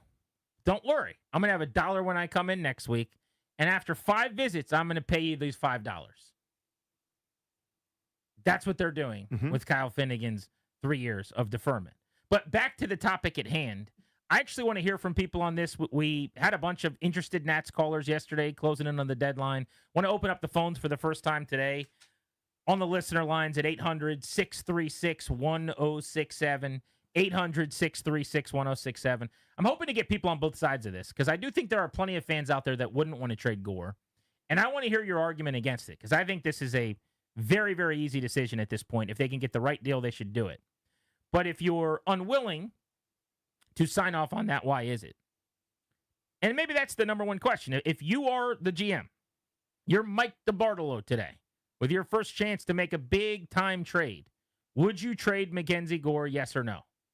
800-636-1067. Do you think ownership will allow him to make that trade? You're listening to Grant and Danny on Trade Deadline Day. Trade deadline's at 6 p.m. This is the Fan.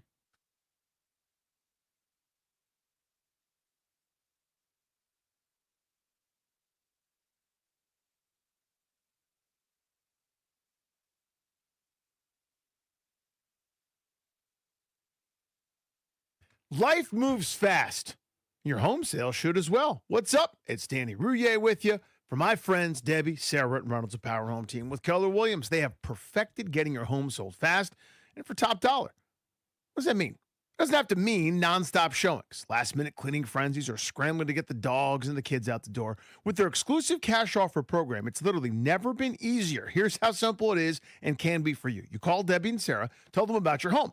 You get multiple cash offers instantly. You pick the closing date. There are no showings, no contingencies, no inspections, just quick, hassle-free offers from ready buyers. Just ask Christy, who wanted to sell her family home fast and for top dollar. She called Debbie and Sarah, and boom, she received a full list price offer that was able to close fast in cash. Call Debbie, Sarah, and Reynolds of Power Home Team. Do it today. They'll get your home sold for the most money, and if it doesn't sell, Debbie and Sarah will buy it at a price agreeable to you. That's their guarantee. Give them a shout, 844-654-SOLD. That's 844-654-SOLD, or DebbieHasTheBuyers.com.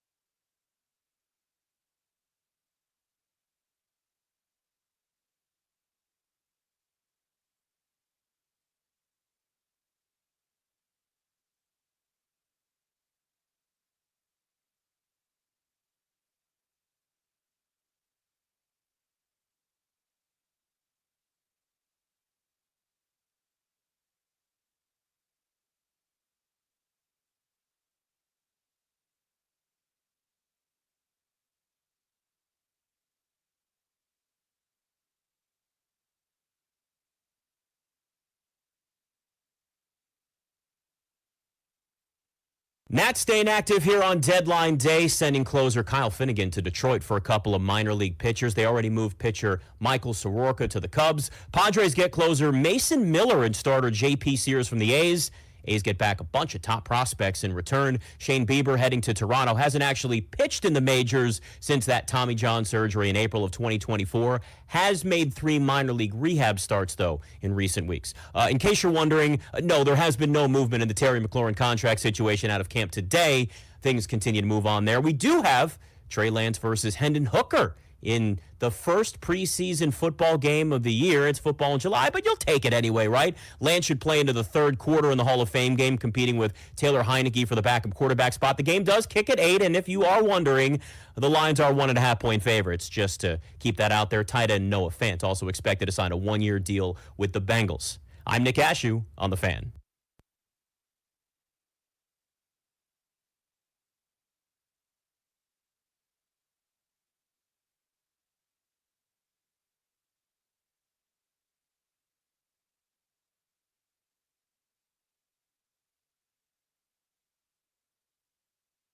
Major League Baseball trade deadline is today. The Nats have a decision to make. Pretty easy to trade players that aren't under team control beyond this season that are headed for free agency, and they've done that. Ahmed Rosario, Andrew Chafin, Luis Garcia, Michael Soroka, Kyle Finnegan. They're going to trade Josh Bell almost certainly today as well, who is not bolted down beyond this season. More interestingly, do they find a dance partner for Nathaniel Lowe? I was told yesterday that if they can find value, they will trade him. They're not trying to hold on to him, but the market doesn't seem to be all that sizable from what I can gather. But the big question is Mackenzie Gore. Would you trade him, yes or no? 800-636-1067. I would go further than just saying I would. I think it's a no-brainer. As painful and as annoying as that is after he just made an all-star berth, and in addition to being an all-star, has gotten better every single season, and I think there's still one more gear to find here. He's gone from an ERA of 4.5 to 4.4 to 3.9 to this year, despite 2 really bad starts lately, still better at 3.8. I think eventually he's going to be a 3.25 kind of starting pitcher in the big leagues. This is someone who still has a chance to make one more leap. But Danny, I think he's gone in a couple of years. I don't think they're going to be that good in those next couple of years. And if you trade him right now, you could probably get the biggest return, maybe outside of the Padres-A's deal for Mason Miller today and a starting pitcher, of any deal that happens at this deadline. And I would be interested in doing that because here's the other kind of secret, the low-key part of Nats baseball right now. The system's just not in a great place. You've graduated a bunch of guys this year, including recently Brady House. Travis Sakura needs Tommy John surgery, your number 1 prospect. Arlene Susana, your other pitching prospect, who's very inconsistent with throwing strikes but is electric, has had arm problems this year. Your best bat is a 19-year-old in single A. Alex Clemmie pitched in the Futures game, is volatile balls and strikes thrower, has had a really good year when he's dialed in, but he's a 19-year-old in A-plus ball, I guess. They don't have anyone close. Yeah, there's no reinforcements that are knocking on the door. Could really help him. Cade Cavalli pitches again tonight. I don't know what he has to do to get called up. I know he hasn't pitched great, but like they're going to be calling up Shinosuke Ogasawara again. Like he's going to be back in the big leagues. Why? Why is Shin back and Cade Cavalli's going to throw 5 innings tonight? I don't understand that, but that's what I'm hearing is going to happen. So where's the help coming from? They just don't have a whole lot in the system. There's a few guys like Cavalli, Hassel, Yoandy Morales, who might be in the big leagues in the next few months to early next season, but they need to add impact players to this system. Here's a way to do it. The way that you could view this is almost like punishment for this past offseason. If they were pretty good, if they were decent, you'd go, hey, the window's starting. I'm not talking about wild card this year, but being in the hunt, right? Ended up finishing 7-8 games back in a wild card chase, maybe 81, 82 wins when the dust all settles. That wouldn't be the end of the world. That'd be a violent leap forward for a group that's lost a whole bunch of games over the last several seasons. And now you're really starting to build something. And in that regard, you go, no way you trade Mackenzie Gore. Because when they're good, when you finally make that jump, one more year or whatever, this is the frontline guy. This is the dude that in a 1-game playoff might turn in that ace performance. Like, that's how good his stuff is. He could do that 7 innings, no runs, 2 hits, 8-9 strikeout type situation in a fall game. He absolutely could. He's there. He's close. The point is, you sat on your laurels this offseason. It's Paul DeYoung. It's Josh Bell again. It's a couple of bullpen guys that are DFA'd already. And this is where you are. So that's your punishment. The only way to kind of get to where you want to go, which is we all want the same thing for them to be good, that's one of the levers you can pull. It's not pleasant. In fact, it's downright miserable, to be honest with you. But my point is the misery is already here. Let's go to the phone, see what you guys think. Let's start with Bill in Carolina, listening on the always free Odyssey app. You can take it with you wherever you go. Bill, would you trade Mackenzie Gore before the 6 p.m. deadline? In a heartbeat. And I know the fans are going to hold their breath and say they're going to turn purple, and it happens in every town. It's inevitable. The fans will go cuckoo. But you think of all the boo-boos that got us into here and the fastest way out of it. I mean, you think of the Luzardos who were jettisoned, the Robbie Rays. It just goes on and on. The horrible trades. They even threw in a pitcher in the Papelbon trade, that Turner for nothing, Schwarber for nothing. The Eaton trade, I think the GM should have gone to jail for that one. And then you think of the Strauss contracts and the Corbin contracts, and oh my goodness. And then the drafting, that's the coup de grace. But look at this from Gore's perspective. He's a Boris guy. He's 4-11 this year, and with the bums they have in the lineup, he's going to get no run support from here to eternity. And he's just not coming back. It's just the way it is. So I think you got to do it. I think you fleece the Cubs for 3 major league ready guys, and you push up the rebuild by a few years. But yeah, you certainly push up the rebuild by a year. Sorry to cut you off. Thanks for the call. We've talked about this a lot on Bust and Loose Baseball, the award-winning podcast that I do with Toby Altizer. And frankly, no better Nats podcast that I'm aware of out there than Bust and Loose Baseball, starring Toby Altizer. But Tobes is adamantly against trading Mackenzie Gore right now. I don't get it. A lot of times we see eye to eye on this. His take is you cannot allow Mike DeBartolo to make the trade as the interim general manager. I think he thinks someone else is going to come in here this offseason, and maybe that happens. I don't really get that because DeBartolo is not like some hired gun like Charlie Casserly brought in by the NFL to help run a team for a few months. He's been here the entire time. He has the ability to... He knows everyone in the system. Like, he was helping Rizzo. He was working the phones for trades before. So that's not part of it for me, but I think that is an argument that you could make is, do you allow an interim general manager to trade your best pitcher and one of your best players? Yeah. It's a reasonable enough take. I don't happen to subscribe to it, but I want to throw that out there. It's not something I would advocate for or against, but it is a factor. In other words, when you've got at a general manager level, when you have to go to ownership to say, is this okay that I do this? Now, in general, you would let your owner know no matter what was happening. Like if you were the boss of the team, I'd go, hey, boss, I'm trading Josh Bell today. That's cool, right? And you go, yep, no problem. Okay, thanks. See you. Bye. But at somebody who's that big of a deal, who's one of the centerpieces of that Soto deal that caused a lot of pain a few years ago, that's now bearing fruit, my all-star, the guy that's going to go on one of my billboards next year, one of the guys in my promos that's going to sell some tickets, you'd have to go to him anyway if you were a tenured GM. Now are they going to allow the interim GM that doesn't have the nameplate on the office door just yet? Are they going to let him do that? Who knows what the answer is there, but it's not something that I would advocate for. Is the person in charge of the organization making baseball decisions or not? If the answer is yes, make baseball decisions. But that would be my takeaway too, is if you're not empowering your general manager to run everything right now, the draft, the trade deadline, then we got much bigger issues. Because respectfully, it's not like ownership is super plugged in on the minor league system of the Chicago Cubs. They could look up the Baseball America and MLB pipeline like prospect rankings like the rest of us, but it should be this simple. The Bartolo Shalaba, the front office, comes to you and says, hey, this is a good deal, and they go, okay, cool. Let us know when the press conference is. Paul's in D.C. What's up, Paul? Hey, what's up, fellas? Thanks for having me on. Got it, bud. I want to say this.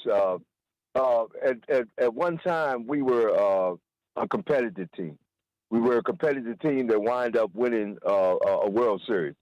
For the last few years, we're still at the same spot right here where we're constantly sellers. We're giving everybody individuals that, as the years go on, they become stars somewhere else. I mean, we're part of doing the same thing over and over again and expecting different results. I don't understand that. I think the Learners turned a good competitive baseball team into some slop right now, and I'm telling you right now, I go back a long daggone ways, man. And he's just as bad as a guy by the name of Robert Short, who moved the Washington Senators to the Texas Rangers. That's all I got to say, Caveat being, man. they did win a World Series. Thank you, buddy. Appreciate the call, Paul. Let's go to Greg and Reston on Grant and Danny. What's up, Greg? Hey, what's up, guys? I think that if you look at the reality of this ownership, I don't see how it's not a must-do, that you need to trade him because of the activity that they seriously have a lack of. And I think my concern is if I'm worried that the learners are scared that they look at a young fan base who's never had a novelty of either baseball being back, a new stadium, generational prospects, or 10-plus years of competitiveness, and think that if they're going to admit that they're another 4 years away, if you don't think they're spending now, you think they're going to be spending if we trade a Mackenzie Gore. And my fears is that they're going to hold on to this for that reason. And we end up with like a Bradley Beal Leonsis situation where they keep it just competitive enough. They keep these guys around too long just so they can keep the butts in the seats. And so we just keep going through this cycle over and over again until they sell the team. And I don't want to end up in that cycle where it's like, well, let's just try to win a wild card, but not really spend.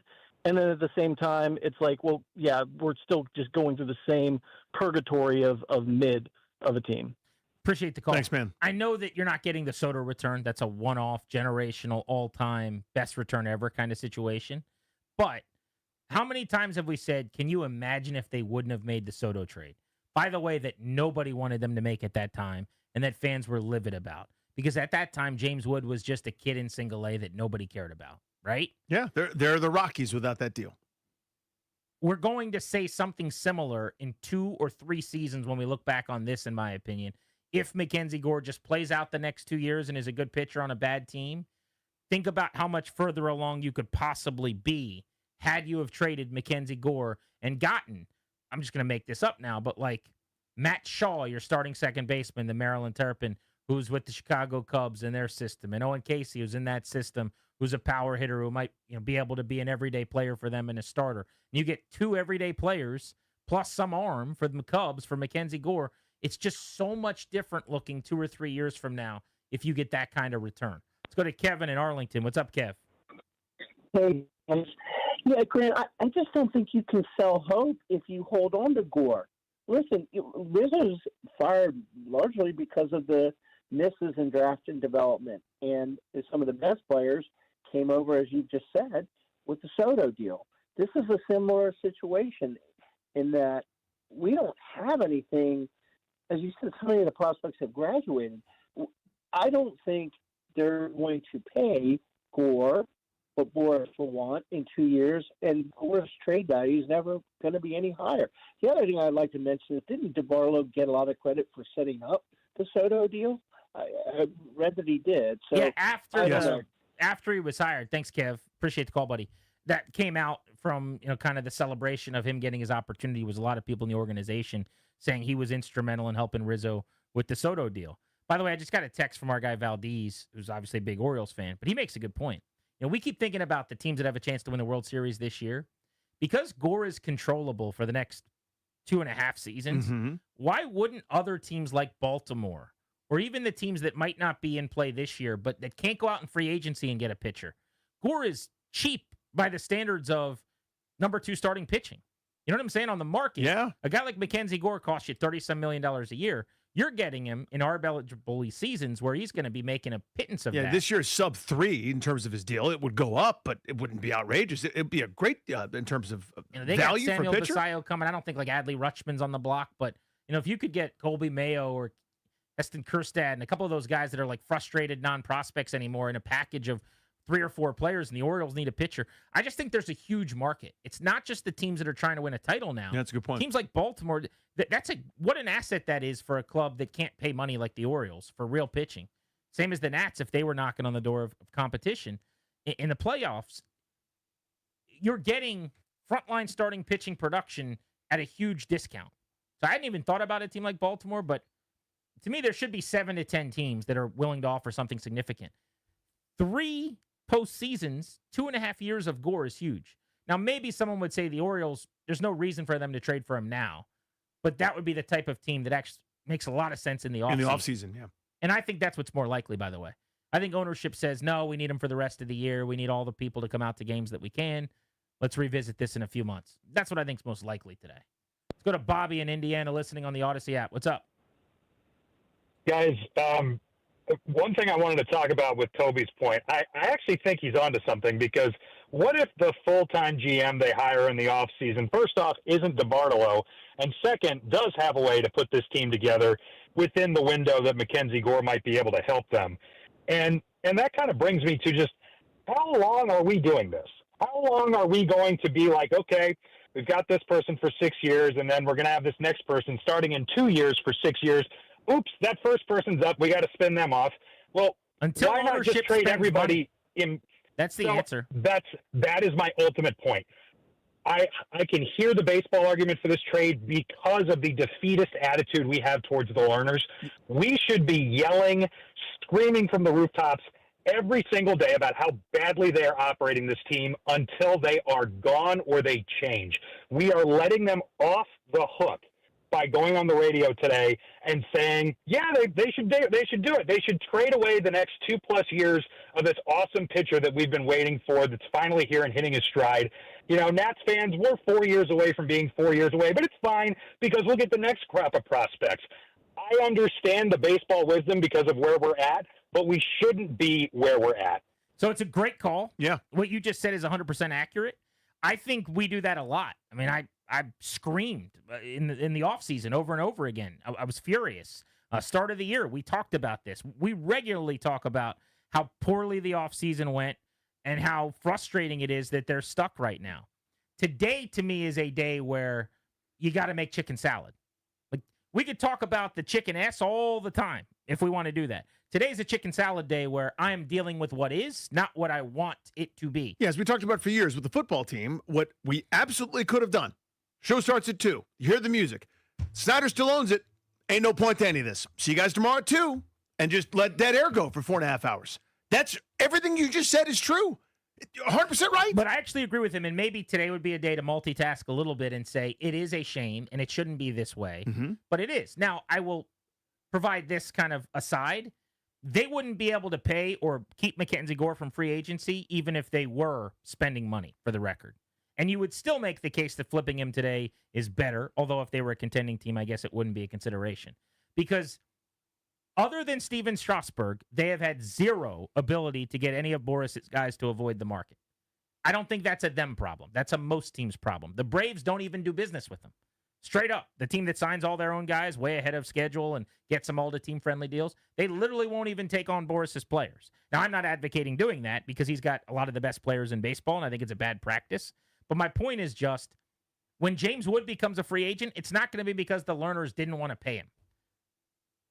Scott Boras looks at James Wood and goes, I can do things with him nobody's ever done before. Just like he did with Juan Soto after they offered him almost $500 million, and they basically scoffed at it and said, that's not close. That's adorable. Thank you. And by the way, they were right because he got over $700 million. So some of this is 100% a Boris thing with his players. But yes, there's no doubt. I think most people understand where we're at, that there's a major issue with ownership. My point is, if you're going to be the A's and you're going to be the Rays, we could scream about the fact that we shouldn't be. And I think we do that a lot on this show. But today, you got to do the A's or Rays thing. And you got to trade the asset for the really good young talent that comes back. This is how you win as a small market team. And I'm just trying to figure out, if you're going to be a small market team, what's the best way to go win something? This is it. Yeah, you spend on hidden, unsexy things that you see down in the minor leagues, the player development, the weight pads, the biometric scanners, and all this other kind of stuff, because the ROI on that is really, really good. You cannot spend on major league payroll if that's who you're supposed to be. By the way, you shouldn't be that. You should be able to do both. But if you're going to go one way, you actually go that way. Do you think they trade Gore? Maybe a different question. We can get into that next. Plus, our double play and our Beltway Blitz coming up on Grant and Danny.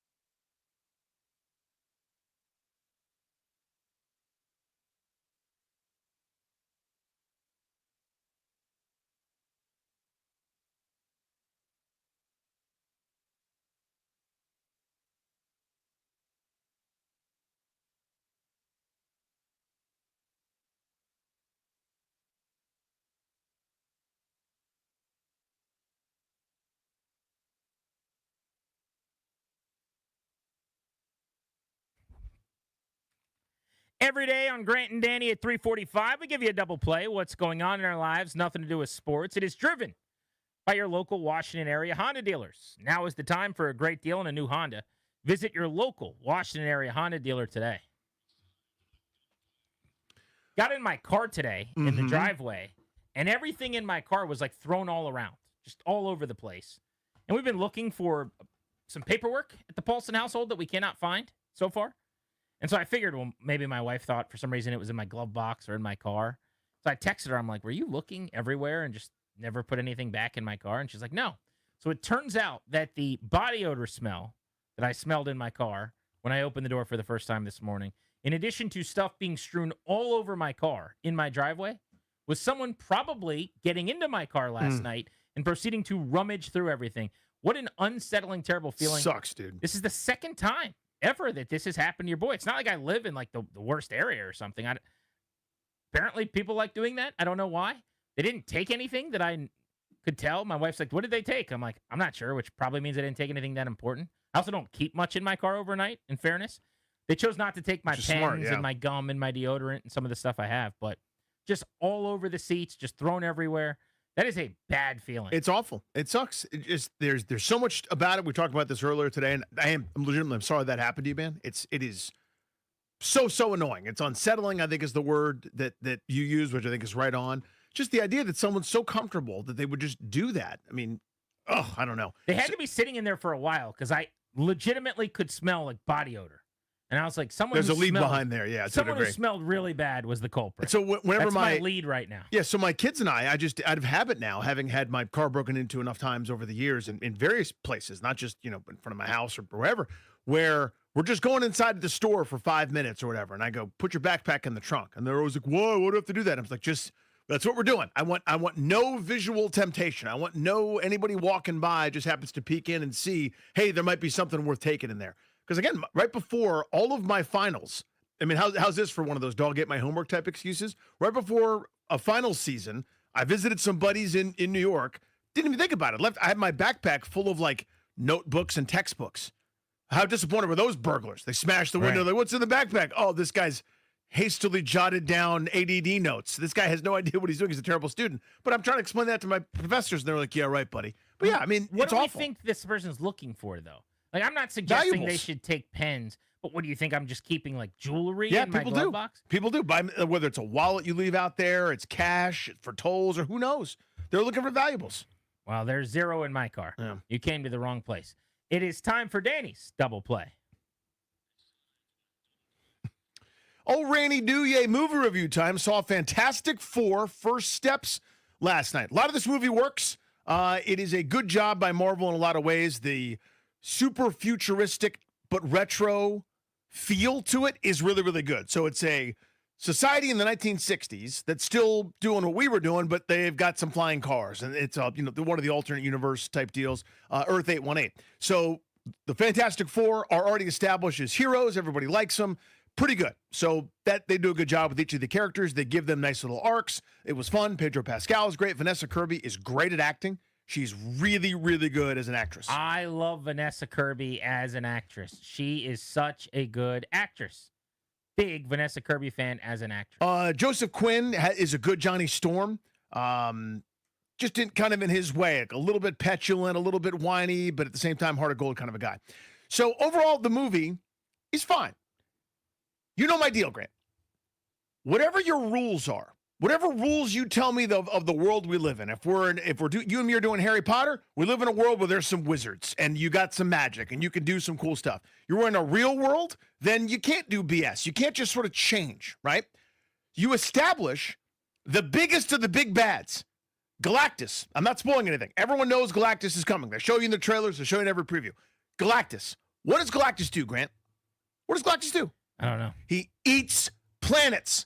If he's big enough and strong enough and powerful enough to have a celestial hunger, the ability to eat planets. What do you eat? Wings. You eat roasted Brussels sprouts you think are really excellent. Yeah. You eat you eat steak. Steak. And you stab it with your fork and saw it real quick, and then you're done, and you ask everyone questions about their meal. Big steak guy. Imagine a steak for you, that's a planet for Galactus. You can't just have Galactus go, oopsie daisy, I'm fighting somebody that is really tough. No, he eats planets. You can't just have him get his ass kicked.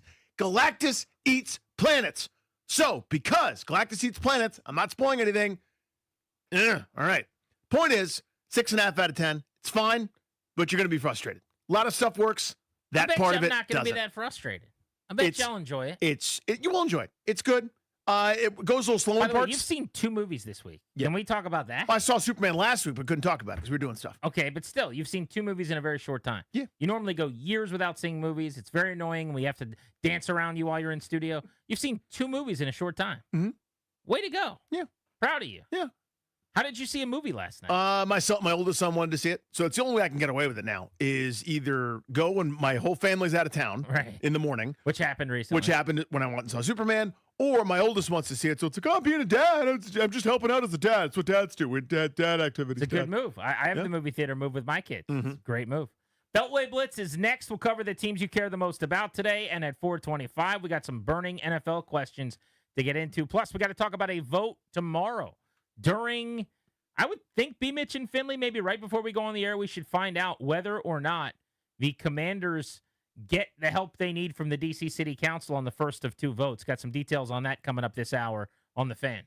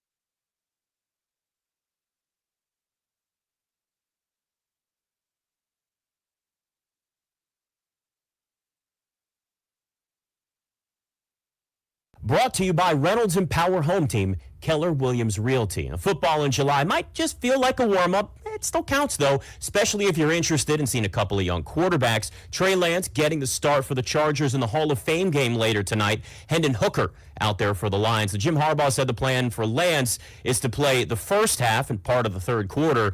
Lance could pretty much use all the time he could get. Just 4 starts with the 49ers after going number 3 overall back in 2021. Limited time with the Cowboys last couple of years. And at this point now, though, he is competing with Taylor Heineke for the backup spot to Justin Herbert. Game kicks at 8. Lions 1.5-point favorites, in case you're interested. Commanders open with the Patriots in the preseason. That's still 8 days away, though. Another day of camp, of course, today brought what you'd expect.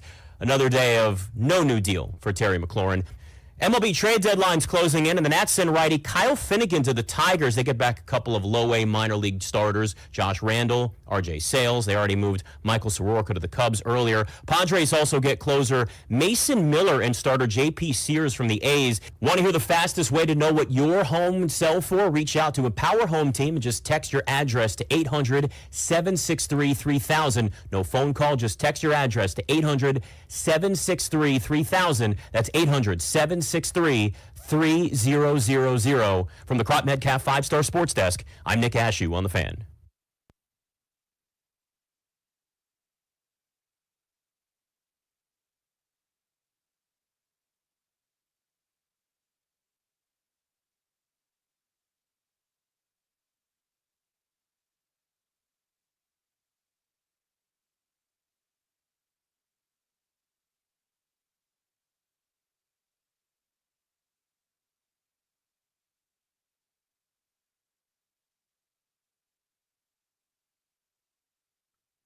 Welcome back, Grant and Danny on The Fan, brought to you by our friends, the law firm, Condorian Murad. We are exclusively sponsored by that law firm, Condorian Murad. Estate planning, elder law, real estate transactions, probate administration. Their attorneys are always there to protect you and your family's assets. Schedule a free consultation with their team today by visiting kmlawyers.com.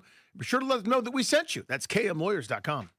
Coming up at 4:30, Eric Flack of Channel 9, award-winning reporter. He's been all over the stadium story in D.C. with the Commanders. Yesterday was the final day of hearings. In fact, team president Mark Klaus testified, I guess is the word, got grilled by, answered questions from the city council for 6 hours. I think there was like a 10-minute break in there. Otherwise, 6 straight hours of just answering questions about the stadium deal as they try to get something finished. There's a vote tomorrow. We'll ask Eric Flack about that vote. Are there going to be 8 yeses to move this thing forward? And then there's a second vote if it goes through on September 17th before things go to Congress. What happens then? We'll ask Flack those questions coming up in 25 minutes. But it is time for your Beltway Blitz. We'll cover the NFL as well as the Commanders who are in Richmond at camp this week. Let's start things off on the diamond. Major League Baseball trade deadline. Our friend Chelsea Janes of the Washington Post joins us. Chelsea, why don't we start locally here with the Nats? Mike DiBartolo, as expected, is doing what you think he should probably, which is, hey, if it's a guy that's a free agent at the end of the year, flip him for some minor league talent. Do you think they go bigger than that with Nathaniel Lowe under contract next year or the big fella Mackenzie Gore and trade him today? You know, I don't see Gore going, even though I think there's a really good argument for it at this point in their process. I just think it's too big of a move to make with an interim GM, even if this is the guy who's going to probably be the GM. Lowe, I think if they have takers, they will and should sell on. The first base market, we haven't seen Ryan O'Hearn go either, so I'm not quite sure where that sits right now. But, I think on Lowe at least, if there's anyone interested, they should make that move. Chelsea, we've heard what you just said a lot, talking about, it's an interim GM, you may not have him make the move. Is that that's from an ownership perspective? Is it just because an interim tag in general doesn't give you the right to trade up a big high-profile player? Just sort of curious. Walk us through that. Yeah, I don't know. I think it's a kind of an assumption based on what I think a lot of people are thinking, but no one has said explicitly. Mm-hmm. But, from my perspective, I think the Learners are, the kind of group that probably doesn't care too much what you do with Alex Call, with all due respect, but would want to have a talk about Mackenzie Gore, and they're slow decision makers, and they're very deliberate with this, and I just have a really hard time seeing them trusting someone new with a move that big right now. But I could be wrong, but I think they'd probably feel better if they've made the decision on who's going to have that job long term, and they'd let them decide what to do with him. Even though DeBartolo probably sticks to your point. Right. Yeah, it's going to be. Of course. Yeah. Yeah, I mean, it makes sense to trade him, so I'd assume they won't do it. Chelsea James of the Post with us here on Grant and Danny. All right, so let's go outside the Nats and talk about all things national baseball trade deadline here. Just as you were coming on the air, Jeff Passan reported that Carlos Correa of the Twins is being traded back to the Astros. So a homecoming for him, 6-year, $200 million contract. So Houston's going to take on some money there. I mean, that's a pretty huge deal. How would you consider today's deadline in the last few days to stack up here? It was a slow start, but it seems like things have been hot and heavy. Yeah, this has been pretty lit, for lack of a better term. I mean, the Correa deal is unbelievable. I can't still kind of reeling from that. Yeah, I think it's been really interesting. I think that teams who are going for it have really gone for it. And A.J. Preller did his thing again and shook everything up. And, I would imagine there's still a bunch of starters to come. So I think by any measure, this has been a really, really interesting one and probably will continue to be. As the dust all settles here, it's hard to tell because we don't know who's traded for whom or whatever pronoun or preposition I'm supposed to use in the right spot there. But how many real contenders are there? I mean, I'm having so much fun with Milwaukee. I think Detroit's been a great story. It's really cool. Do I really believe it? Yep. That's such a great question. I think what you're looking at is, there's certainly some teams who believe they're real contenders, and that's the Mets, the Phillies, the Padres. I mean, the Dodgers haven't made a big move, but obviously they're there. I think in the American League, the Mariners have said, we're in here. The Yankees certainly have. But, the Brewers have been quiet. If I'm not mistaken, I don't think they've made a move today or yesterday maybe. And the Tigers, they've gotten a lot of relief help, and they got Chris Paddock, but, nothing that really changes their fortunes dramatically, I would say. So, I think it's still the big guys, as it always is. Maybe Detroit will make a big move. Maybe Milwaukee will make a big move. But, I just think that you really feel the stars in the playoffs. And I think the teams that can spend for them are the ones that get to the World Series, and the ones who can't are the ones who, fall just short. And it kind of looks to be setting up that way again. You mentioned A.J. Preller. He, of course, is the fellow who traded the Nationals, Abrams and Gore and Susana and James Wood and Robert Hassel for Soto. They traded the number 3 overall prospect in baseball today, albeit a teenager who's in single A. They got Mason Miller back, controllable closer through 2030, who's been an all-star and strikes out a dozen per 9, and a back-end starting pitcher. What did you make of that deal? Did you have any issue with it from San Diego's standpoint? No, I thought it was classic Preller. I think they're operating on a little bit of a tighter payroll than they have been in recent years, and they needed to find, ways to deal with that. Now, I thought that deal meant they would trade Dylan Cease and Robert Suarez, both of whom are on big contracts. It seems like the people who know that organization better are saying probably not Suarez and maybe not Cease. So in that case, it's like, whoa, I thought maybe you're making that move to get 2 guys that are cheaper to replace the guys that are more expensive and help yourself that way. If you're keeping everybody, it's insane, but it's insane in a way that you kind of wish all teams would be insane, which is they're just trying to win and they're trying to do it now. And, it doesn't matter what the 19-year-old's doing in 5 years. Like, we want a title now. So it's insane in all the right ways, I think, but it'll be a fascinating thing to watch play out even in the next few hours, I think. Chelsea, how is the labor management discord that's brewing and bubbling to come to a head December 1st, 2026? Is that kind of casting a shadow over things this year, or is it sort of off kind of back of the mind? I think it's starting to, we saw those reports from earlier this week, and I've now heard people tell me the same thing about Bryce Harper yelling at Rob Manfred and saying, don't come in here if you're going to talk about a salary cap. I mean, it's tense out there. And I think it's gotten to the point where the feeling about a lockout coming is so assumed. It's such a kind of fait accompli in baseball right now that it can't help but overshadow things. And at the same time, we're having this incredible deadline, a fascinating season. The game looks better with the pitch clock. It's two kind of competing trajectories right now with off the field and on. And I think, it's going to be interesting to watch how that plays out. I don't think the labor stuff is affecting this deadline per se. I think we'll see it a lot in free agency when guys start building contracts around that year, anticipating, the loss of games. But, it's a huge shadow, and it's unfortunately one that I don't necessarily think needs to be there if everyone could kind of work together a little better than they usually do. That would be nice. Chelsea, thank you. We appreciate you. We know you're busy. Yeah, thanks for having me. You got it. Enjoy the next couple hours ahead of the deadline. All right, let's keep it moving. Mike Jones of The Athletic covers the National Football League. Mike, I want to start with the NFC North. Do you view the Lions without Ben Johnson and some of the pieces that they lost this offseason as coming back to the pack? Or do you still think they're a head and shoulders favorite in that division on paper? I don't have them being head and shoulders just because of the growing pains that they could go through. It's not just Ben Johnson. It's also losing Aaron Glenn, their defensive coordinator. So everything, yes, they still have Dan Campbell, and it's his show. But I think that they're probably, could come down a little bit. Obviously, they still have a lot of talent on that roster.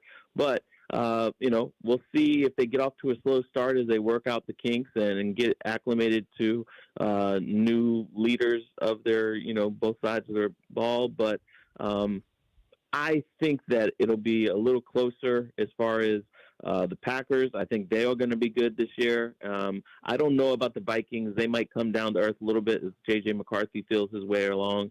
But the Lions should still be in the mix for that. But I just don't think that they're head and shoulders better now. I want to stay in the same division, Mike, about the Bears, Ben Johnson's new destination. I like what they're doing. I like them a lot better. I think they'll be improved. I still think they're fourth place in that division, though. It's a buzzsaw. No, I agree with you. I think so, too, because, look, they have improved the offensive line. Obviously, they've given Caleb Williams a really good offensive mind in Ben Johnson, but it's going to take a little bit for him to get used to it. And Ben Johnson's real challenge is getting Caleb Williams to play with better decision-making and not playing hero ball. He's so used to being in college where he could sprint to one side of the field and back to the other side and then make a pass. Like, you can't do that in the NFL. You got to, get the ball to your hands quickly. Sometimes learn that the best decision is to throw the ball away. And so, it'll be a learning adjustment for him. But I think that, they'll be improved. But again, they're not better than the Lions. They're not better than the Packers. And they're probably not better than the Vikings either. Ooh, interesting. I want to come back to that. But question about the Trey Hendrickson hold-in. So Terry McLaurin showed up. You were there, actually, I think, his first day at practice with Washington. And he's got this mystery ankle thing that'll get better as soon as he gets paid. But at least for now, he's able to be on PUP, and it gives him some ability to stay off the field for a really long time. Trey Hendrickson's not suggesting that he's hurt. He's just saying that he's not practicing till he gets paid. What do you make of the difference of those two hold-ins? Yeah, I think they're basically the same thing to me. He's saying that he's got this ankle thing, but like you said, I think as soon as he gets paid, it'll be a day, and then he's, activated from that, and, he'll be back on there. I think both of these guys, they tried to hold out, but when you're getting fined $50,000 a day, it gets kind of expensive. And so you're like, all right, I'm going to report. I'm going to be here, but I'm also not going to be on the field. And so it's almost, to me, I think it's almost worse that they're there. It's more pressure because you're seeing these guys. You're reminded daily, oh, he's not practicing. They need to get something done. And so we'll see, which one gets done first. What recourse? I don't know. Is recourse plural? Is that even a word? Like multiple avenues of recourse? Could you have recourses? I guess you could have recourses, or we could just say multiple avenues of recourse. Thank you. Avoid the confusion. Let me try it differently. What can a team do if they think a guy's faking an injury deep into the season? The only reason I ask is because, I don't know, never mind. But what could they do? Like if they suspect somebody is fully healthy and he says he can't play just to try to accrue a season? There's nothing they can do because you can't really prove it. I guess you can have the doctor check him out, but if, you touch my knee and I say, ow, and you can run tests and it's a mysterious injury, and they just, have to take the player's word for it and hope that, it's a stand-up guy and, of character, and that he's not doing that. That was kind of my thought, and my, I guess, curiosity, though, was what's to prevent him? It does give him the ability, I feel like, to just keep saying he's hurt. Like, you can accrue a season on injured reserve, go from PUP to IR, right?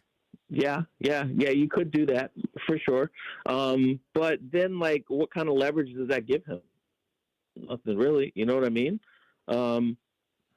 If you're on IR, now you can be brought back from it. But I don't think that we'll see him drag it out like that.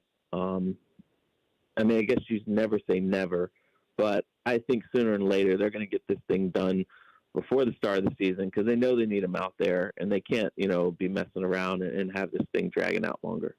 Mike, thank you as always, buddy. Have a great weekend. All right, see you guys. Hit that normal 53 team, the regular old Washington football team. What are they called? That's the name of it. Our buddy Michael Phillips, Richmond, down in Richmond. 910 The Fan is what I meant to say very clearly. This McLaurin thing is hanging over everybody's head. When does it turn, do you think, to maybe some fans, maybe teammates, maybe kind of folks there on the inside going, okay, dude, enough is enough? Or does that ever happen? I don't know, because this is such a unique one, because it just feels like there's so much pro Terry momentum. Like, right, I just feel like in a normal athlete contract dispute, 75% of people line up behind the team. That's just the way it is.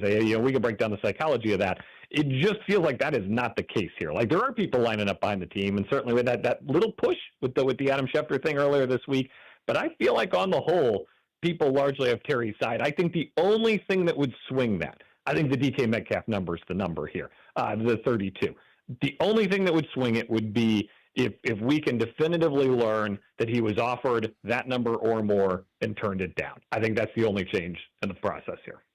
I like Jalen Lane. He had a great practice today. The Virginia Tech product continues to stand out. Can't wait to see him in the preseason. I know you were high on him when I talked to you about a week ago. What have you liked that you've seen from the kid? Well, he's a free player on the roster, too, right? Because he's there as the returner. And, kicker and punt returns are going to be more important than ever in the NFL this year. They're estimating 60% of the kicks are going to be returned. That's way up from 30 last year because of the change in the rules. So you need a full-time returner. It's not optional anymore. He's really good at that, by the way. You watched him fielding the punts the other day. He's smooth. He's got a good burst, good speed. So you have him for that. He's a free player. Put some packages together for him, get him out 2-3 times a game, have him run some stuff at receiver. I love the idea of being able to mix up your roster without also costing you a roster spot on game day. I do. I like his speed. I don't think he's overwhelmingly great at any aspect of being a receiver, but he's solid. He's good. I ran into a buddy today in the neighborhood, and he was saying Dante Fowler was an afterthought last year, and he had double-digit sacks. Why couldn't Von Miller, not an afterthought in this scheme and system where he's going to have opportunity to rush the passer, why couldn't he do that? And I said, you know what? I'm going to ask somebody that, and I'm choosing to ask you, Michael. Grant, when I wasn't wiping sweat off my brow out there at practice with you, what I was doing was watching Von Miller. And Danny, you're going to love this guy. I mean, the way he works, the way he prepares, he's practicing like he's there to win his roster spot, which he doesn't have to do, obviously. I love the professionalism, the approach.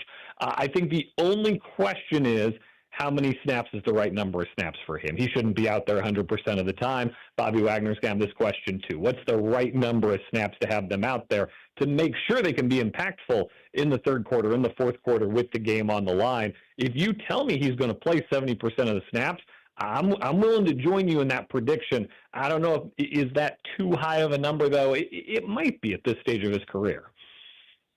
Who have we not talked enough about as a local media that you think is either super important or after the preseason we will be? Matt Gay, kicker. I don't think we're realizing how important it is to have a kicker who can convert beyond 50 yards. It's just something that they haven't had here in a long time, that reliability. And I mentioned kickoffs going to the 35 right now. There are the touchbacks going to the 35 now. You're essentially 2 first downs away from field goal range at any given time on an NFL field now. It's more important than ever to be able to convert those points, to turn that into 3, to not send the ball the other way. I really like investing big at that position, being really good at it. What does success look like for Javon Kinlaw this year? Javon Kinlaw, I mean, that's the one. I'm very skeptical of him coming in. He kind of flopped with the Jets, and it didn't really impress with the Niners. I think John Allen's the bar, right? You got rid of John Allen, you bring him in. I think that's ultimately the comparison that's going to be made here, whether that's fair or not. It's tough to evaluate those positions with sacks, right? I've always thought Deron Payne's best seasons have not been his high sack total seasons. It's when he's swallowing up double teams, making all the running backs kick to the outside, and then it's up to those guys to finish the job. But at his best, he does that. Kinlaw's got a little bit more of a get upfield, get to the quarterback as he's playing the run to him. But I think just being better against the run overall as a unit. When he's in there, can they be better against the run than they were last year? Because let's call this what it was. They were not good enough against the run last year, especially late in the season. Michael, thank you, buddy. We appreciate you. Take care, boys. That is your Beltway Blitz on the teams you care the most about. By the way, all of our training camp coverage on the Fan throughout the month is presented by Paul Henry's Window Installation. PaulHenry'sWindows.com, your clear home improvement choice. 6 hours of hearings yesterday on the Commanders Stadium. Eric Flack was on site. We're going to hear exactly what happened yesterday and get his prediction for what goes down tomorrow. There is a first of 2 votes by the city council on the stadium deal tomorrow. A huge day. We'll talk to Flack about that next.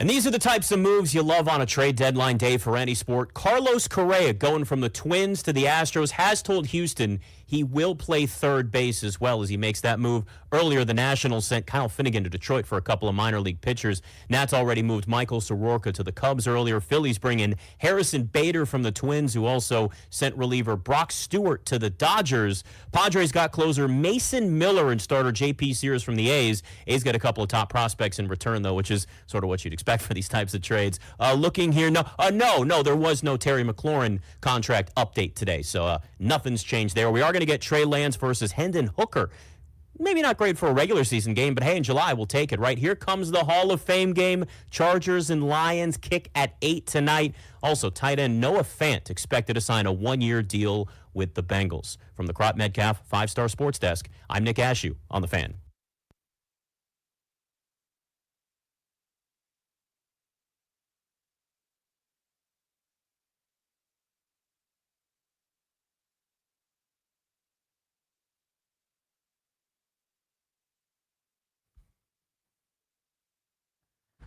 Brandon Coleman, left guard for your Commanders. Second year, third-round pick, going to be on the show at 5:45. Welcome back, Grant and Danny on The Fan. Our camp coverage today continuing, presented by Paul Henry's Window Installation. PaulHenry'sWindows.com, your clear home improvement choice. Let's go to the Rude Guest Hotline and talk to our buddy Eric Flack of Channel 9, the award-winning reporter who's been covering everything going on with the stadium. Commanders trying to land a deal to bring RFK 2.0 to fruition. Root is the most reliable heating and air conditioning products in the DMV. So, Eric, we appreciate a couple of minutes. Thank you. I know, speaking of minutes, you spent a lot of them at the hearings yesterday. 6 hours of basically interrogating team president Mark Klaus. So I think had a 10-minute break to go to the bathroom at some point. Give us some of the details. What actually happened over those 6 hours? Well, I think that the mayor and the team president got a pretty good grilling from the council members who are skeptical. I think headline issues that took up the most back and forth in a negative to the stadium light are transportation issues, as well as parking structures and labor agreements, and whether or not the entire RFK site is going to be a pro-union site. All of these sound maybe really boring to an average Commanders fan. They're all really important to whether this RFK deal gets approved tomorrow in the initial vote. There were some concessions made by the Commanders both before the hearing as well as kind of on the fly as it relates to maybe putting the pause button on the third of the 3 parking garages, which neighbors really don't want because they think it's ugly. There are commitments now to invest in increased transportation and metro.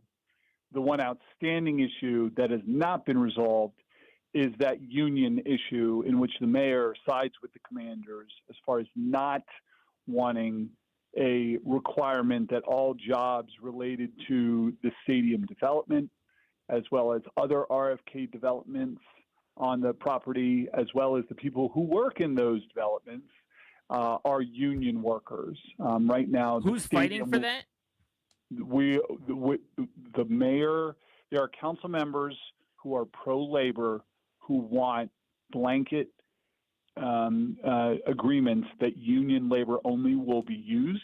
There are union groups that are that were there in person that are advocating for labor union requirements, I should say, to be used. The mayor's argument is that unions, which are regional, not local to D.C., tend to bring in out of D.C. workers. So she says she goes to work sites all the time, filled with workers with Virginia license plates, Maryland license plates, with jobs. So the idea is union jobs don't always benefit D.C. residents. The other side is that union jobs protect workers and That's an issue that has not been resolved because that's one that the Commanders, I've been told, are not really going to budge on. But yeah, it was a grilling, and I think that the temperature rose more between the mayor and council members than Mark Klaus. The Commanders president, Mark Klaus, who, if you know him and have had any interaction with him, he's great. He's good in a room. He works a room really well. He came from a really high-powered job at Campbell Foods. He's the guy who, by his own admission, put 2 flavors in Oreos, like literally. Like he's good at his job, and he keeps the temperature low. Any conflict was between the mayor and DC Council. But yeah, it was 2 rounds of questioning, a lot of grilling, a lot of hard questions, and some issues not resolved. So, a long way of saying here, where do we stand? What does it mean for what's next? The vote tomorrow, then more votes later if it passes. To kind of what's the temperature? You mentioned kind of what's going on in the room, but just in general with the council, and where do us little peons stand with stadium stuff? The vote is the session starts at noon tomorrow. First vote, they have 5 votes. They need 8. One little nugget I have for you all is that I was on the phone. I've been calling people down there at City Hall, talking to, my sources within the staff of various council members. And this was a conversation with a staff member, high-ranking staff member of a council member who is pro-stadium. And he's like, how do you think this is going to go? And I said, well, why are you asking me? I think I need to ask. I was calling to ask you how you think it's going to go. And he was like, well, let's count votes. And I'm like, what do you mean count votes? I thought you're counting votes. I'm supposed to be asking you. The point being, I was a little bit surprised that the people behind this deal are still counting votes up there. The mayor was asked after this marathon session yesterday whether she has the votes. She said yes. When asked to elaborate or specify, she declined to do so. And she said, well, I don't want to do it before the deal is done. I have been told that Council Chair Mendelson, who is the guy who updated the mayor's deal and got almost $800 million additional funding over 30 years back from the Commander's revenue back from the original deal, I've been told that he is confident. So you hear a lot of I'm confident. You don't hear a lot of people who can say, okay, the 3 extra votes that we need are X, Y, and Z. I think they're at 7. I think it's that 8th vote, which they only need because of some tax implications, 2/3 majority as opposed to a simple majority. It's that 8th vote that I think people don't know where it's going to come from yet. So you don't know the names, I guess, but like we know the 4 from the beginning. Mendelson would be 5. Who would you guess are the other 2? And who is adamantly opposed? I know Nadu is like, if we need to spend a penny, we're not doing it. Yep. Other than her, are there like hard and fast no's that you could tell from the hearings are clearly just not on board? We have Charles Allen in the leaning no category. Charles Allen, big transportation guy. I've known him for a long time. Has long been an anti-stadium, let's not use the land for a stadium guy, but he's also a smart guy and can read a room. And there are those who believe he will ultimately vote yes. But, and I asked him yesterday when I spoke with him, I have been guilty of saying you're a no vote, a never stadium vote. Are you moderating it all? And he kind of said, well, no, I mean, we're trying to get the best deal we can. He kind of says, well, I'm a no vote, but he also acknowledges that he's trying to get a good deal for the city. So, if you're trying to get a good deal for the city, you seem like you're open to it in some way, shape, or form. I mean, Nadeau is checked out. She wasn't even there. She didn't even take part in the hearing. Allen is very engaged. The 2, she didn't even go to the hearing on it. She did not. Cool. She did not. She's out, and she reposted. The Washington Post editorial board came out today and put out an article saying that they oppose the stadium as well, and she reposted that. And the Post editorial board opposed the stadium. The Post editorial board today put out a long piece saying it's corporate welfare, and they wanted to come to D.C. anyway. So why are we giving them all these tax dollars when they wanted to be there anyway? And it's a sweet site, and it's not a good enough deal. The other two votes, I think, in my opinion, are Christina Henderson and Janice Lewis-George. Christina Henderson has been very quiet, but she's been attending everything. She has been in deep discussions with the Commanders for a long time. I think that's one. Janice Lewis-George had questions about labor and used her questioning about the union issue yesterday, but seemed to be satisfied with the answers that she got. And then you're looking at Zachary Parker, Robert White, and Matthew Fruman. If Allen is a no. So if Allen is a no, you have Zachary Parker, Robert White, and Matthew Fruman to be that eighth vote. Zachary Parker is hard publicly that there needs to be a union deal, like he's posting on social media. So he would be at a complete about face. Robert White has been hard questioning, and if he votes for it, would also seem to be a public about face. And I always question whether politicians will do an about face when it will make them not look great. And they're not going to get what they want, right? It's not like they're going to get their demands met.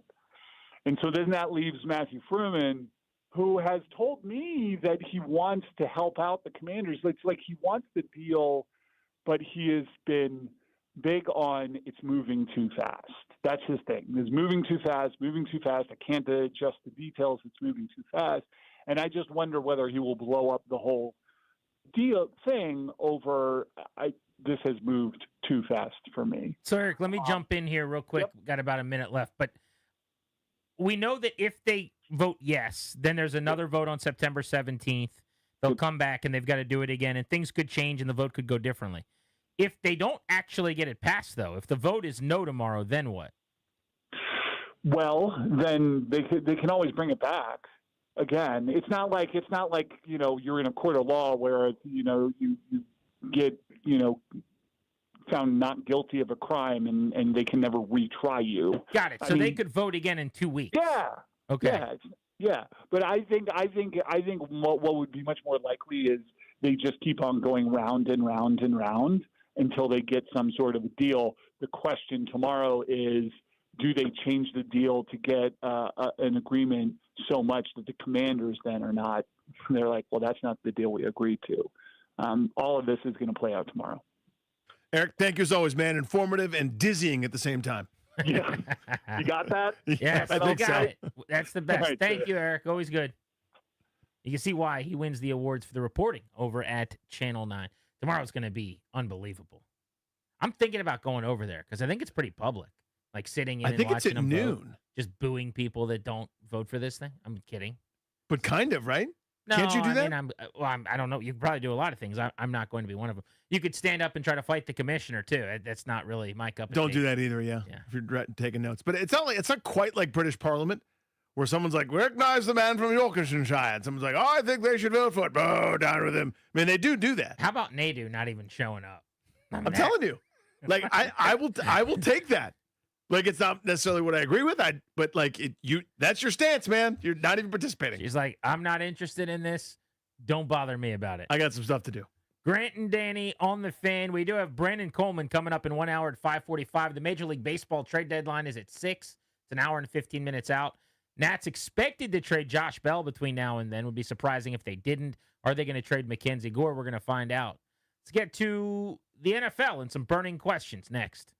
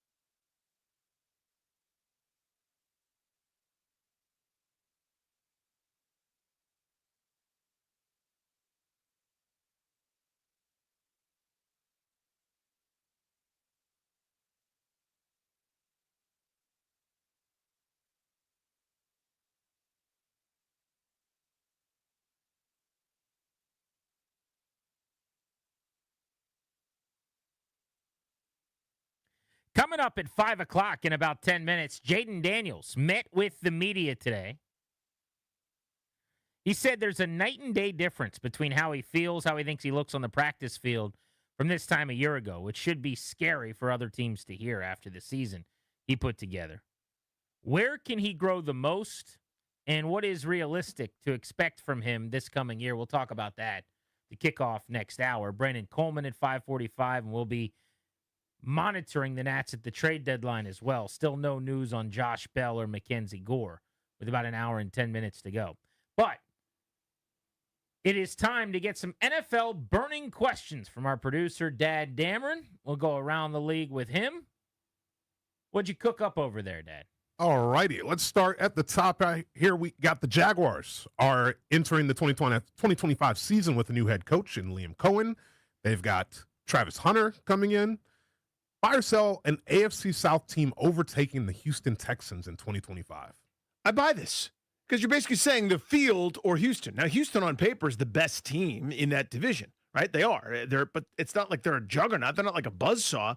To me, somebody might jump up and beat them. Again, I wouldn't bet on any one of the three teams to do it. I don't really trust the Colts with their quarterback situation. I don't really trust the Jags. I certainly, not terribly confident that Tennessee is going to get right all of a sudden. But we're basically saying the field or a 3 straight time division winner that nothing will go wrong. I'll take the field. Yeah, I would sell this. I don't love the Texans, but they're better than the other teams. They got the best quarterback in C.J. Stroud. I'll bet on them for that reason. I liked taking Jaden Higgins in the second round of the draft at receiver to go with Nico Collins. Remember, they have Christian Kirk, who came over via trade from Jacksonville, actually. And they added 2 offensive linemen. Left tackle Cam Robinson replaced Tunsil. Laken Tomlinson, the guard from Seattle at left guard. So they could be a little bit better up front as well, which was a big deal.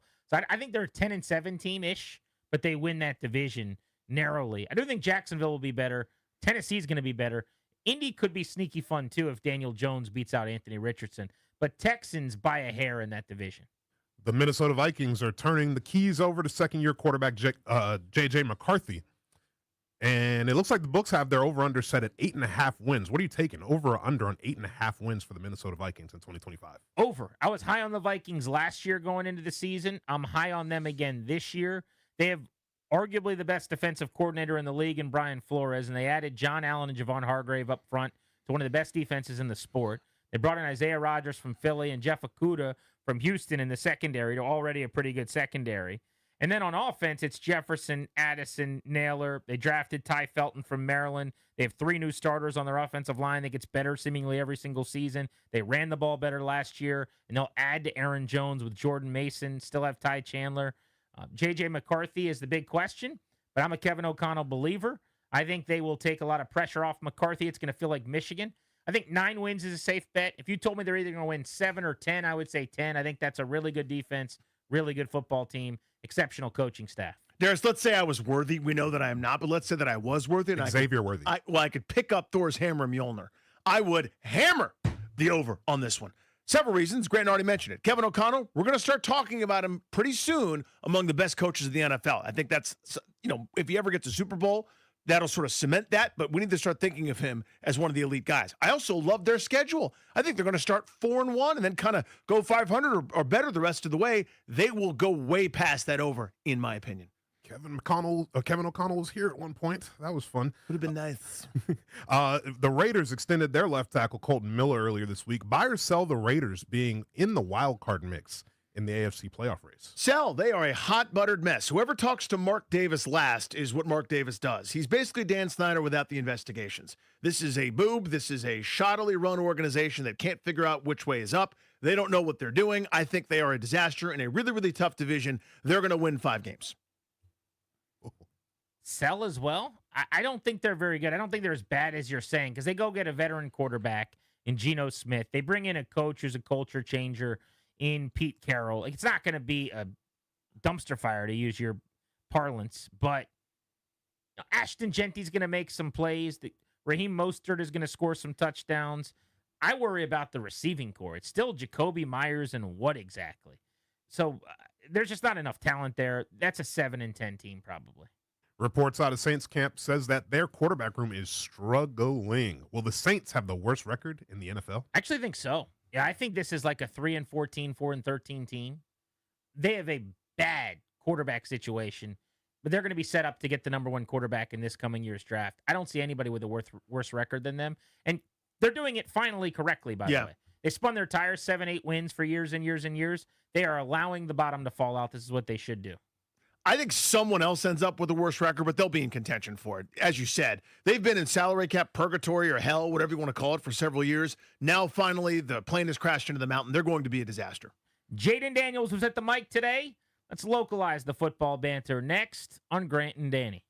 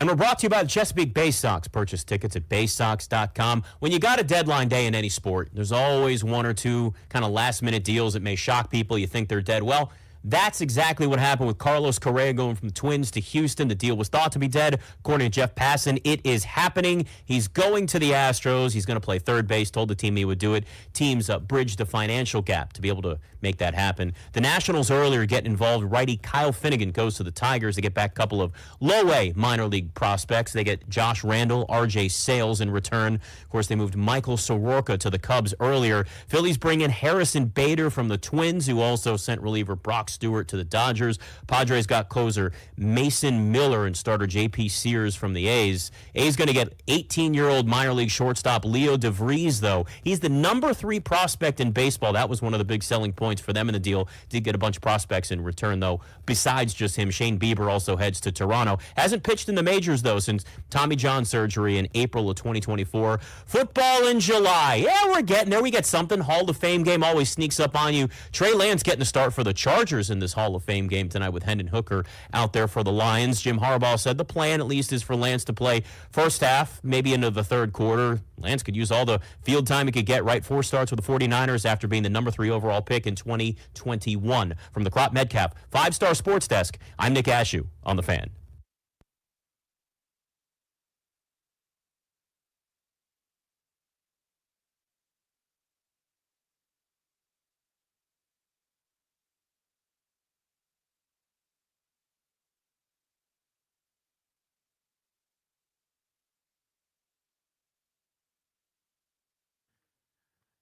Big thanks to the law firm Kondorian Murad for sponsoring the show. They will help you to draft a last will and testament, set up a living trust, put together a medical power of attorney.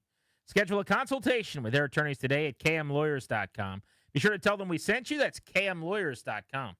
I got to say, I'm very surprised as it's 5 o'clock here, D.C. time, 1 hour ahead of the trade deadline, and still nothing on the Josh Bell front. I'm not nervous or worried that they're not going to trade Bell. I was told yesterday he had a pretty decent market and that they would be moving him. If somehow they don't, that would be shocking and annoying. I agree with all that, yeah. He's been awesome for 50 games. I mean, he actually has legitimate value. If you need a left-handed power hitter to DH and platoon for you, he's your guy. And you're seeing all these other players get traded today that have not played at the same level as him, hitting over 300 with an OPS close to 900 for the last 50 games. My guess is they're holding on as long as they can to pit some teams against each other and hoping as the well dries up on bats, maybe the price goes up toward the end. That's certainly my hope, yeah. But they have to trade him. Gore, I'm not expecting them to trade. I think it would be a huge success if they did, just building the system up again and trying to expedite the never-ending seeming rebuild now. But Bell, to me, is like, Gore we could debate about. Will they do it? Won't they? It's unlikely, probably, but it'd be nice. There's no excuse not to trade Josh Bell. You have to find a way to do that. Agreed, especially just such an affordable deal, not bolted down. Great dude, great clubhouse presence, awesome in the community, but this is one of those guys that a contending team could use. He is a really good bench bat or someone that could, if you're a National League team or, playing matchups, could DH for, as you said, for a meaningful ball club. Absolutely. They should trade him.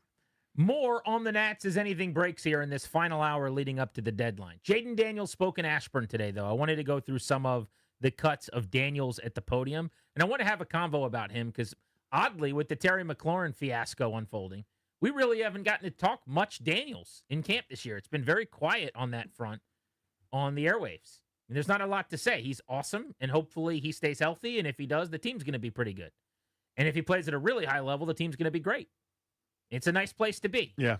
But because he spoke today, there's a couple of things I wanted to pull out of this and talk about.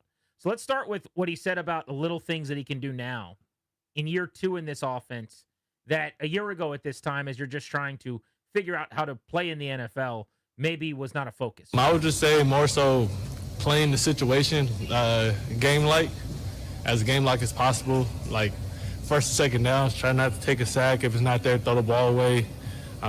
Work on the second play. Never know, I might be lucky enough to break a sack one time and keep my eye downfield and let those guys work. But other than that, always just trying to make it as game-like as possible. So I'm going to circle back to this because this is going to be a major talking point for me on Daniels today and every day moving forward. But the idea of leaving the pocket and keeping your eyes downfield to remain a passer, has long been one of my big critiques and something that he needs to continue to get better at. And it's going to separate his year 2 development from what he was in year 1 for me. If he is able to continue to make strides, because from week 1 last year against Tampa, where he just didn't do that at all, to the end of the season where he was constantly doing it, he kept getting better and better and better. But I still think there's another gear there. There's more growth there. It's something he needs to continue to do. So that's something for me that is a major area of possible growth for him. I think that's a pretty astute one, right? Where you've been the most athletic guy on the field for your whole life. Now, maybe not necessarily the case week in and week out, right? There are some hunters there in the secondary, linebackers running after you, et cetera. So you're so used to being able to get out of that pocket, and that's a guaranteed 15, 20 some odd yards, et cetera. But to me, that's where some of those big plays are going to happen. You look at some of the advanced numbers, right, that kind of tell you where the targets are and where the passes are. Some of that is the offense he plays in, that horizontal raid as part of Cliff Kingsbury's system, whatever you want to call it. But to me, his intended air yards kind of tells the story. They wanted a lot of quick stuff close to the line of scrimmage. They wanted things to make it easier on him in year 1. Year 2, that number can go up. I mean, you look at guys like Justin Herbert, Lamar Jackson, Brock Purdy, Josh Allen, all more than a half yard or more, longer deep down the field targets on average than Jaden Daniels last year. Add that to your game. Have some of those strikes instead of taking the first one that's open underneath, that second one that might take an extra beat or throw some anticipation. Again, part of that's the offense you're in, and it's not a complaint. It's just hey, this fader could be turned up a little bit. You could go a little bit deeper with some more of your passes. It doesn't mean you start slinging Hail Marys and do some sort of crazy Madden 96 type deal, but it's basically a way to say, instead of nothing but short and easy, add some layers of complication to it, get some trust from Cliff Kingsbury. I think that number could go up.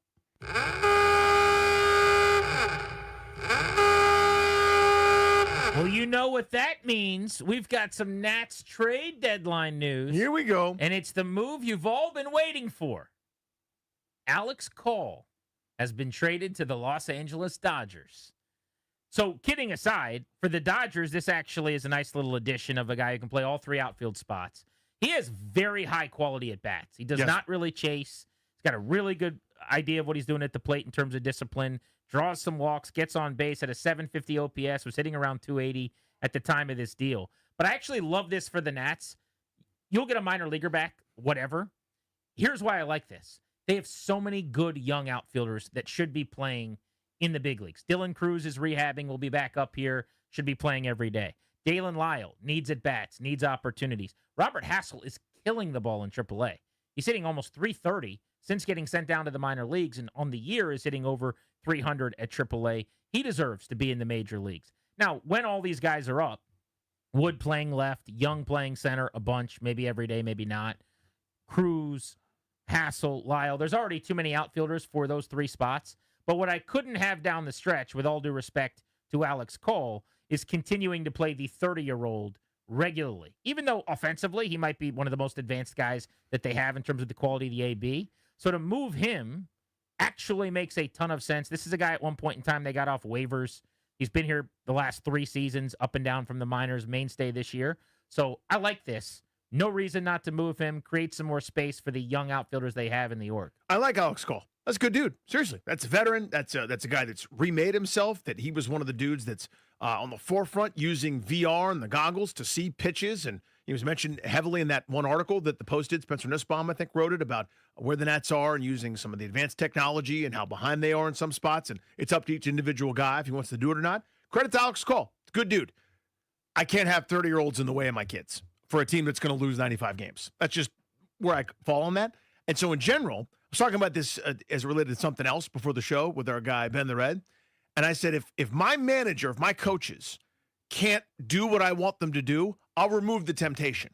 Right? Remember in Moneyball when Billy Beane was feuding with Art Howe and he kept starting Carlos Pena instead of Scott Hatterberg at first base. So he removed the temptation. I traded Carlos Pena today, the guy that's going to be Rookie of the Year. Pretty unprecedented because I want you to play Scott Hatterberg. That shouldn't always go that way with, general managers trading guys out of spite or anger, but that's kind of my point here. I need to remove the temptation for this ball club to be slightly better in the short term with Alex Cole getting some at-bats down the stretch. That needs to be Robert Hassel. That needs to be Dylan Cruz. That needs to be Dalen Lyle. So what I would do for the rest of the season in the outfield, by the way, Cruz is your everyday left fielder. Wood is your everyday left fielder. When Cruz gets called back up, he is my everyday center fielder. I am moving him to center. Yep. And then in right field, Hassel and Lyle are both left-handed hitters, so it's not like you can platoon them. So if you want to have Lyle because he's been in the big leagues already and he's playing okay, you want to have him as kind of the primary right fielder, that's fine.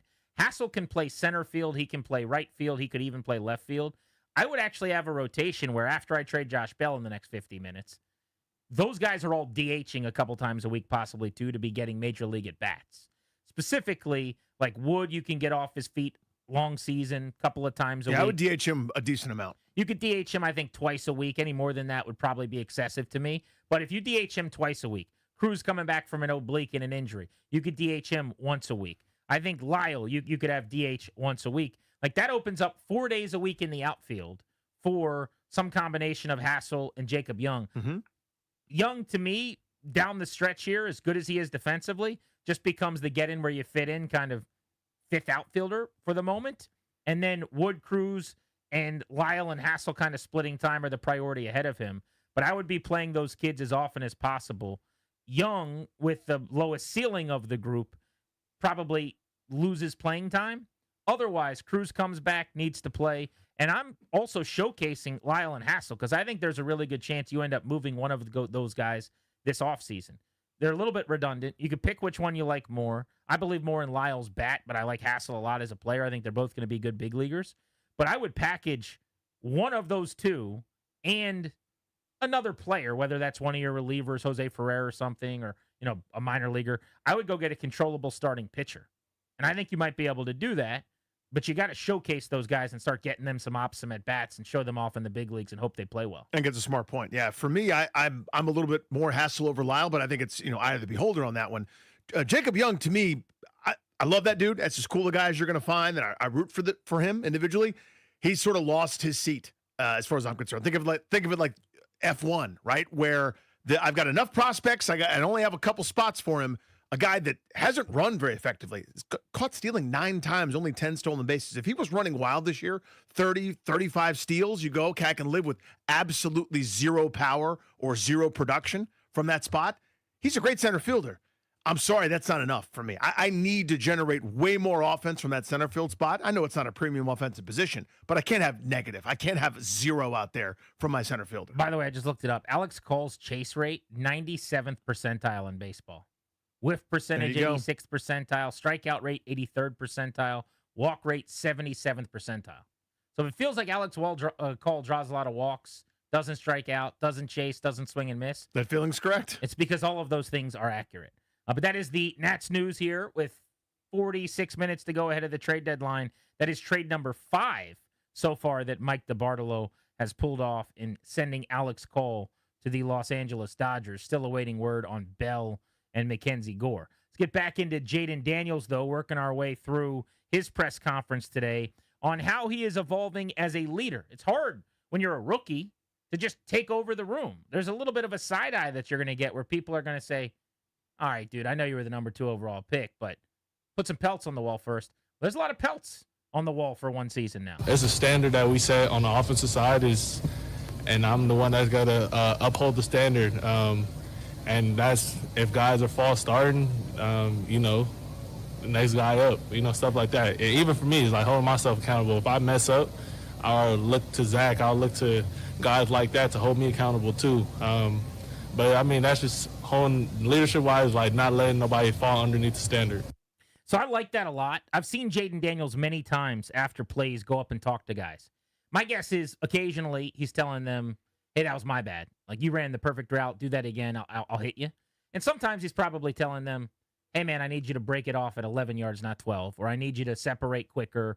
I'm in the pocket. I'm getting pressured. You got to not mess around at the stem, at the point of the, top of the route. There's probably all kinds of conversations that had. But I just like that, that Matt Ryan on Hard Knocks that we always talk about, going and talking to Julio Jones. And I remember talking to Kirk O'Chain's cousins about this years ago. It took him, and his situation was different because you're a 4th rounder. You're kind of the Robin to Griffin's Batman. It was a weird, they didn't really buy in on you. But it took him years before he really felt like he could take full ownership and just, it was his, and he could go grab a face mask and yell at somebody, Tom Brady style. I'm not saying Jaden Daniels is going to be doing that, but I think he's confident enough to.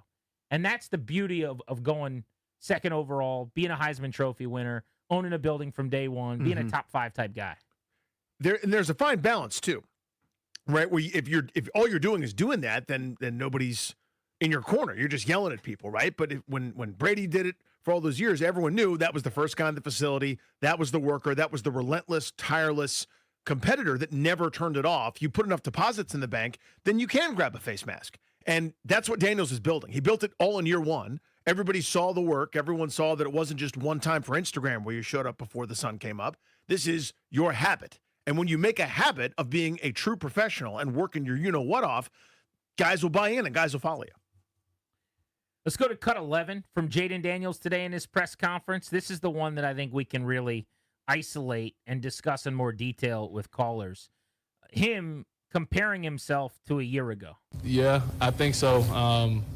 Just like I said, just being more comfortable on the offense, another year under my belt, under the system, and trying to understand what Cliff is calling, what we want to accomplish as an offense. And I got different tools in my tool belt, as Coach O.G. Johnson, Bobby Johnson would say, having tools in my tool belt to get to different protections, get to different runs versus certain looks. So, yeah, most definitely a night and day. You won't care about this? I've never heard Bobby Johnson referred to as OG. He's the second person I've heard do that today. You're going to hear in the Brandon Coleman interview I got after practice today, he refers to the O-line coach, Bobby Johnson, as OG. And I was like, who's he talking about? Then I realized it's got to be Bobby Johnson. Now Jaden Daniels did the same thing. Mm-hmm. We got, this is a nickname It's a developing developing situation. So OG? it's a reference to a song. There's a song called OG Bobby Johnson. And yeah, it's a reference to that. Ooh, look at Derek. Oh, so this is a hip hop style song. tell us more about this would be a hip hop song. Yes. Oh, who's the composer? Was it Mozart? Who did it exactly? Can I play it for my kids in the car so they get Is it smarter? part of the Rolling Stones box set? Who does this song with OG Bobby Johnson? Anywho, can you tell us more about it? I got nothing. I'm trying to get Ben to do it because Ben's the younger guy and should Ben know. knows? That's his era of Ben music. the Red? Is he in on this? OG Bobby Johnson? I'm looking up who the artist is, and it just says it's like Q-U-E, and I don't even know who that is. I just know the song. Oh, you're familiar? I'm very familiar. So with how it. does it, like when they say that part? What do they say, or how does it go? It goes OG Bobby Johnson. Interesting. Talking Well, about the old Giants offensive line So coach? it was very common to see in like sport edit videos of like a hard hit or something like that. That would be the song that would play. Like 2013 Me on Vine, the new it's app. that old? So I should know this. I feel like. It says released 2014 actually, but Dad, around pull that the time. song up. All right, give me a second. Let me hear this. So I've never heard this though before today. Brandon Coleman this morning, Jaden Daniels now, OG Bobby Johnson. But I guess that's his nickname in the building. So there's a movie called South Central where there's an OG Bobby Johnson is a former gang member who passes away, I guess, in the movie. Spoiler South alert. Central? Yeah, the movie's called Don't- South Central. Don't be a menace. No, that's the comedy version. You're right. That was my jam. Well, drinking your juice in the hood or something like Yeah. that. I used to, that's a great film, by the way. But funny. It's so good. It's really good. So is the song based on the movie? Again, I'm discovering all this in real time. Yeah. So I don't know. I'm realizing I shouldn't have even brought this up, if I'm being very honest with our You listening audience. regret kind of stepping into this bear trap here. So yeah, any acknowledgement of the things we don't understand, we should probably just let go. But it's just weird to me that that's twice I heard it. That is weird. You've never heard anything, and then twice in 4 hours, it's like I'm supposed to know he's OG Well, Bobby it's Johnson. better. This to me is interesting, and it's better than when every like reporter that's talked to a guy one time just sort of casually uses his nickname forever. Yes. Like we've all known it. Like DeAndre Hopkins, that's perfectly fine. That's a potential Hall of Famer. Everyone was just like, "Well, I was talking to Nuke, were you? You spoke to DeAndre Hopkins." See what I'm saying? Like there've been a bunch of guys that have come through, and everyone will just they're so casual so quickly because they heard it one time. Don't call him Nuke. I think we got something here. Let's listen. Hanging with the killers in the projects. Tato on the barrel, keep quiet. Catching the chicken looking from behind. Boom. OG, Bobby, Josh. Hey. Oh, I do OG, remember the Bobby, cadence, Josh. actually. OG, Bobby, Josh. OG, Bobby, Josh. Hey. 100 bands on your head. I definitely remember the cadence. Just the way that it's said. Huh. Probably is on like a highlight reel of like watching Ja'Cory Krosky Merritt's one game at Arizona, and it's like that between runs or something. I just got nostalgia just listening to that. Right. Because that was the first time I've heard that song in probably 8 years. Yeah. Nostalgia, by the way. Sorry. What? That's not nostalgia, dude. You're a child. He can still get nostalgia. Well, that's what it's like. That's from 8 years ago when I was 9. Like nostalgia's decades, bro. That's. I'm not See what I'm allowed to reminisce on things from my past and call it nostalgia. No, it's different. I'm not old enough. No, it's different. It's From when you a were throwback, I think. Yeah, when you were 5 and 6 years old, like in the early 2000s, by the way, which is really, really upsetting to even think about. Yeah, that's nostalgia. Like that was a song that you haven't heard in a few minutes. That's Okay, all I'm saying. Can I just clarify a question? Yeah. So nothing in my life is considered nostalgic? I'll say yes to that, so we can move on. I think that you have nostalgia for sure when looking back at your past life. But I understand Danny's frustration with the idea that someone so young could have nostalgia all the way back in 2014. What? Come on, man. You're just old. That's all. That's what this really is, man. Let's be honest. Yeah. That's what this is about. So tired. Brandon Coleman will also drop an OG Bobby Johnson coming up at 5:45. Teaser. Caught up with him at practice. Next, though, areas where Jaden Daniels can be sharper this year. Are there any? Grant and Danny on the Fan.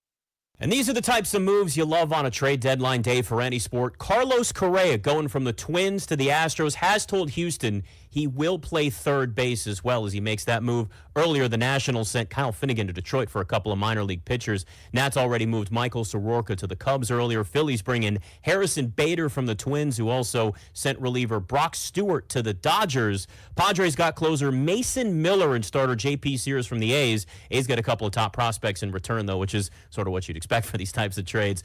Looking here, no, there was no Terry McLaurin contract update today, so nothing's changed there. We are going to get Trey Lance versus Hendon Hooker.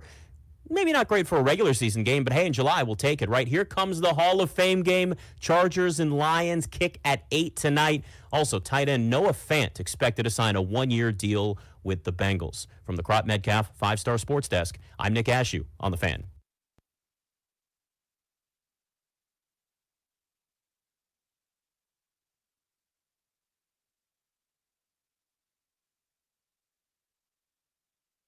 I would just say more so playing the situation game-like, as game-like as possible. Like first and second downs, try not to take a sack. If it's not there, throw the ball away. Work on the second play. Never know, I might be lucky enough to break a sack one time and keep my eyes downfield and let those guys work. But other than that, always just trying to make it as game-like as possible. Jaden Daniels in his press conference today at training camp. Welcome back, Grant and Danny on The Fan. So that is my area for Jaden Daniels to keep getting better. It's not like it was a weakness last year or terrible. It was very early on, but he got better and better at it. And let's be honest, if you look back at last season and the way he played, there weren't really weaknesses. I mean, he had arguably the best year we've ever seen by a rookie quarterback. And you're picking nits to try to find areas where he can be better or improve. But I want him, when he leaves the pocket, to keep plays alive and throw the football. I'm trying to find the stat that I'd saved from a couple weeks ago, but I saw data that was put out on the young quarterbacks last year and the percentage of the time when they left the pocket that they would go on to throw. And he was, I think, worst of all of them in that, which is to say, when he pulled the ball down, he was mostly running it. Bo Nix, Caleb Williams, some of these other guys were kind of stopping, resetting, throwing. And he's a better runner than them. So that's baked into that equation mentally in his head, too, I would imagine. Those guys can't rip off some of the gains that he can. But if that percentage comes down notably this year, I'll be really, really happy. And I actually think it'll also mean that he has made major strides as a passer, because it just means you're thinking more about throwing the ball, keeping plays alive for your guys that can then turn, instead of your 7, 8, 10 as a scramble, that's where you get your 15, 20, 25, or that home run he threw against the Browns, if you remember. I mean, to try to quantify some of this stuff in terms of how really, truly great he was last year, things like on-target percentage, he's among the league leaders, better than guys like Patrick Mahomes last season. I say that again. He had a better on-target percentage of his passes being in the right spot than did Patrick Mahomes last year. Better than a slew of guys. MVP Josh Allen, right there with Lamar Jackson and company. His bad throw percentage, meaning where you go, oh, that's just a bad throw. Again, a better set of percentages than stars in this league.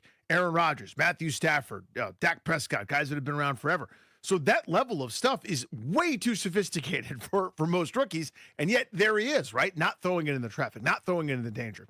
There's always going to be that push and pull where we're looking for more production. We're looking for those touchdown numbers to go up, for example, right? That might mean more 50-50 throws. That might mean more, hey, let me throw this one early, like against Cincinnati, the Terry McLaurin, before he's even open, and let him work. Sometimes that turns out negatively. I mean, that's what you have when you have a higher risk, higher reward type profile. So you add up some of these incredible numbers and you go work and you improve.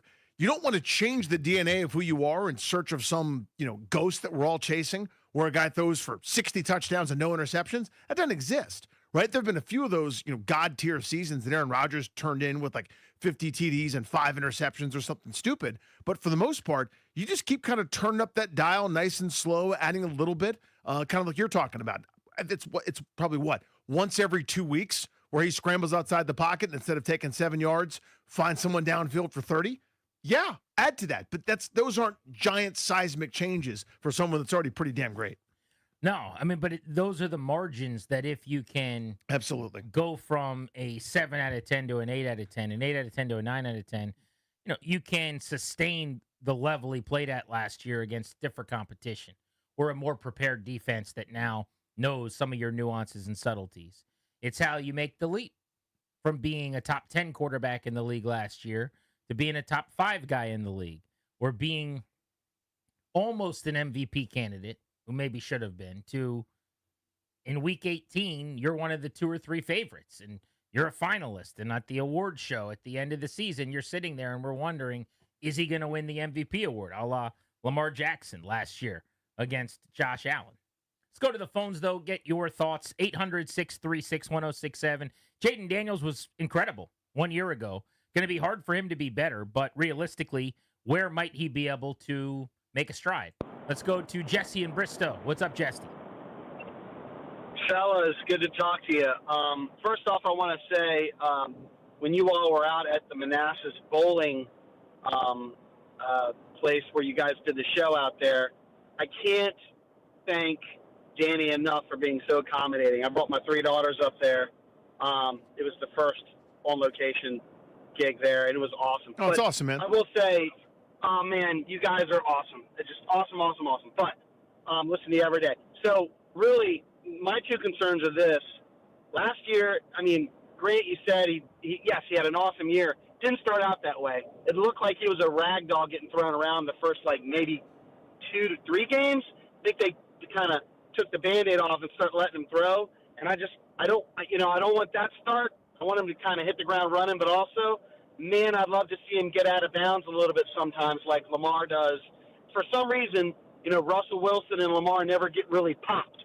And I'd love to see him get that, spatial awareness and be able to get out of bounds a little more. That's it. I mean, his timing got better and appreciate better. you. He used to do this thing, thanks for the call, where he would get to the sideline. He would do that skip or a jump all the time, over diving defenders as he went out of bounds. It was almost like he was toying with them a little bit. Like he would get that extra yard and get out of bounds just in the nick of time. Mm-hmm. You remember this? I know what you mean, yeah. He almost always avoided the big hit at the sideline. But there's no real reason for that, whatever that thing is that he does, the little spin or the jump. Or again, it sounds like it's a complaint. We're picking nits here. It's all to just keep you healthy, buddy. We love you so much. You're so good. We just need you on the field. That extra yard is not worth the possibility of, even if it's a fringe dirty hit or a penalty for 15 yards, if you got to miss a play or a drive because you get knocked into the bench or something, that's not good for anybody. Right. Let's go to Jermaine and Bowie on Grant and Danny. What's up, Jermaine? Hey, what's up, guys? Hey, bud. Real quick. So, just morning, Mark Rippon was on with the Junks, and he mentioned that year they won the Super Bowl, that in preseason, Joe Gibbs would stay super vanilla. I mean, whams, right, dive left, short passes. He wouldn't show anything. They kind of did that with Jay Daniels this year. Cliff Kingsbury kept it really vanilla. I mean, he even got kind of upset when he threw that bomb. I think it was to De'Ami Brown. Yeah, the Jets game. Talking about the preseason, the check to the deep, 40-yard shot. That was pretty impressive. Yeah. And Cliff Kingsbury was like, hey, let's keep that under wraps. I think Cliff Kingsbury, and I said it to say that he's a very smart coach. Gibbs was a smart coach. He didn't show anything until the season. I think Cliff Kingsbury is doing that too. But I think this year, I think Jaden's going to take a step because I think there's still more to Cliff Kingsbury offense. I mean, he was dealing with a rookie last year. I think he put stuff in slowly. But I think this year, I think he's going to probably evolve Jaden a little bit more. And it's kind of tough to find something Jaden can work on because he really is he's right on it. I mean, you guys are right. He's right. He's got to look downfield maybe a little bit more when the play breaks down and he scrambles. But it's almost like, we're nitpicking because it's almost not a lot that he needs to work on. I just think he needs to stay consistent. Keep the progress going. No, look. Buddy. We had a baby coming a couple weeks ago, right? We cleaned our house. We had the kids away at my in-laws. My wife and I had a couple extra days. We're waiting for the baby to come, which took forever, by the way. And we had nothing but time. No kids around. So we just kept cleaning. Clean one room, clean another room, clean another room. And finally, I had already booked these this cleaning service. We never have a cleaning service at my house. I wish we could do it like every week. It's amazing. You and I have joked about it. That's one of those things where you know you're doing pretty well if you can have a cleaning service. You know what I'm saying? But I had booked someone to come to my house just to scrub everything because we have a baby coming and you just peace of mind. Like, I don't want any germs, any whatever. By the time Monday rolled around and I had this cleaning service coming out, our house was so clean. And so my point is, when they came in, they're like, okay, what do you want us to do? And I'm like, do some dusting, like maybe you could vacuum under some couch cushions in the basement. There just wasn't a lot left because we just been cleaning. That's kind of what we're doing now with Jaden Daniels. You know what I'm saying? Yeah, the cleaning service is here. Like, where should we start? We're dusting. We're doing a couple little things here, nuanced things. But yeah, there's not any major stuff based on last year. That also doesn't mean that every year is linear. It doesn't mean it's going to be that same way. He might come out and throw. I don't think it's going to happen, but he could have 3 interceptions in the first 2 games when it took 7 games or whatever it was last year to get there. Like, it's not going to be just constantly better than the week before, the month before, the season before. Right. He was a better player by the time they played Atlanta in week, whatever that was, 16, than he was against Tampa Bay in week 1. I think that's pretty fair to say, right? He was more comfortable. Even in that Atlanta game, a great defensive play, I forget the name of the linebacker, who sold the hell out of a totally different coverage, dropped back into a lane, made a brilliant defensive play on a pick against Jaden Daniels. I guess you could technically say that was on Daniels because he throws the ball and it goes on his ledger, but that's going to happen too, is my point. Like, these defenses are good. They've done nothing but figure out how do we stop this guy. The same way Washington's offseason was how do we deal with Philadelphia and how do we stop Barkley and how do we counter this offensive line? Everybody else's offseason includes defensive coordinators and people staying up late at night going, what do we do to disrupt this guy? And maybe we'll take a page out of that book. So to your point, the progress will not be linear. There are going to be good weeks and bad weeks, et cetera, good months, bad months, and so on, especially if there's injuries that like happened in the middle of the season last year. But at the end of it, we should be able to look back, add it up and go, okay, look, I know we had like a stock market, little up, down, up, down, up, down, but look at the over time, the mountain peak is a little bit higher than it was before. He's Danny. I'm Grant. You're listening to The Fan. Brandon Coleman started his career at tackle, got a call this offseason after the Tunsil deal to say, actually, you're going to move to right tackle. No problem. Then they draft Josh Connerly, and they say, actually, you're moving to left guard. And he said, no problem. You'll hear from him next on The Fan.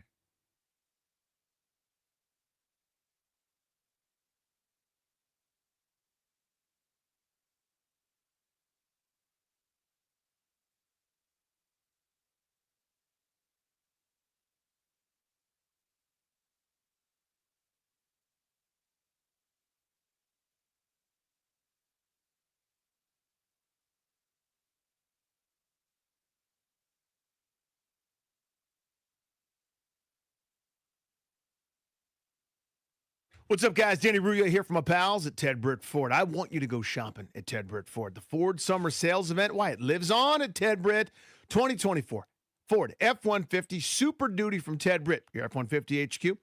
A whopping $24,000 off the MSRP and no payments for 90 days. Here's the bottom line. I'm going to read a couple deals for you. They don't want your money for almost 3 months, and the MSRP is taking a shellacking in this one. How about $20,000 off the new Ford F-150 XLT? And again, no payments for 90 days. A new Bronco from Ted Britt. Score over $3,500 off a new 2024 Bronco Wildtrak. Again, no payments, 90 days. Or 2025 Explorer ST, almost $3,000 off the MSRP. And once again, no payments for 90 days. And I bet you didn't know your current ride is worth more now than ever. Let my dudes over at Ted Britt Ford show you just how much it's worth. Bring it in, get a top dollar offer, and put it towards something brand spanking new for my guys at Ted Britt Ford. And do me a favor, go see them at Fairfax or Chantilly, and when you do, tell them Danny sent you.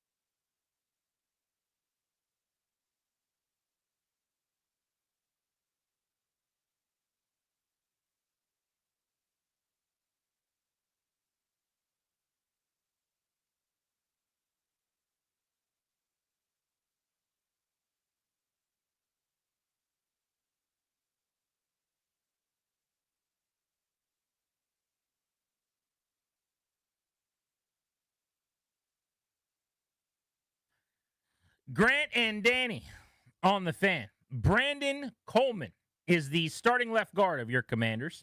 He was, at one point in time, a starting left tackle. And as you find out in this interview, thought he'd be a right tackle before finding out he was going to be a guard. He's having a good camp, though. Today, Dan Quinn was asked, which young player on the team has impressed you the most at camp? And he singled out one guy, Coleman. Caught up with him after practice.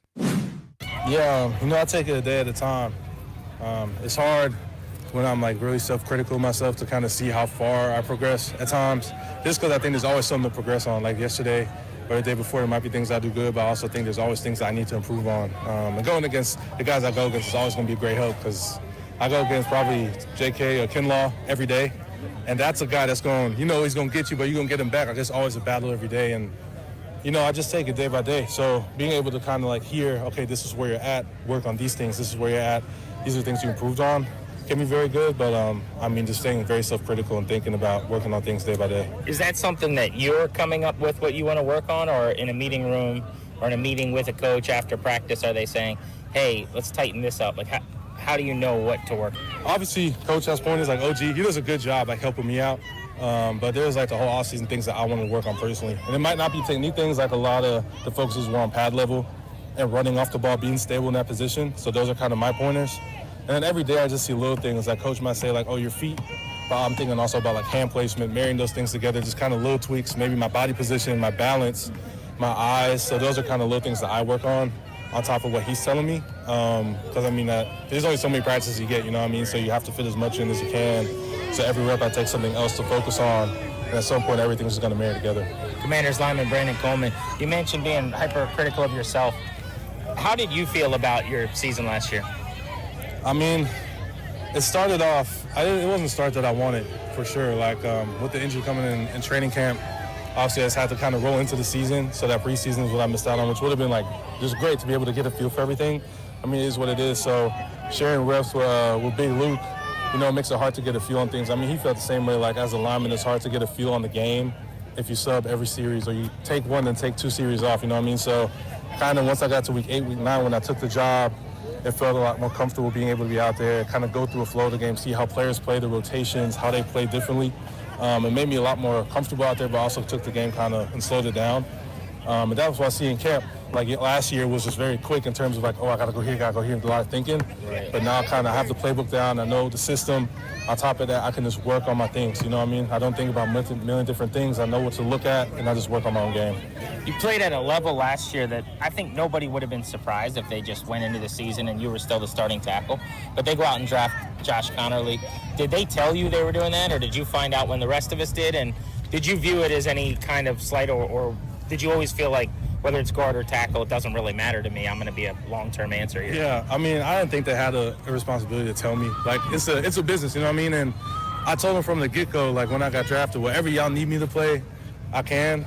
I told them, if you want me to center, I may need a season, but, like, guard, tackle, it don't matter what side. So I found out just as y'all did in the draft. Obviously, I was, like, surprised, but I was also excited. Like, it's a new guy in the group, hella talented, like, humble guy came in and very professional. They called me, like, I think that next day and told me, like, hey, we're moving you to left guard. Want to let you know. And, like, that's why I appreciate it, because that was one of the first guys they called, because that way I can model my whole offseason off of, like, what I need to work on. Who called you? It was DQ and AP. Same thing when they got Tunzel. When we got left tackle, they called me, like, right after they got him. I was the first guy they called and said, hey, we're moving me over to right, just so I can work on my things. That's why you got 2 calls. That's right. We're moving you to right tackle. Hey, we're actually moving you to left guard. Yeah. They had you on speed dial. But, that's the way the world works. And at the end of the day, it's going to make our room better. Like, both of those guys are great guys on the field, but also those guys, like, just men. And I'm just excited to be able to be on the field and share that field with them. Lastly, just going inside the guard, how does that suit your skills in a way where you think maybe you can make a leap? I think about Cosme. Not that he couldn't have cut it at tackle, but he became a really good guard right away. Sure, yeah. Like, do you see that in any way, like in yourself? That's what I strive to have. I strive to have a good year and, be like one of the cornerstone guards for this offensive line. And like I said, I'm just working every day to become that guy for this team. But it's been good. I have a lot of length I'm able to use inside. Like, arms are a lot longer than you kind of see inside. So being able to marry that, with, like, quick feet and just adjusting my game to the inside is going to be, exciting to see where I can get to. I'm just excited to be able to share the field with the guys again week 1. Commanders left guard Brandon Coleman. What about in your life off the field? Are you more settled now? I'd imagine you've got a place you're not still moving into like you were a year ago. Yeah. You got your spots you like to go to. Like, how different is life right now? It's cool. Like you said, I got a spot last year straight out of OTAs before we kind of went on the break. And we just got a dog. I got a wedding coming up in April, so we're preparing for that. And, everything's kind of just settled. Like, I have everything kind of on the plan. I don't have a million thoughts everywhere.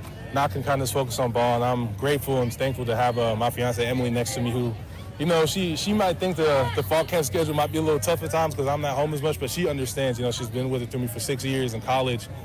Did you know her in high school or meet in college? We met in college, my sophomore year, so she's been with me through it all till now, and she's just very supportive with everything that I do. Do you have any specifics on the wedding? Like, when I got married, I told my wife, whatever you want, I got a couple things I really need. Like, do you have anything like that where you go, hey, let's make sure we do this?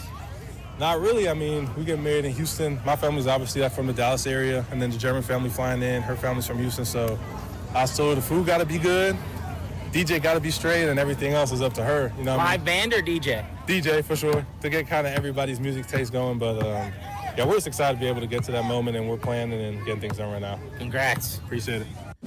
What would be your one item of wedding advice for Brandon Coleman? Budget an actual moment to eat. Like, put it on the itinerary. Have your wedding planner or whoever's in charge keep everybody away from you. Find a secluded place where no one can bother you, and you and your wife can take a break or a moment to sit down and actually eat the food that you paid so much money for. That's my advice to everybody. He actually was saying, like, I was talking about, being married or whatever, and he's like, so what'd you guys do? And what I said was, my advice would be, if you can, have as many people come in the few days before the wedding as possible so that you can actually spend some time with all your buddies and the people that you love. That's a great one, too. Because that's what we did. Like, people came in. I remember going to Top Golf the day before with a bunch of my groomsmen. We like went and got shaves and haircuts and all that stuff together. And it was still to this day the last time that all of those buddies of mine and I, 7-8 years ago, whatever it was, were together. Because everyone's busy and kids, and there's very rare opportunity where everyone just stops everything they're doing and says, I got to go do Grant's thing. It's your wedding. There's not another time. Yeah. So if I'm him, that's one thing I would say is try to get everybody together. All right, we're 6 minutes away from the trade deadline. Still no news on Josh Bell. Would be a stunner if the Nats didn't trade him. And on Mackenzie Gore, who I'm hoping they trade, but we've said all along, all day long, we're not expecting that they would. Might be hard to get ownership to bite on that. There is 2 deals to discuss, at least from today, and 5 total now for the Nationals, as they traded Kyle Finnegan to the Tigers and Alex Cole to the Dodgers this afternoon. But as soon as we return, we will know for sure, with the final deals being made up against the clock here in the waning minutes, what they decided to do on the Bell and Gore fronts. Remember, we were on the air, the trade deadline, this has been several years ago now, but we came back, I think it was a 4 o'clock deadline at that time.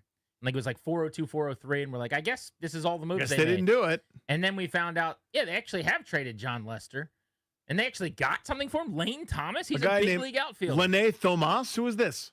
Well, no, he was already in the major leagues as like a decent player with the Cardinals. Mm-hmm. And I remember he'd been in the major leagues anyway. He was their fourth outfielder. I'm like, oh my God.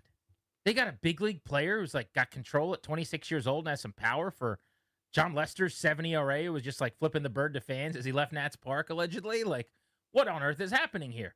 And sure enough, 2-time organizational player of the year after that. So every now and then you can get a deal in right at the horn. So we'll see if they do as soon as we return next on Grant and Danny.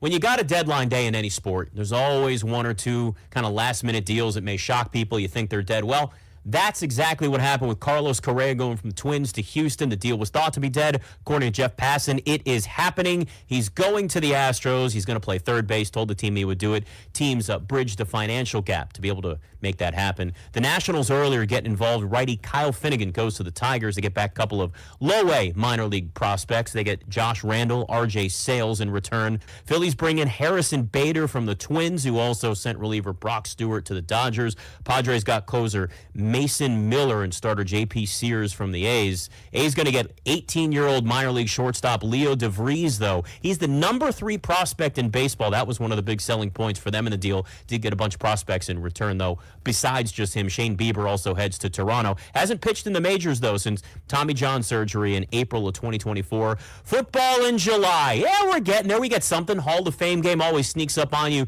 Trey Lance getting to start for the Chargers in this Hall of Fame game tonight with Hendon Hooker out there for the Lions. Jim Harbaugh said the plan, at least, is for Lance to play first half, maybe into the third quarter. Lance could use all the field time he could get, right? 4 starts with the 49ers after being the number 3 overall pick in 2021. The Bengals also officially signed tight end Noah Fant to a 1-year deal, 48 catches, 500 yards in Seattle last season. From the Crop Metcalf 5-Star Sports Desk, I'm Nick Ashew on The Fan.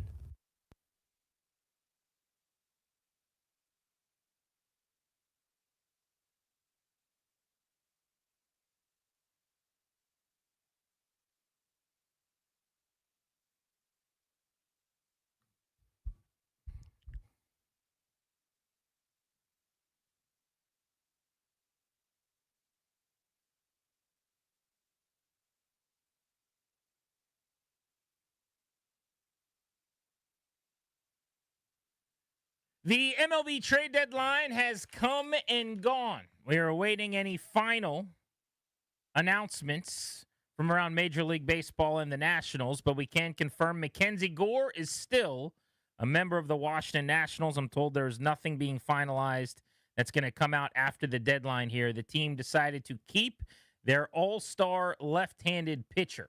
So Gore, who has struggled in 2 of his last 3 outings, he said, I got to be honest, the trade deadline is certainly something that has crossed my radar. Maybe it was a factor.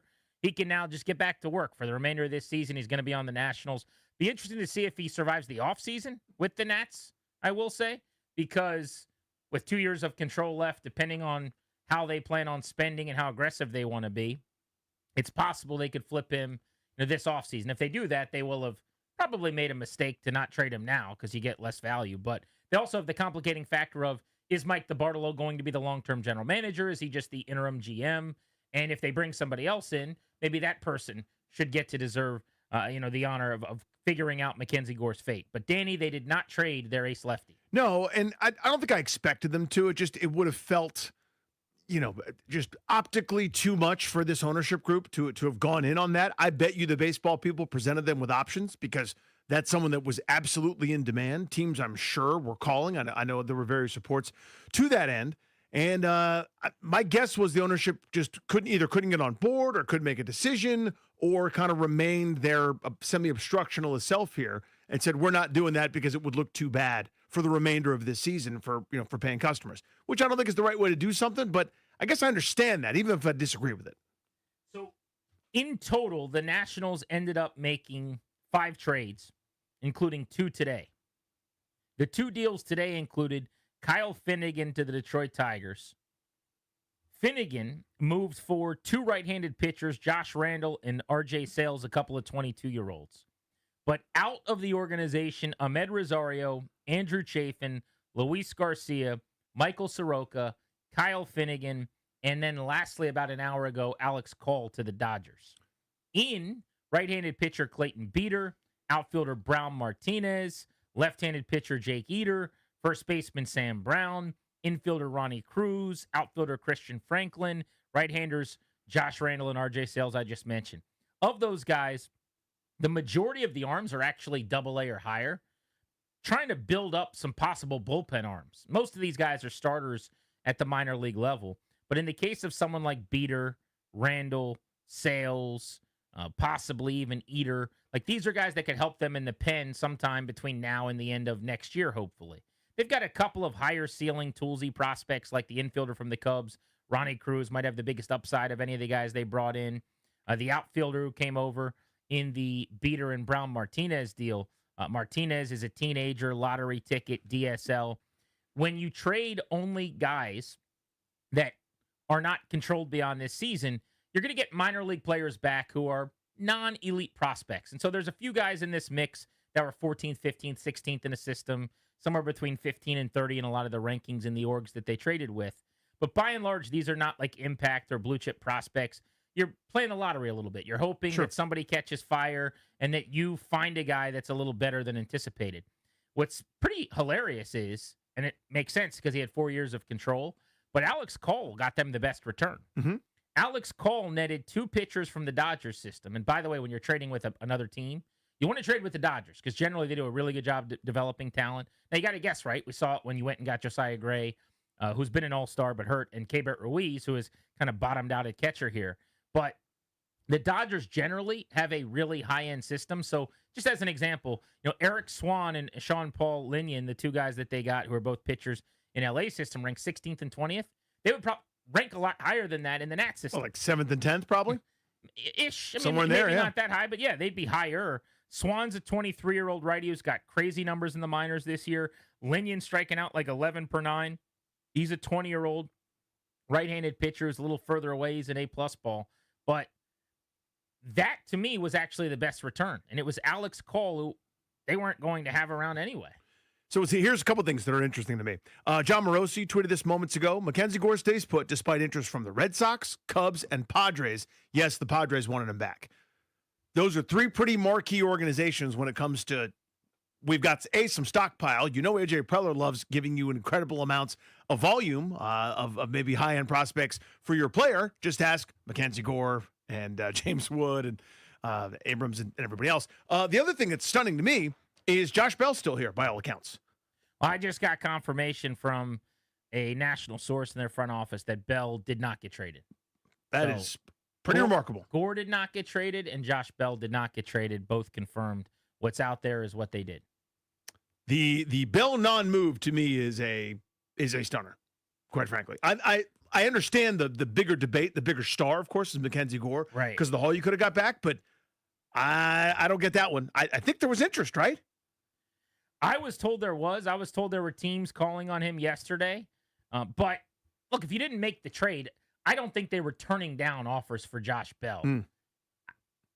So it's a good question. I mean, again, I was told by someone that I feel like is pretty plugged in on how this stuff works, that teams were checking in on Josh Bell. This is not a Nats person. This was a kind of a Major League Baseball source. But do you think the team would have turned down an offer for Bell? Maybe they didn't get what they wanted. I just have to assume when he's a rental, the rest of a lost season, you kind of have to just take the best thing you get offered at some point. That's kind of my point there. So for the Nathaniel Lowe, I saw a couple rumors that was maybe a sticking point about what he was owed for the rest of the season. Again, don't know where necessarily the truth lies with that. I haven't seen too much reporting on that, but I could see that. In other words, someone that costs some this year, that's arbitration eligible for an extension for more money next year.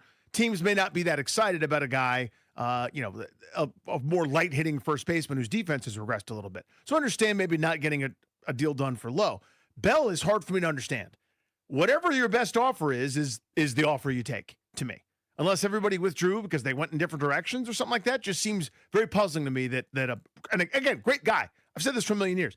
Josh Bell should either be a college professor, run for office, do something. He is a wonderful dude, but this isn't a wonderful dude contest. It's how do I make my baseball team the best? And a guy that probably isn't going to be here next year unless he signs another free agent contract didn't make sense to me as to why he wasn't traded. Yeah, he was hitting 320 with a 913 ops over his last 30 games. And over about a 50-game span, he was hitting 300 with a 900 OPS. So the idea, like, guys got traded all over the league that just weren't that good. Charlie Morton got traded at the deadline. I know he's been better of late, but welcome to Josh Belleville. It's not to me like someone could say, I had someone say, I'm not sure that they'll be able to trade him. Everyone knows he's streaky. He's just not that good a player. Well, he's been a really good player for 50 games. Who wants left-handed power? Who wants left-handed ability to put the draw some walks, get on base. And he's cut down on his strikeouts. He's hit for more power. I just thought they'd get some type of offer for him. Yeah. And I don't even care what it is, by the way. It could be a non-prospect minor league player. It could be, all of these deals were basically a couple minor leaguers who might not ever end up being overly helpful for you at the major league level. And you're just adding some minor league talent. You're filling up minor league rosters, adding some competition. That's all I would have needed. Yep. I mean, if somebody said, here's a 18-year-old lottery ticket pitcher who's pitching in the DSL right now, I just said, perfect. We'll send over the paperwork. Yeah, the way I phrase it is whatever your best offer is, that's the offer, right? Or that's the price. I'm not doing that for Mackenzie Gore, right? Let's say for the sake of argument, I didn't get my asking price from the Cubs or the Red Sox or the Padres, as John Palmarosi reported. If I don't get what I want, I'm under no obligation to do anything right now. For Josh Bell, you're going to give me something for Josh Bell? Yes is the answer. The same way a couple years ago we talked about it. I mean, not exactly the same, but the Lane Thomas for John Lester. You mean you're going to give me something for John Lester? I can get rid of his 7+ ERA and inability to throw to first and receive something in return? Yes is my answer to that. They should have traded him. So Bell, to me, is secondary. You weren't going to get a big return anyway, but surprising, annoying, whatever. Let's not bury the lead here. Mackenzie Gore stayed. Mackenzie Gore did not get traded. The Nationals hang on to, moving forward now, their biggest asset. They had a chance to add some legitimate pieces to the system, and they chose not to. And what I've got to now figure out is, did they not get an offer they liked, or did ownership shoot down returns? You said it was Morosi that suggested? Yes. Now, we know teams were calling. We know the Cubs have been calling. We know the Yankees were interested. The Padres had been rumored. I hadn't heard that personally, but I'll take Morosi's word for it. But there's a big difference between calling. What was the term he used? Interest. Well, I mean, that doesn't tell me a whole lot, honestly. I'll bet you 15 teams had interest. I'm sure 20 teams have called and just asked about Mackenzie Gore over the last 30 days. I need to know what the offers were. And was there any kind of a package that came to Mike DeBartolo that he went to the learners and presented to them and said, this is a good trade. We should accept this trade. Because my belief was, and this is something I posted last night, I talked with you about at the start of the show today, and a concern. It was both kind of how I thought this would go, and my anxiety about this was, even if they get a good deal that they like, they're not going to pull the trigger because I don't think ownership will let them. That was what I had heard, is that it's very possible that the owners want to hang on to Gore for the rest of the season because they don't want the possibility of more fan anguish, more frustration, revolt. Yep. And just people not wanting to go to games. I don't know if that's what happened or not, but that's what I got to figure out. It's also possible DeBartolo never felt like they got the right offer. Because as much as I want to trade Mackenzie Gore, as much as I think it was the right thing to do, as a huge Gore believer who thinks he's a stud, you can't, this is not Bell where you just take the best offer. Right. You had to get something really good. What you and I were just saying about Josh Bell, which I think is 100% accurate, everyone make your offers, take the best offer, and if we're getting 36 cents on the dollar, no problem. Thanks for the 36 cents. It's 36 cents I can spend in a year when Bell's not here anymore, right? On Gore, I needed to do really, really, really well. And we don't know if they were able to. What if the Cubs said you can't have Matt Shaw and you can't have Ballesteros? If the Padres said, we want Mackenzie Gore, and the Nats said, okay, well, we're not doing this deal if we don't get DeVries back, who they ended up trading, the number 3 player that they traded in the A's deal for a starter and a reliever in Mason Miller. They said, no, we're not doing that. I'm just making this up. But sure. You have to get the guys you want or you don't trade Gore. But one of two things is true. They couldn't get the right deal, or they got a deal they liked, and ownership said no. That's the $1 million question. And my instinct, based on nothing, only circumstantial, is to be very cynical towards ownership. Just because Also, the market today was hot. And I mean, look at the starters. There's a ton of starters that got traded. Exactly where I was going. Teams were desperate for starting pitching help. The Red Sox were in on anybody that's ever picked up a baseball and stood on a major league mound. It sounded like they were linked to nearly every person that you can imagine. They were trying for this guy. They tried for Joe Ryan from the Twins. The Twins had a fire sale. So they're trying for this, trying for that. I have to believe offers were made. We talked to Chelsea Janes about this. We talked to, I can't remember who else, earlier this week, where this trade deadline is showing you that there is some go for it here, right? I mean, the teams that are separating, there's more separation from the pack really than there's been in recent memory, where there's haves and then decided have-nots. There's the normal middle-class teams, the Reds, the Cardinals, and the Angels are always kind of hovering right around 500. But there's some separating teams now. Mets, Phillies, Blue Jays, Yankees, Detroit, Milwaukee, Houston with some big moves. Dodgers don't need to do anything. They're a juggernaut. But the Padres, those teams are willing to enter the arms race.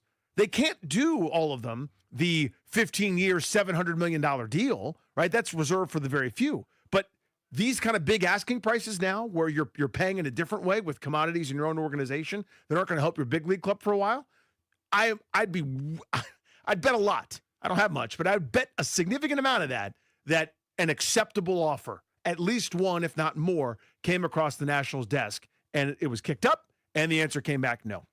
That's what I would bet on. Would you? I think you're probably right.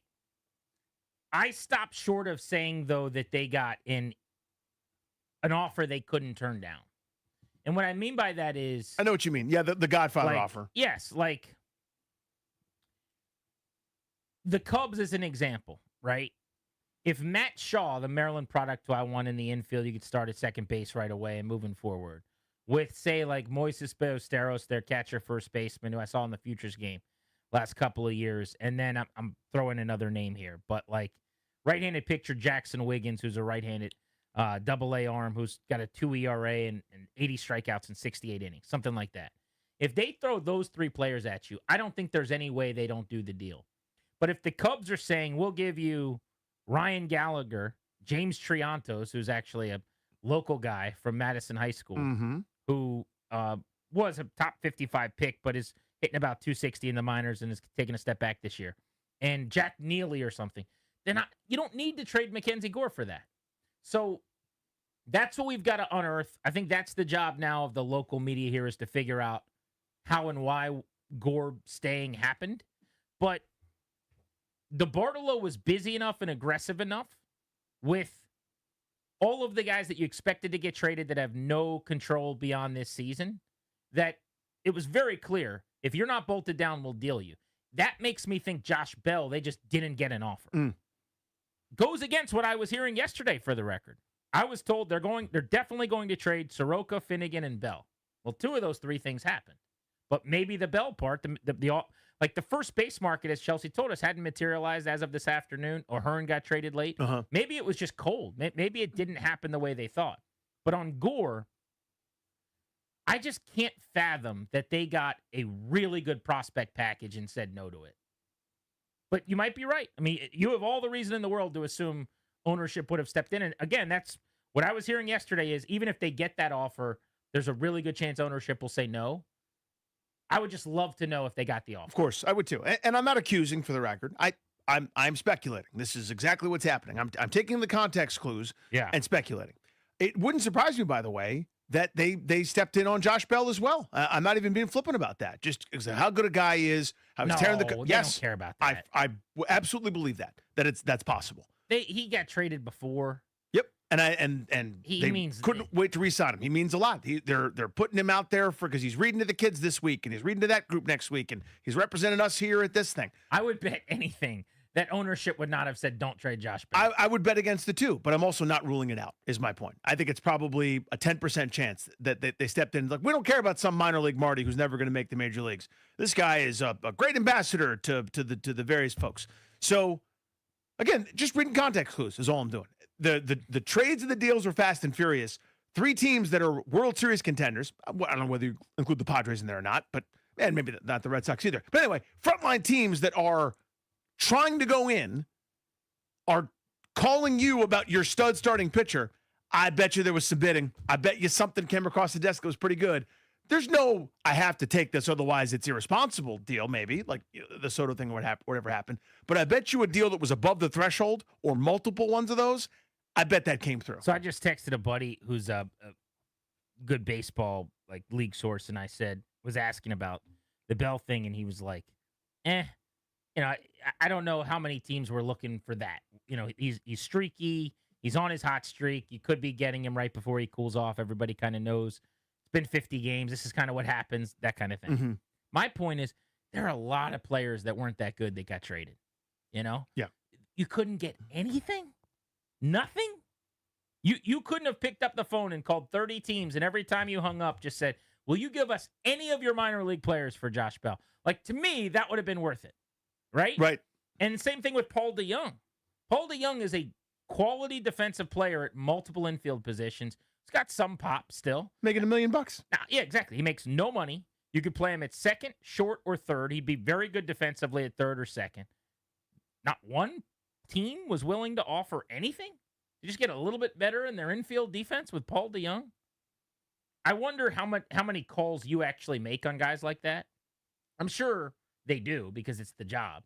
But like, is Mike DiBartolo, did he call 6 or 7 teams that he knows are looking for infield defense and say, hey, what would you give us for Paul DeJong? Or are you just waiting for the phone to ring? I don't know how that works. But in my perfect world, I think the more they could have traded, the better. But I think my takeaway, honestly, is DiBartolo executed an awesome draft plan that worked out really well. They got all their guys signed. They got some really high-ceiling high school talent after going the way they did at number 1 overall and saving a little money on their favorite player in the draft. And now you get through a deadline where you flip Rosario, Chafin, Garcia, Soroka, Finnegan, and Alex Call, and you bring in what was a total of 10 minor leaguers to the system. No great prospects, but a couple of guys who have some decent ceilings. This was, from what they accomplished, there wasn't one return where I went, that was lighter than I would have thought. Like every single trade they made, they got a couple of guys who are either low minors with tools and ceiling or high minors having decent seasons where you go, it's a decent little return for nothing. You could have gotten nothing from Ed Rosario, or you could get a couple decent players. Right, I'd rather have that, Like, yeah. They did that over and over again. I'd like to get more intel on Bell and on Gore, and maybe even on DeJong, if I could throw him in there. Yeah, a little. This is sort of the unsexy part of general managing, right? Because it's like, okay, I'm done, and now you don't see any of the results of any of these things for months, even years on a lot of these guys. When you mentioned draft and trading for dudes in the future, but yeah, so short of the major splash, which I don't know if he was permitted to do, to be honest with you, it's always so hard to grade these things kind of in real time. It's easier to do when you're a contending team that's on their way to 90-some wins, and you add the thing that you need. You go, that's an A because we needed a setup man, and we just got one. Huzzah! That's simple. This is much harder to sort of figure out if it was good, but on paper, certainly, you could see the makings of a plan and execution against it. We got football tonight, Danny Houtier. Yeah, buddy. The Chargers and the Lions kicking off in about an hour and a half. Prime time television. NBC with Mike Tirico's Golden Pipes on the call. The Collinsworth slide. You are looking live at Canton, Ohio. Is that Chris Russell on the sideline? Doesn't he always go to this game? I think he always goes, right? He's a big Canton, Ohio. Now, every time he goes, they don't play the game because, like, they painted the field too late or there's a storm or something. That's right. This was the game where they have some kind of fiasco on the field every time. There's lightning 10 miles away or something. The paint hasn't dried. For some reason, there's a hole in the field that no one can solve. There's always something. Chargers, Lions tonight. We are back. Football under the lights in prime time. Who's more of a football guy? Jim Harbaugh or Dan Campbell? You see what I'm saying? They're different, but both football guys. Who's more of a football guy? That's really good. That's really good. I'm going to say Dan Campbell's more of a football guy. I think Harbaugh's a little more worldly, probably has more interests outside of football. I think Dan Campbell's here to bite kneecaps. I don't think he has any other gear. I could make a case for Harbaugh. Like, I barely even have time to put on these khaki pants because I'm thinking about football. And definitely a football just guy. attacking this day. You have it coming up with catchphrases for like how he eats his donut. What's the thing he says? Attacking this day with an enthusiasm unknown to man. That's like his catchphrase or something? I'm like, I don't even know how to talk to you, dude. I need a translator. Yeah, that's a bad catchphrase. The other one is, who's got it better than us? Nobody. That's like the old Jim Zorn hip hip hooray bit.